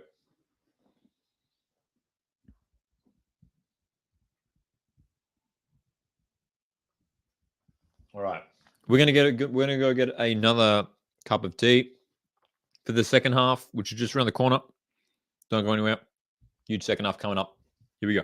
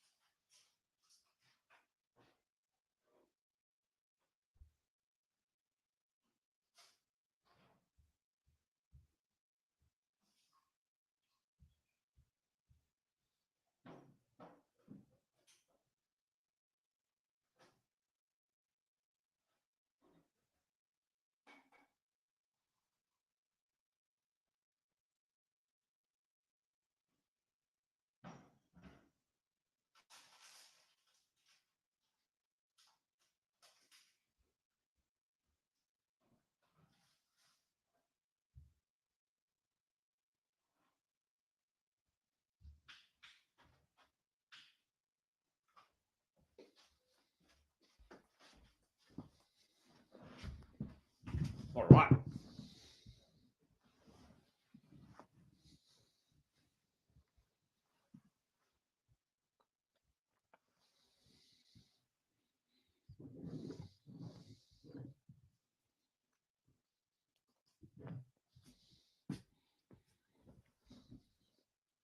Second half between A-League Women's All-Stars and Arsenal coming up. Real shortly. For those that don't know, you can watch the game on Paramount Plus. Pretty sure it's on 10 Bold as well as 10 Play. Available to watch in Australia.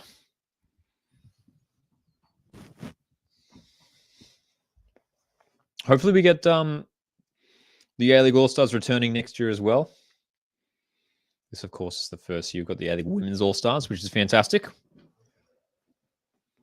Great for them to be taking on Arsenal as well, a team who have some Matilda stars of their own. This was a look at up on the screen of our griddle game earlier this afternoon. 8 out of 9, which is all right. We'll take it. Sleeping on that top left square. We always love playing griddle on stream, man. Testing the A-League knowledge. And thanks to the folks at Ultimate A-League for putting together griddle every day. Daily game. Resets every 24 hours. You can play it at griddlegame.com. I'm not sponsored or anything. It's just a great game. Troy said had Aspro in the middle. Yes, was he there? He definitely played for Perth. There we go. He's the first one there. Aspro. Yeah, I don't know why I went Jacob Burns. He was just the first one that came to mind. I think I remember just like, I think he might have gotten a red card in a Mariners game once, actually. That's probably why I was thinking it. There's a lot of players there, though. 38 players who have got at least one red card. Liam Reddy's even in there. Liam Reddy. It's nice how they added the obscurity score as well. So the numbers that we see being the obscurity score. So what did I get? 51, which is okay. But the higher the number, the more obscure they are. So even Brent Griffiths in there, 79. It'd be cool if you could sort it in obscurity score in terms of like who's the lowest and who's the highest. Who else in there has a high obscurity score? Dennis Kramer as well. High obscurity score. Someone look at that top left one as well. There's players that we missed 5+ A-League men's clubs and scored 15+ goals. Bazanik, though, I mean, like, that's crazy. Like, I completely forgot that he would have played for 5 A-League clubs. But of course, when you think of Mariners, Glory, he played for both Melbourne Victory and City. He played for Wanderers, of course, too. And of course, he would have scored 15 goals over his career. He's tipped in with goals here and there. Troy says, definitely adds more to my obscurity score. Is always low because I can't remember back further than 2007. Hey, that's pretty solid. If you can get to 2007, that's a good, pretty good coverage of A-League history. Jeremy Brocky is a bit of a throwback. Interesting how the obscurity scores on some of these guys went higher. Let's see if we can find some higher obscurity scores. Liam Reddy is always a low one, as is Topple Stanley. There's some pretty easy guesses. I'm looking for the green ones.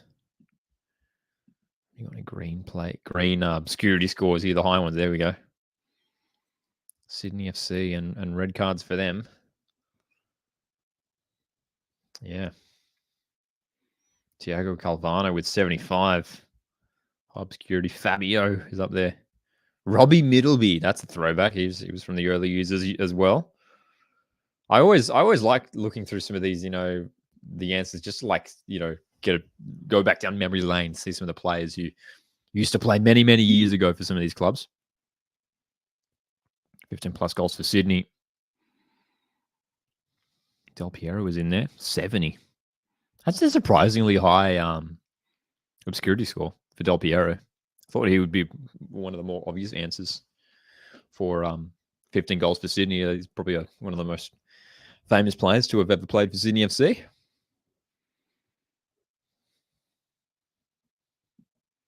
Ryan Grant down at 7 as well. All right, teams are back onto the field for the second half. A couple of changes set to be made as well. Manos and Polosina set to enter the field for the second half. It'll be interesting to see what players are coming off. So, A-League Women's All-Stars hopefully can try and get themselves into the game a little bit more, create some more opportunities. The A-League Women's All-Stars trail by 1-0 at halftime. Alessia Russo with the goal for Arsenal. Looks like Arsenal are preparing a number of changes as well. Of course, great to see the 3 Matilda stars featuring for Arsenal tonight. That being Caitlin Ford, Steph Catley, and Kyra Cooney-Cross, who are all heavily involved so far in that first half.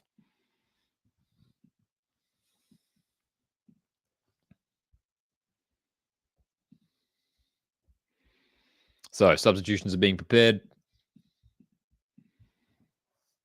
Polosina is going to come on for Tamika Yallop. Rihanna Polosina, one of the top creative midfielders in the league. Helped Melbourne City get to the A-League Women's Grand Final this year. 4 changes coming off Arsenal as well as they rotate things around. We'll see if it's any of those Matilda stars who are coming off for Arsenal. I think that's Steph Catley's number that's up. So Steph Catley's night might be done for Arsenal. Remember going to Arsenal, Sydney FC back in 2017. That's right. They did come here that one year, didn't they? Yeah, I remember going to see Spurs against, that would have been Sydney FC at Sydney Olympic Park. What year would that have been, though? That would have been like 15 or 16 or something like that. It's good that we always get the big clubs coming over to Australia every year.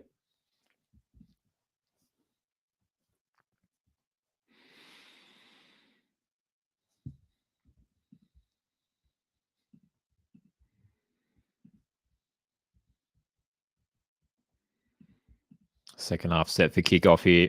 Rihanna Polosina keeping on her in midfield, wearing the number 9 jersey.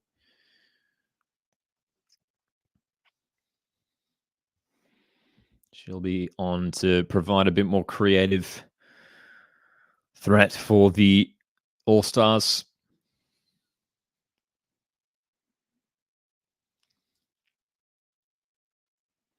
Again, really healthy turnout at Marvel Stadium in Melbourne tonight for this one. Plenty of Arsenal fans inside the stands here to see their side. Arsenal finished 3rd in the Women's Super League this year in England.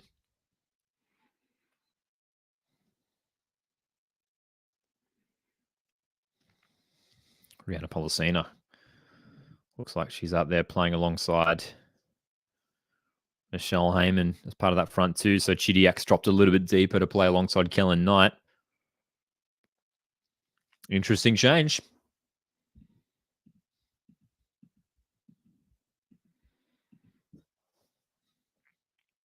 We'll see whether that provides a bit more threat going forward for the All-Stars. We need it, dude.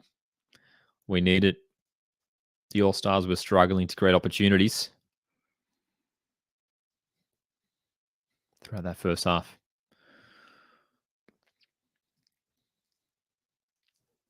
Arsenal back on the attack, continuing as they did in the first half. Long ball just sent forward for Heyman. Not sure if that was the way to go. Michelle Heyman, she's been a little bit isolated at times too. When moving forward on the counter-attack. I mean, she's the first player up there, but outnumbered. Too many defenders around her.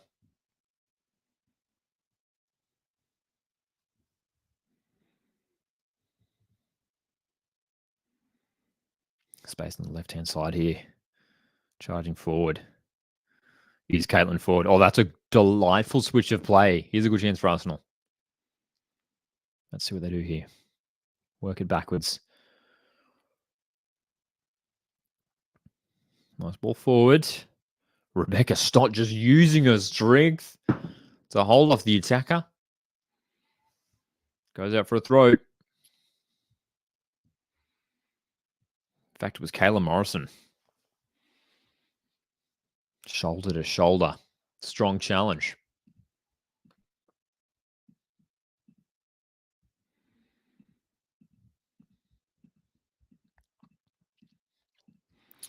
Troy says, I'm doing a K-League career mode for something different on FC24, and I can't believe it, but got Central Coast Mariners and Al Nasser in my Asian Continental Cup group, which is like Champions League. Wow. There you go. Great. Well, great to see the Mariners have qualified for Champions League, at least in FC24. And Al Nasser, isn't that the club that Cristiano Ronaldo is at, if I'm not mistaken? Wow.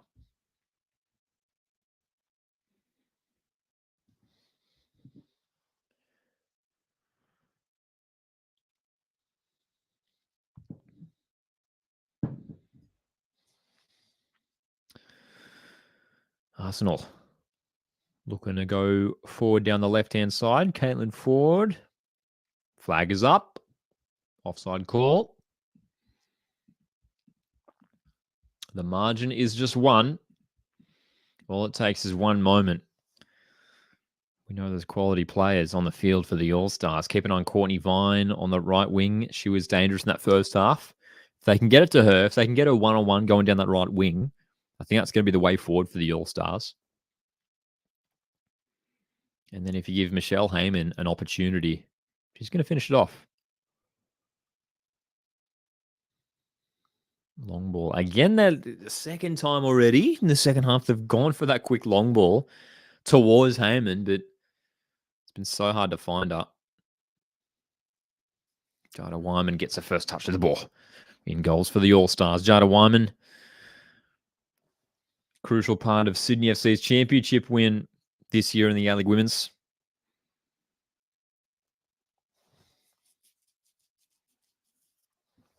Such a fantastic keeper. Now Matilda's keeper, Jada Wyman. Beat them 4-3. Ronaldo, Talisca, Brozovic scored for them. Playing Mariners next, and don't know how I feel about that one. Yeah, that'd be weird, eh? What are the chances, too, that all of a sudden you draw Mariners? That'll be an interesting one. Inside the box. Ford can't get past Matzos, and Arsenal keep it in.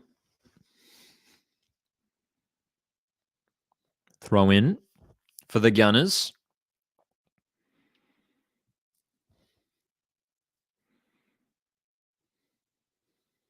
Again, a slow pace to this game. As we generally see in these friendlies, it reminds me, oh my God, dude, look at the number of seagulls on the field. That's incredible.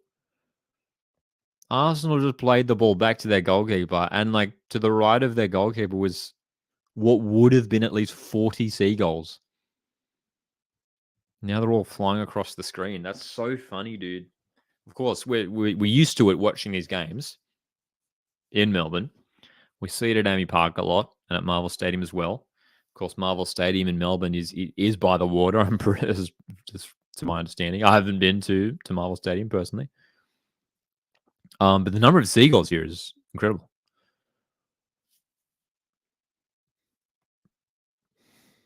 But seriously, there was like an open area of the field where there would have been like 40 seagulls. Welcome back to Seagull Watch with Coast Watch Football. Seagull Watch Football. That's it. It's interesting, actually. I tell you what, there's a lot of seagulls at these stadiums in Melbourne. Industry Group Stadium at Gosford is right by the water. It's interesting how you don't really see any seagulls at Industry Group Stadium. Don't know what it is. Seagull defenders, that's right. They had 40 seagull defenders at the back there. But that just occurred to me that at Central Coast Mariners' home stadium of Industry Group Stadium, it's kind of funny that you don't see more seagulls there. I've taken plenty of trips to Industry Group Stadium, well over 100, and can't recall seeing many birds around the stadium, inside the stadium, I should say.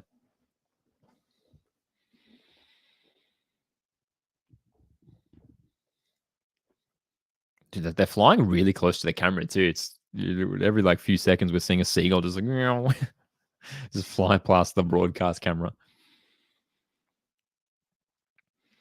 So, Katie McCabe for Arsenal. They're building. Cooney Cross has been involved in a lot of this build-up play. Does well to drive the ball forward. It's Caitlin Ford. Cooney Cross has continued to run forward as well. Ford. Cross is blocked. It's going to be a corner. Yeah, right, Troy. Yeah. Never seen them before. Definitely at the park and whatnot. Yeah, I mean, like by the actual water front at Gosford, there's, of course, the seagulls around there. I'm pretty sure I've seen some along there. But inside the actual, like, you don't really see them flying in the actual stadium. But yeah, for some reason, in these stadiums in Melbourne, they're just like all the seagulls are just obsessed with these stadiums. I imagine it's for the food. And it's always incredible how there seems to be heaps on the field. Always.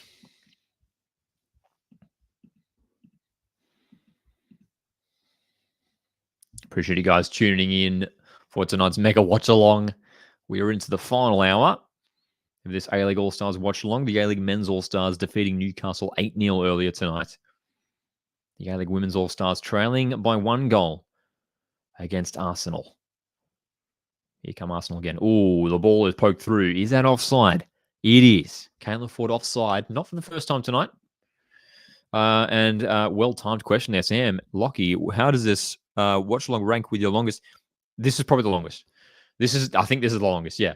Because the previous longest one would have been my watch-along for the Socceroos World Cup qualifier against Peru. That playoff game with Peru, which was what, mid 2022? Am I right? 2022? I think so.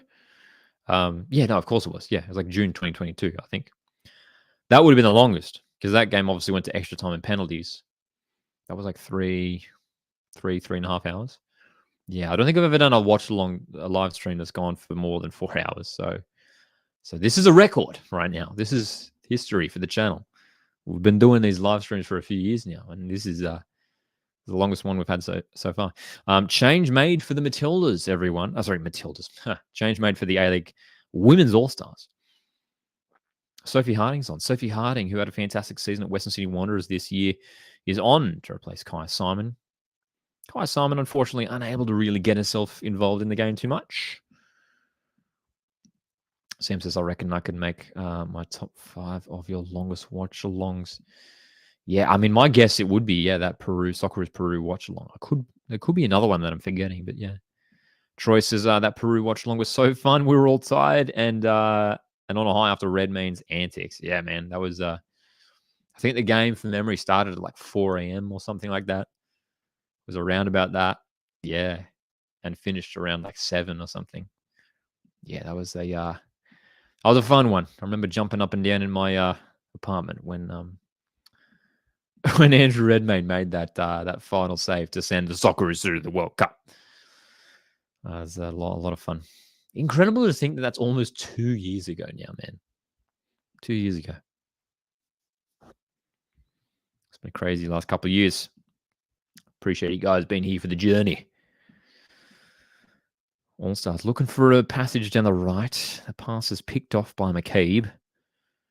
Chidiac was looking for Courtney Vine to get her in behind, but couldn't find her. Ford has been really dangerous in this game. She's cutting in from the left. The attack breaks down again for Arsenal, though.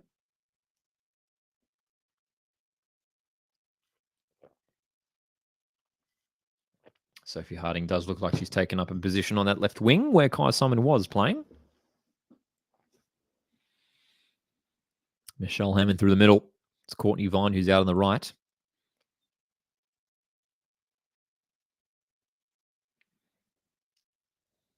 Arsenal still pushing, still unable to find goal number 2 just yet, despite a lot of possession on the ball. They've been shifting this All-Stars defense around, trying to create the gaps in the space, but for the most part, the defending has been sound from the All-Stars. It's a strong win of the ball there at the back by Cooney Cross. Kyra Cooney Cross, hard-working midfield player, was crucial to the successful campaign for the Matildas at the Women's World Cup. Of course, I say successful for the Matildas. They didn't make it to the semi-finals, the furthest they'd ever gone.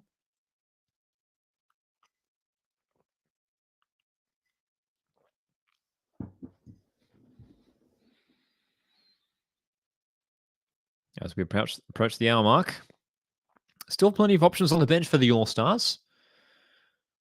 You just wonder how long until someone like Princess Sabini might be introduced as well, another attacking option. I wonder if there's almost thought to tweak the formation a little bit here for the All-Stars. Maybe take off a defender to get an extra attacker on. Which might be a dangerous move, to be fair, but might be required if the A-League Women's All-Stars want to create some chances here and grab some goals. This is quite a stark contrast as well compared to the previous game. The A-League Men's All-Stars cruising to an 8-goal win. They were looking really dangerous moving forward. This game has been all about defense.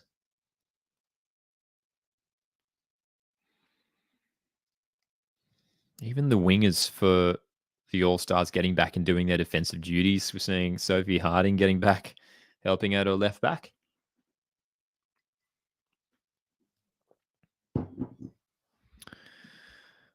There we go, our longest watch-alongs. Thank you for that, Sam. So this one's the longest, yep. The second is Australia v Peru, yep. Number 3 was the Australia v France, the Women's World Cup. I remember that one very well. That was the one that went to the penalty shootouts. Quarterfinal. US Women's National Team versus Sweden. That was the crazy penalty shootout one. That was the round of 16 match. I remember that. And then honorable mention, any A-League game that gets delayed due to weather. That's right. Well, I remember. Thank you very much for that, Sam. Yeah, that sounds about right. I remember we abandoned a live stream after a while. It was this season, Sydney FC v Perth Glory. I don't know if you guys remember this. In the A-League Men's there was like a huge delay. It was like over an hour from memory due to a crazy storm that came over. And we were doing a live watch along and we were like waiting for ages. And I was like, this is crazy. Like this has been like over an hour, I think it was. And I think they only just announced that they were going to continue with the game just after I finished the live stream. But I was like, all right, we're going to wrap it up there because it had been an hour and like there was no football. But they ended up finishing the game that night quite late. So we should have stayed live for that one. Anyway, here come Arsenal. Good defending from the All-Stars. And that's a foul. Chidiac winning it. It's a pretty physical game, this one. There's been some physical challenges flying in. Alex Chidiac working hard in midfield. Goalkeeper change being prepared for Arsenal at the hour mark. That's right as well, Troy. Yeah, Brisbane Roar. They did have a few delays, didn't they? I do recall that. We didn't do many Brisbane Roar watch-alongs this season. Yeah, they did. I'm just trying to remember if there's any other delays. I don't think any Mariners games got delayed by weather. Top of my head. Oh no, there was one, wasn't there? I think maybe there was one due to rain. It's during the middle of the season, potentially. All right. Ooh, another shot for Arsenal. It's another block. So Arsenal are trying to make these shots now, trying to take these strikes to goal, but defenders are getting in the road. Centre-back partnership of Kayla Morrison and Rebecca Stott, very solid centre-back partnership. Doing okay so far tonight.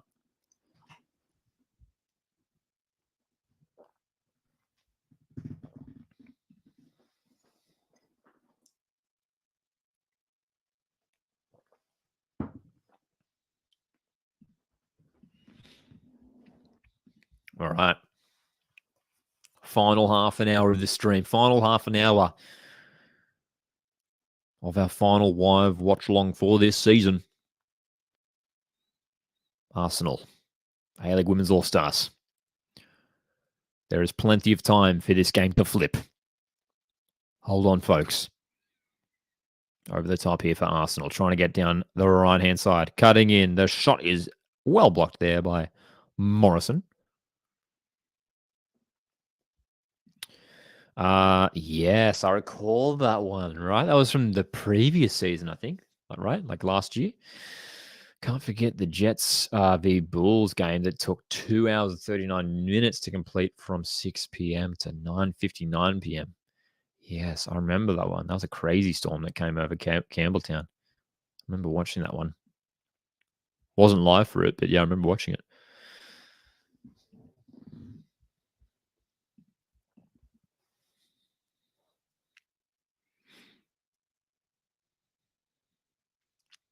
Arsenal continuing as they have done for so much of this game. Now just building, knocking the ball around.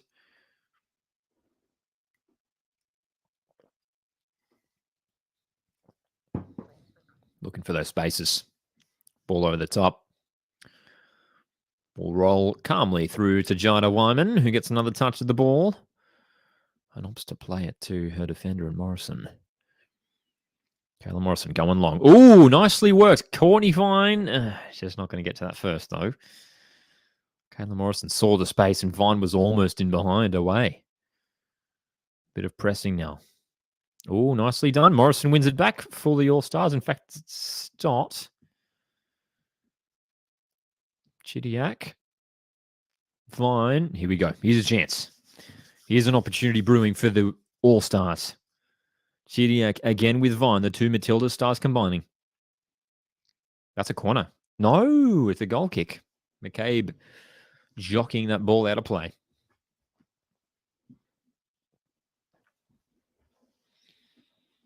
Disappointing from the All-Stars. They've struggled to have anything going forward in this game. But the important thing is the scoreline. It's just 1-0. It's just one goal that's the difference. And one goal will change this game if All-Stars can equalise.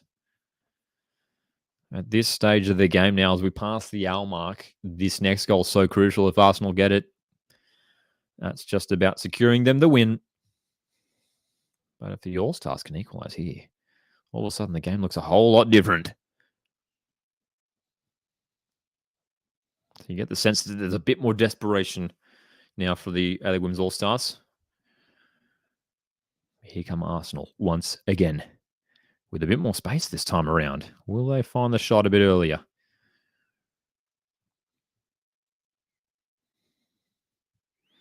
Not getting the options. And they'll go backwards again.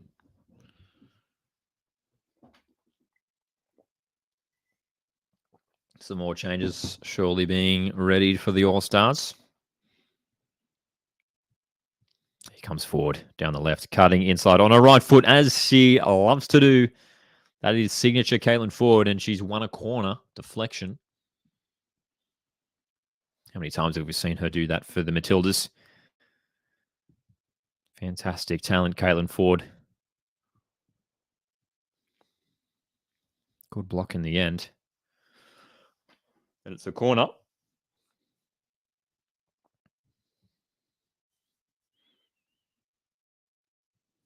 So can Arsenal find the second goal here to put themselves in a great position to win this match?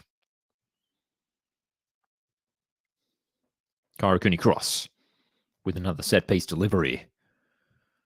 Looking for that near post. Cleared away. And Arsenal will start again from the back.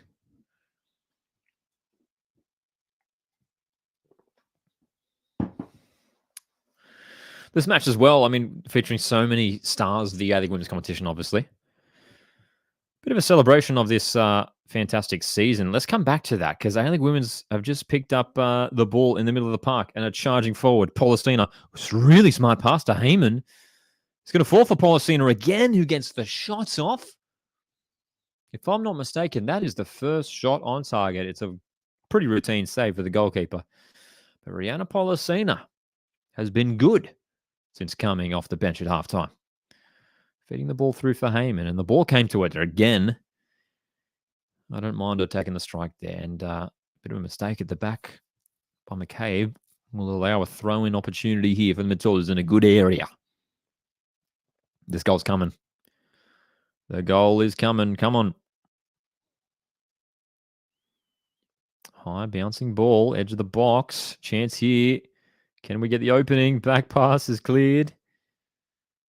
Nervy moments for Arsenal. Vine on the ball. Decides to go backwards. This is rare. These are rare moments for the All-Stars here. We haven't had too many moments going forward.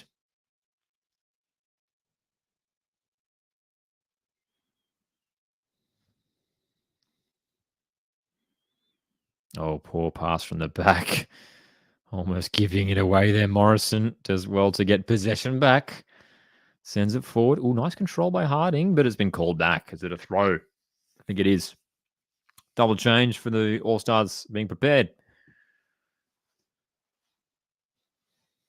Kellen Knight putting a good shift in defensive midfield tonight. She's coming off, as is Alex Chidiak. So a couple of midfield changes here for the A-League Women's All-Stars. Just to go back to what I was saying before as well, actually, this game is good. It's sort of a nice little celebration for the A-League Women's. This season has been a record-breaking season in the A-League Women's competition. The highest attendances in the competition in the league history. Arsenal. Oh, almost an own goal. Oh, my goodness me. Rebecca Stott of Melbourne City almost setting that ball into her own net. And it goes behind, avoiding the goal.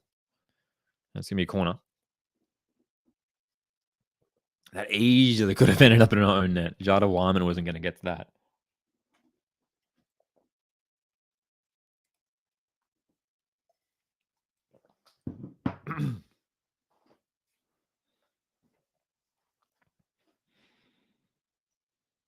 So McCabe will send in an in-swinger with a left boot.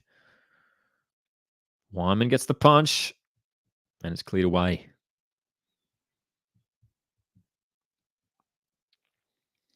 Arsenal coming back with it again. Decent delivery too. Away by Morrison. Still bouncing around though. A little bit nervy, but here we go. Can the All-Stars break through? Oh, nicely done by Paulistina. Gets it wide for Harding. Sophie Harding of Western Sydney Wanderers. Bit of an ambitious long ball. Again, there seems to be a pretty clear plan for the All-Stars here to try and get it long for either Heyman or Vine. I feel like if they were just were a little bit more patient with it. Don't go for the long ball when it's not necessarily on. Might be able to find a better avenue going forward. 70 minutes played in this game, 20 to go. 20 minutes left for A-League Women's All-Stars to equalise. Arsenal in once again, but yet again, defenders are in the road.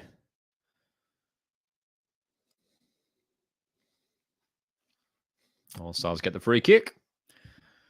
Feels like there's been quite a few fouls in this game.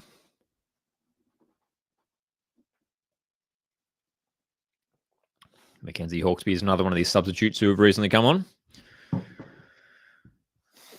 Enjoyed a successful season with Sydney FC. Arrived back mid-season to help her side lift yet another A-League Women's Championship. We did a live watch-along for that game a few weeks ago. Sydney FC defeating Melbourne City in the A-League Women's Grand Final, 1-0. Shay Connors, the substitute, scoring in that Grand Final match. Sydney FC enjoying such a successful time in the A-League Women's back-to-back championships. They always seem to be there on Grand Final day. All-Stars throw in the attacking half. Less than 20 minutes remaining now.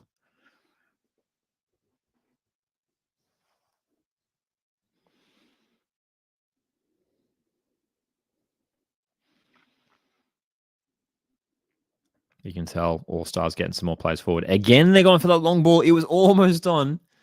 Morrison just a bit heavy on the delivery of the pass. But that was it, man. That was the chance. Heyman had so much space there. Through the middle.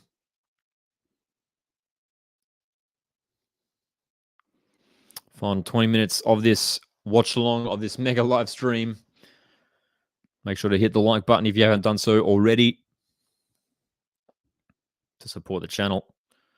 Stay subscribed to keep up to date to the A-League Men's Grand Final content coming out over the weekend. Going to be live tomorrow from midday, Australian Eastern Standard Time, for a Grand Final day preview stream.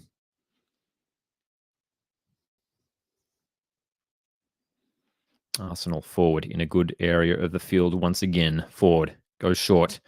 Goes for the 1-2. Ooh, does well to keep it in too. But there's a good block at the near post. Still just incredibly the one goal so far in this contest. That one goal coming from Alessia Russo in the first half. Little stoppage in play here. Karakuni crossed down, potentially with a bit of cramp. Of course, want to make sure Karakuni Cross is fit and fresh for these upcoming games for Matildas. Matildas taking on China in a 2-game series next week, Friday. Playing in Adelaide at Adelaide Oval. And then the following Monday in Sydney at Accor Stadium. Once again against China. Warm-up matches in preparation for the upcoming Olympics campaign in France, in Paris. I just show the replay of that moment there for Karakuni Cross. Was there a little collision, perhaps? It was soft, if anything, but Kuni Cross felt something there. Physios are just stretching out the hamstrings.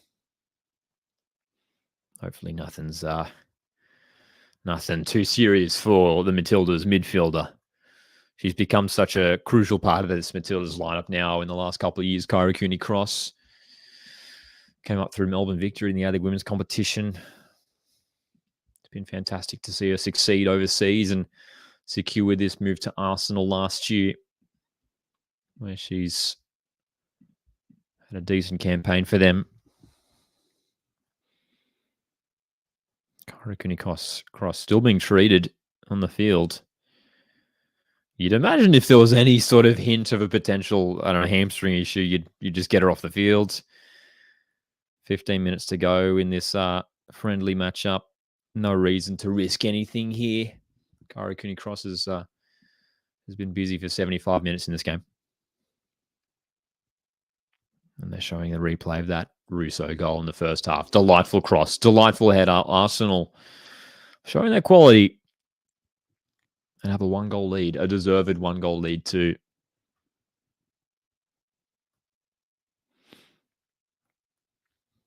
So we're going to get some added time due to this stoppage, which has been a couple minutes now.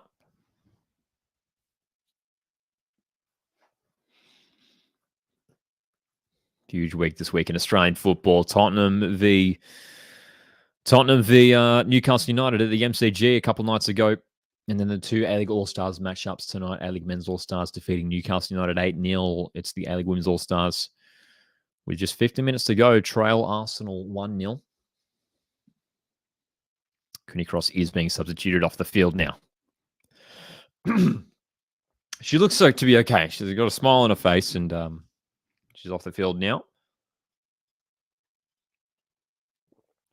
As long as she's healthy and happy, that's the most important thing. Of course, tomorrow's the big one, the A-League Men's Grand Final. Central Coast Mariners taking on Melbourne Victory at a sold-out Industry Group Stadium. No live watch along for that one because I'll be at the game, but stay tuned on the channel. There'll certainly be a reaction video coming out afterwards, and we're going to be doing a big review stream on Sunday evening. So hopefully you guys can all be there for that one Sunday night. It'll be at 8 p.m. Australian Eastern Standard Time, a full live discussion to break down everything that happens in the grand final.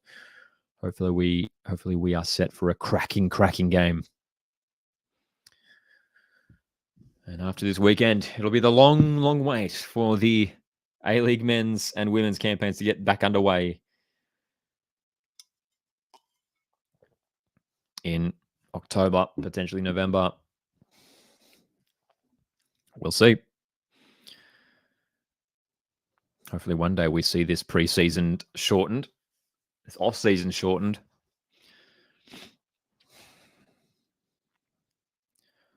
Surely with the A-League men's competition and women's competition now as well, expanding, adding more teams.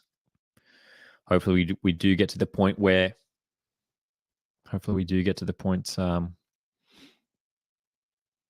where the season is longer, more games. Something that Socceroos coach Graham Arnold mentions a lot, the fact that they simply just don't play enough games in Australia. 27 games played this season in the A-League men's campaign. Nothing compared to a 38-game season in the English Premier League, for example. Some more changes being made here for both teams. Princess Abini, part of that championship-winning side for Sydney FC, onto the field here. Michelle Heyman is coming off, and it's Courtney Vine who's also being substituted off. So some changes for the final few moments. Princess Abini looks like she's shifted over to that left wing. Anna Wilkinson looks like to be the other player on for the final 12 minutes or so.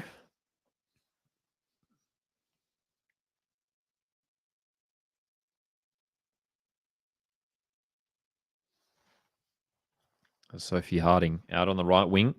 It's a front three of Harding on the right. Wilkinson through the middle and Abini off the left. Plenty of attacking threat here for the All-Stars as they look to finish strong here. The final 10 minutes against Arsenal.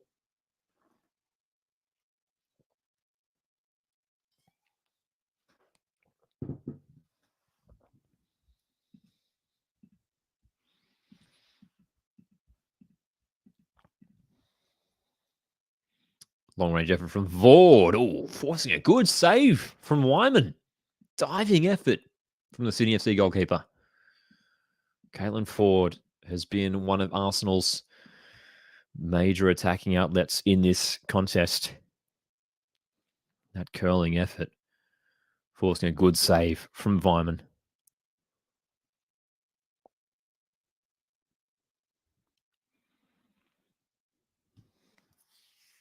We are into this final 10 minutes. Of course, we'll probably have a couple minutes added on for injury time.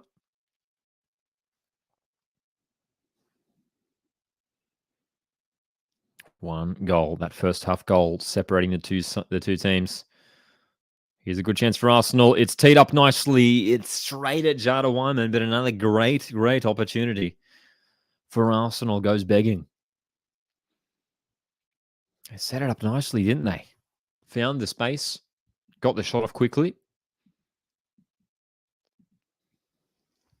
Straight at Wyman, though. That's going to be an easy save for the goalkeeper that helped Sydney FC get to that championship win.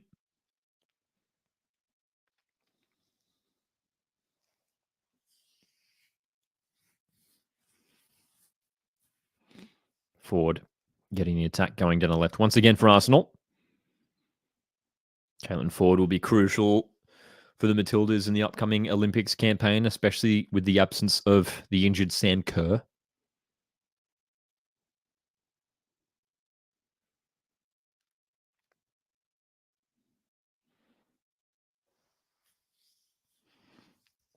Arsenal continuing to build. You get the sense that there's one more goal in this game. And at this rate, it may well be Arsenal to find that goal.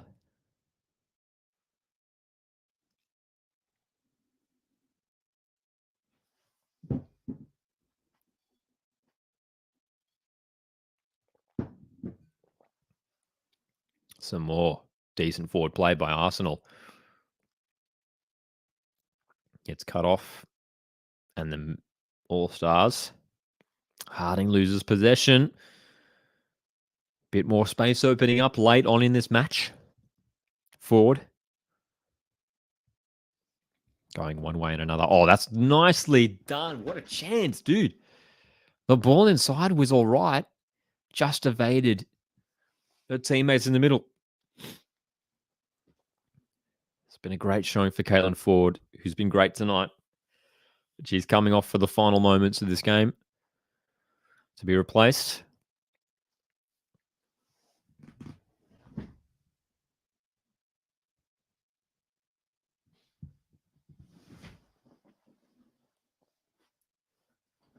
A couple more changes for Arsenal at the end here. Appreciate you guys tuning in for this huge live watch along tonight. A-League Men's All-Stars defeating Newcastle 8-0. And at this rate, Arsenal are set to secure a victory over the A-League Women's All-Stars.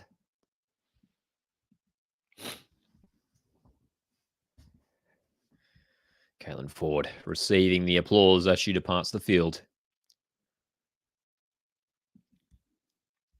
She's been fantastic tonight. A good strike on goal a few moments ago to Tess Jarder-Wyman, her Matilda's teammate.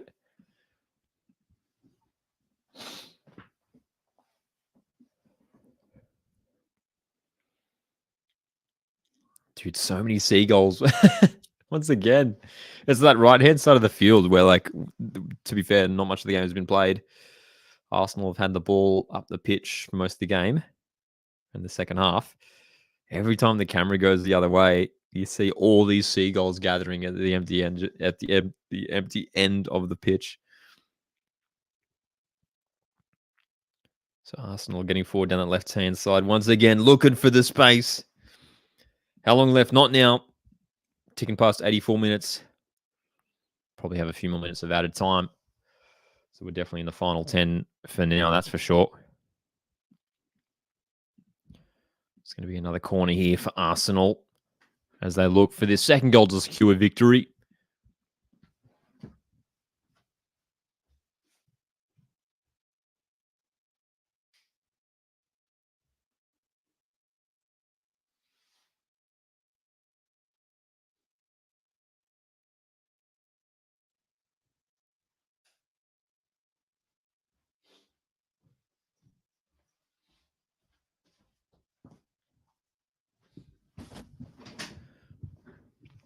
Corner delivery comes in and it's headed away by a beanie.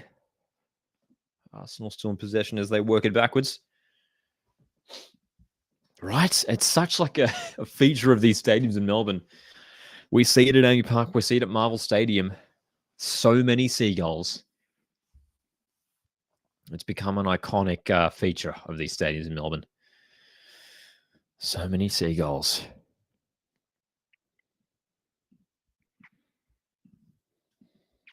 Arsenal creating a couple set-piece opportunities late on here. Surely they'll find this goal, give their fans one more goal to cheer for.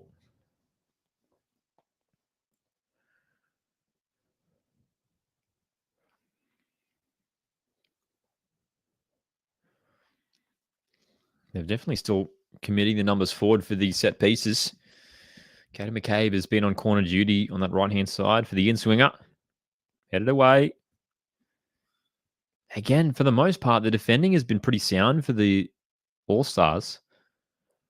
It's just that one moment, that one chance for Russo. She finished really coolly with a header in the first half. But aside from that, like the All-Stars have done well at the back to limit Arsenal and their opportunities. There's been plenty of blocks, plenty of clearances.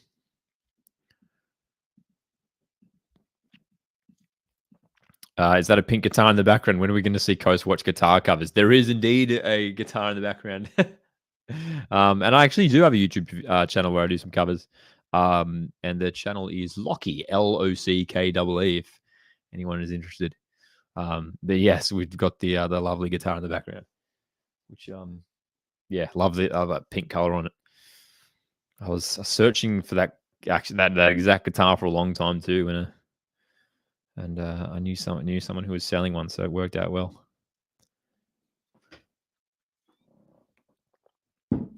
Coast Watch guitar covers. 87 minutes played at Marvel Stadium. Few minutes remaining. Arsenal FC.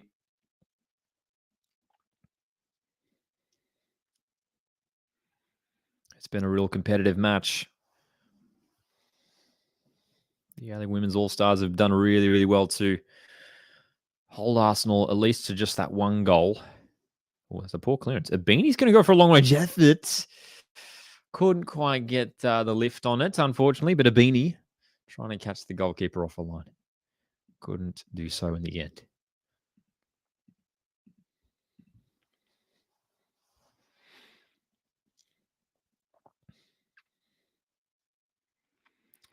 So down the left-hand side. Oh, that's a great ball and a great run. Arsenal could be in for number 2 here. Just losing control of it. And I keep going to say Matildas, man. The A-League Women's All-Stars. Getting back in numbers to deal with it. The channel name for my music stuff is Locky. So it's spelled Lockee. I'll whack that in the chat.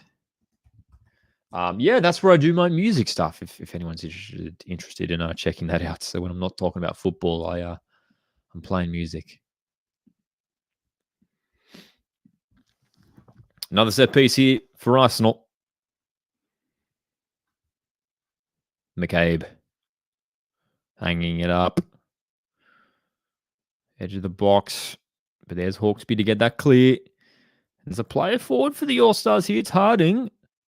Sophie Harding goes inside. Oh, here's a chance. Here we go. Oh, Wilkinson's in behind. Is this the moment for the All-Stars? Hannah Wilkinson. Great save from the keeper. That's the best chance all game for the All-Stars, man. Hannah Wilkinson on the counter-attack. Great save. They're going forward again. Arsenal have got numbers back, though.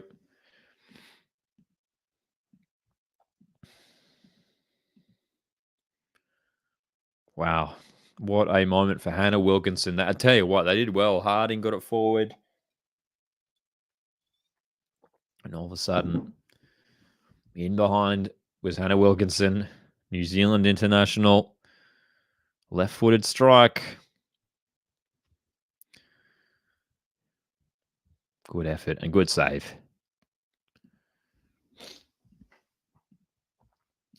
That's right. Yes, that's right. I appreciate the compliment as well, Sam. Appreciate you tuning in for these live streams as always. We are here for the final few moments.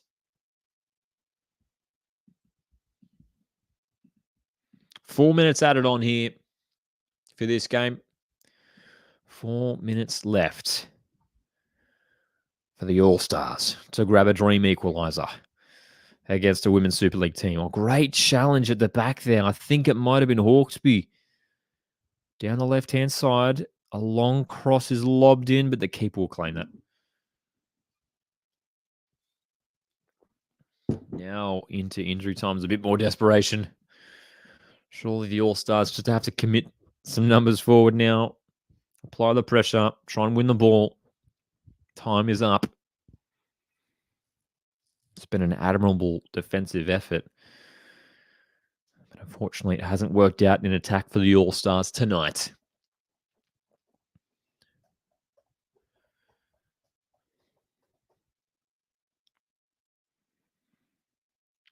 Hawksby going to swing it wide. Finds Harding. 2 options central. There's one out left. It's almost a 4-2-4 formation. 4 players up the top for the All-Stars. They're in possession now with just a couple minutes remaining in injury time.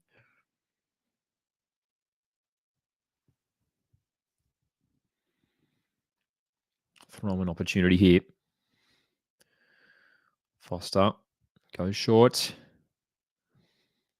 Wilkinson loses possession. Arsenal back on the ball. They've been good tonight, Arsenal. They've been professional. It's been a competitive matchup. And they've really pushed the All-Stars. They're probably disappointed that they couldn't find more goals. They had some good opportunities in the second half. Alessia Russo, England international, with the only goal of the game. A really nicely taken goal as well.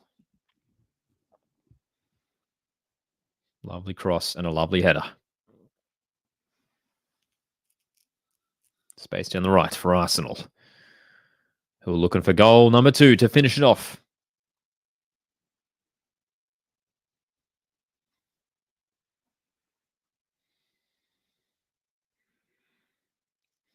Still they come. Still they look for this opportunity. Moving the ball well now. In the box, trying to wrestle through the defenders again. Credit to Kayla Morrison and Rebecca Stott at the back, who have been so solid. So solid tonight. Yeah, Sam, I would assume this game has been more exciting than the men's, but less goals scored. Yeah, I thought this would be, well, it's been pretty even, to be fair, which I think I expected that. But yeah, I thought we would have seen some more goals, eh? Thought we would have gotten that.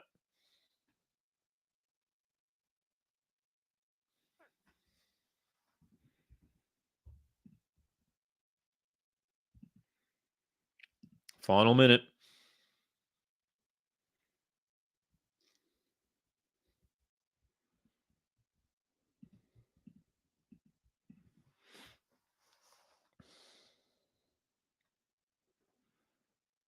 Arsenal looking to go down the right-hand side one more time here.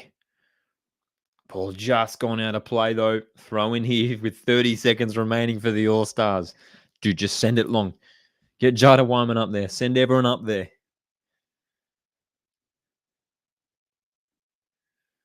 Gonna commit the players forward.